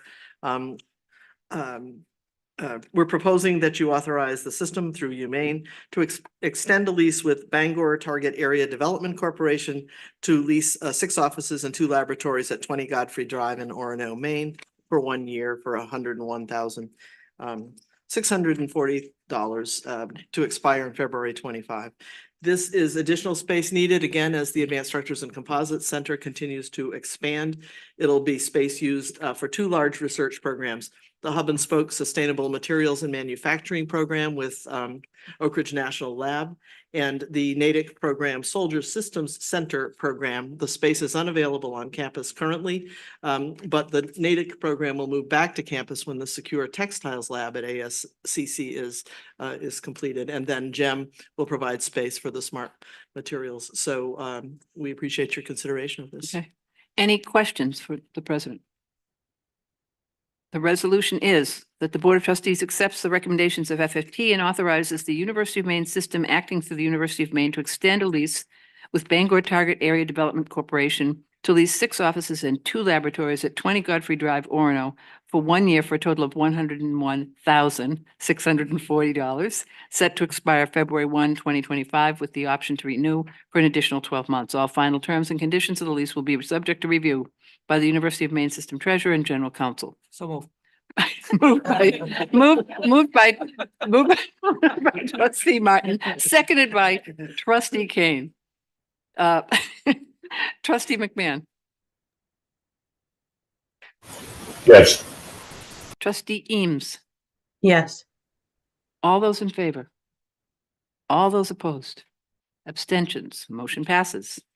One more for the president, Bear Brook Watershed. Thank you. This is again an extension of a lease that we bring before you, requesting the permission to extend this lease with Bear Brook Watershed for 5 years through December 31, 2027. This is a research program that began in the mid-1980s in the days of studying acid rain. It was about looking at acid deposition on surface waters and their related watersheds. And it's a program of research that requires access through this property. And so we request the opportunity to extend the lease. I believe the lease amount is $400 per year. Or 400 million. Any questions, comments, concerns? Seeing none, that the Board of Trustees accepts the recommendation of FFT and authorizes the University of Maine system acting through the University of Maine to extend a lease with Ursa Major LLC, care of American Forest Management, for the right-of-way access Bear Brook Watershed for 5 years through December 31st, 2027. All final terms and conditions will be subject to review and approval by the University of Maine System Treasurer and General Counsel. May I have a motion? Moved by Trustee Kane, seconded by Trustee Michaud. Trustee McMahon. Yes. Trustee Eames. Yes. All those in favor? All those opposed? Abstentions? Motion passes. And one more very important proposal to the Maine Energy Center, President Farini Monday. Thank you. And this is a request for your consideration of authorization to us to increase the authorized spending on the University of Maine Energy Center facility to bring us into a place where we're able to complete the full design of this facility. So this is a longstanding project that has come before this board repeatedly. We heard a student, Bo Michaud, talked about it today. Who talked about it today, the new energy center bringing clean energy to the campus. So we are requesting an increase from 5.7 million, which has previously been authorized, up to 8.7 million to complete the full design of the facility. Question? Moved by Trustee Kane and seconded by Trustee Michaud. Any questions or concerns? I didn't read it. You see, you beat me to the punch. We are all getting punchy. Deep breath. The resolution, it's a very important project, and it is a significant amount of money. that the Board of Trustees accepts the recommendation of the FFT Committee and authorizes the University of Maine System acting through the University of Maine to increase the authorized spending of 5.7 million up to 8.7 million for the complete full design of the UMEC facility to obtain a firm fixed pricing for construction of the UMEC facility. And we have a motion and a second. Any questions or concerns? Seeing none, Trustee McMahon? Yes. Trustee Eames? Yes. All those in favor? All those opposed? All those abstaining? Motion passes. Tab 16, Energy Savings Lighting Project at the University of Maine. President Perini Mundy. Thank you. This is a request to spend up to 2.3 million to pursue an energy savings performance contract that would save energy, reduce costs, reduce carbon emissions, and improve the indoor environmental quality of campus space. And we appreciate your consideration of the project. Any questions or concerns? Seeing none, let me read the resolution that the Board of Trustees accepts the recommendation of the FFT and authorizes the University of Maine System acting through the University of Maine to spend up to $2.3 million to pursue an energy savings performance contract to save energy, reduce costs, reduce carbon emissions, and improve the indoor environmental quality of campus space. Final terms and conditions of financing to be approved by Vice Chancellor for Finance, Administration, and the Treasurer. Moved by Trustee Michaud, seconded by Trustee Kane. Any further discussion? Seeing none. Trustee McMahon? Yes. Trustee Eames? Yes. All those in favor? All those opposed? Abstentions? Motion passes. Tab 17 is the purchase authorization request for the Sigma Alpha Epsilon Fraternity House, which we heard about this morning, and I would ask the president to address some of the concerns we heard this morning. Yes, thank you. So it is a request for an authorization for the university to spend up to $300,000 for the purchase of the SAE house that we heard about this morning. It's owned by Minerva Corporation. It's located on university property at 117 College Ave in Orono. A very brief history. This is a long-standing set of conversations, and we heard Mr. Jameson speak to some of this morning. The relationship with the fraternity was terminated with the University of Maine in 2019 due to a student conduct issue. And the maintenance of the house was required by lease agreement and fire code. So Minerva had opportunity to continue to work on the house, and they were required to vacate the house by end of August of 2023. Just a reminder that the university owns the land and Minerva Corporation owns the house, which sits upon that land. In 21 and 22, the university began negotiations with Minerva to vacate the house. And that was in anticipation of needing the land and space for the power plant project that we just spoke about earlier.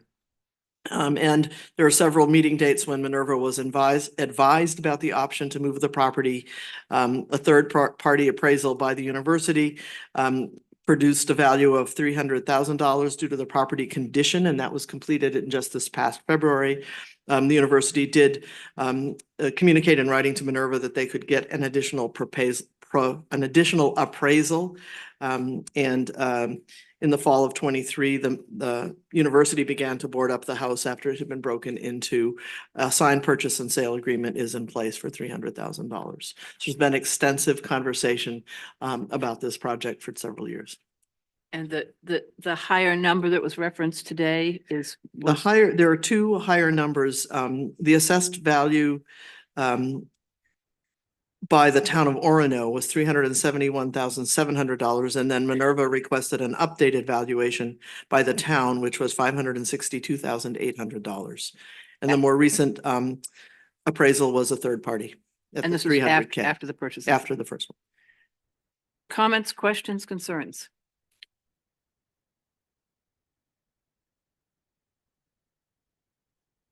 Seeing none, I will read the resolution that the Board of Trustees accepts the recommendation of the Finance, Facilities, and Technology Committee and authorizes the University of Maine System acting through the University of Maine to spend up to $300,000 for the purchase of the SAE house owned by the Minerva Corporation located on university property at 117 College Avenue, Orono.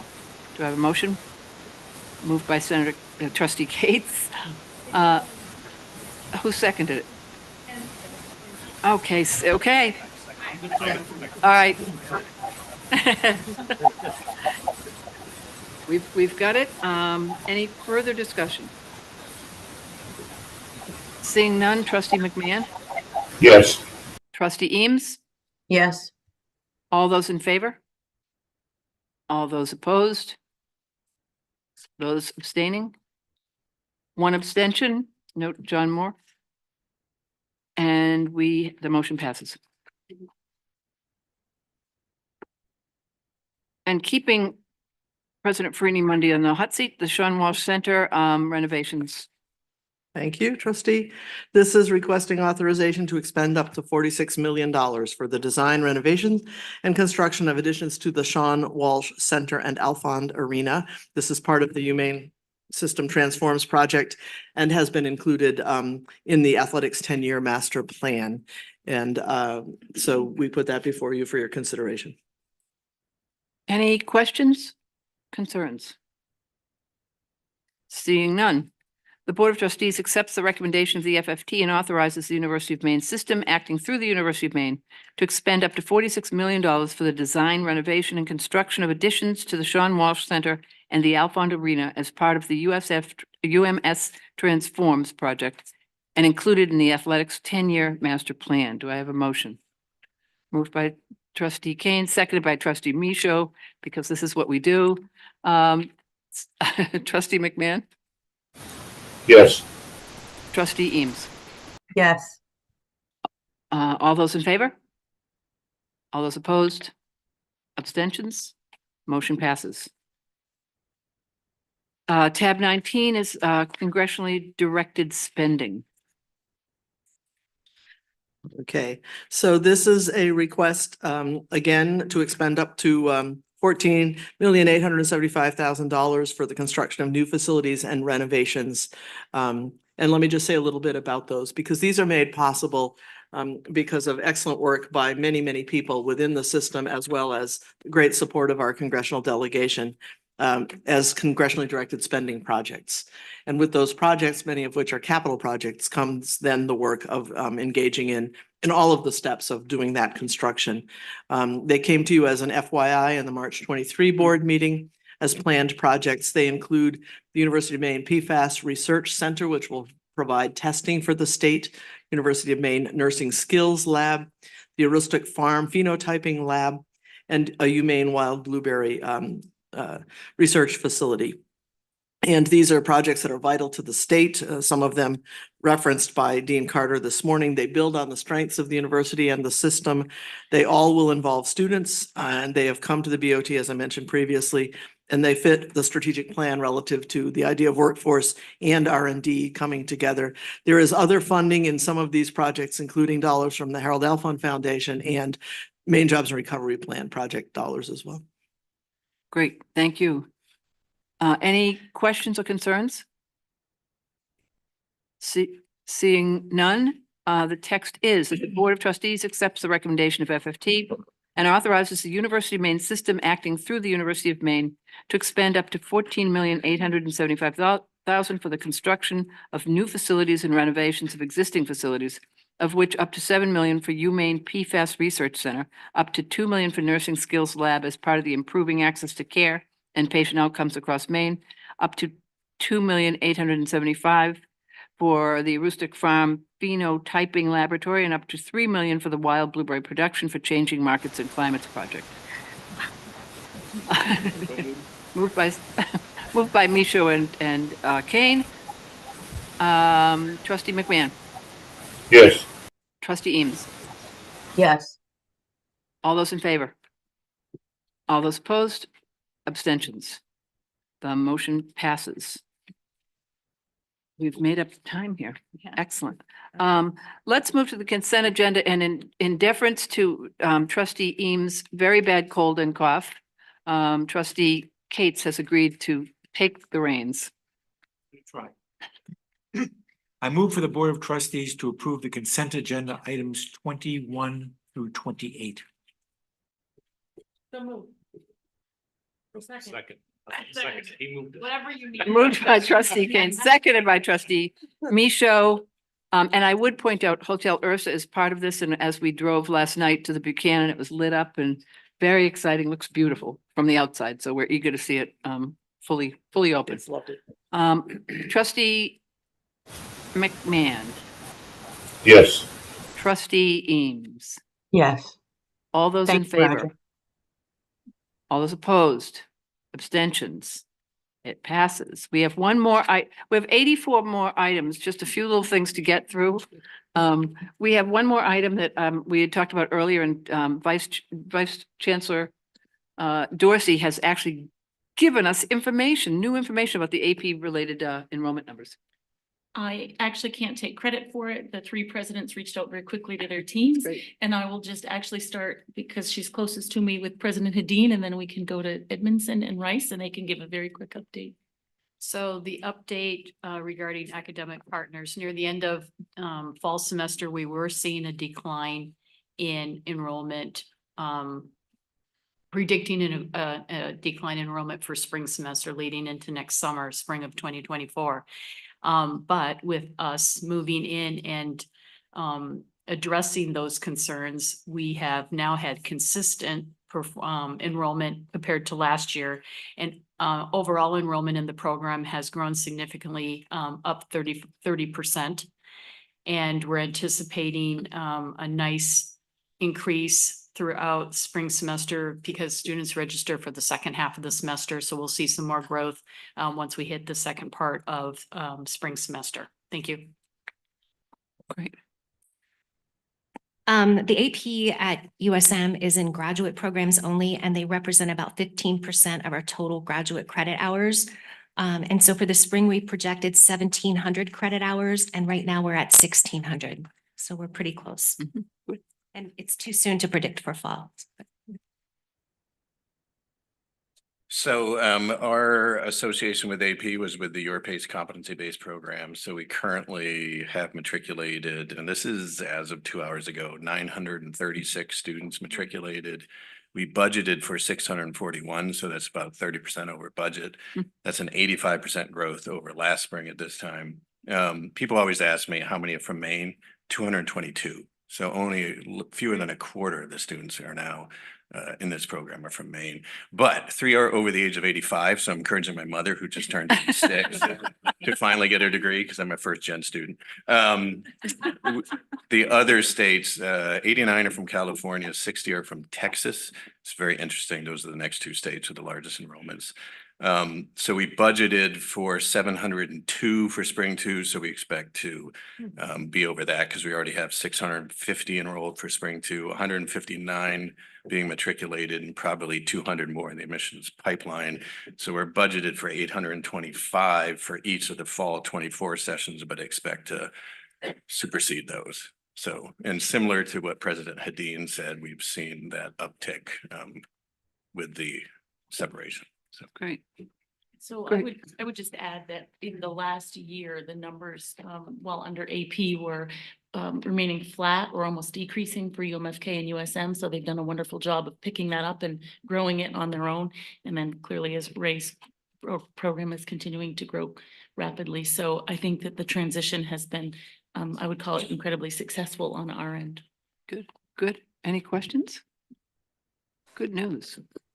Okay, this has been quite an extensive meeting, and I want to thank everyone who presented. I think moving away from the real formalistic PowerPoint presentations and engaging as we have in different approaches as well has been really helpful, and I think has engaged the board's attention. I think I speak for all the board on that, and I want to, it's just, these meetings are so tough because, you know, the hours of work that went on at committee level to get to these recommendations is not reflected in the quickness with which we review them, but it reflects a lot of work by all of you around the table and many more. So I deeply appreciate that and thank you all. It's been, I think, an especially robust discussion and meeting.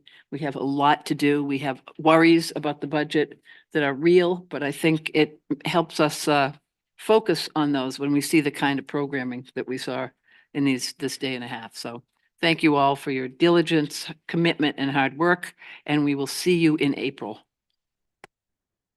Thank you.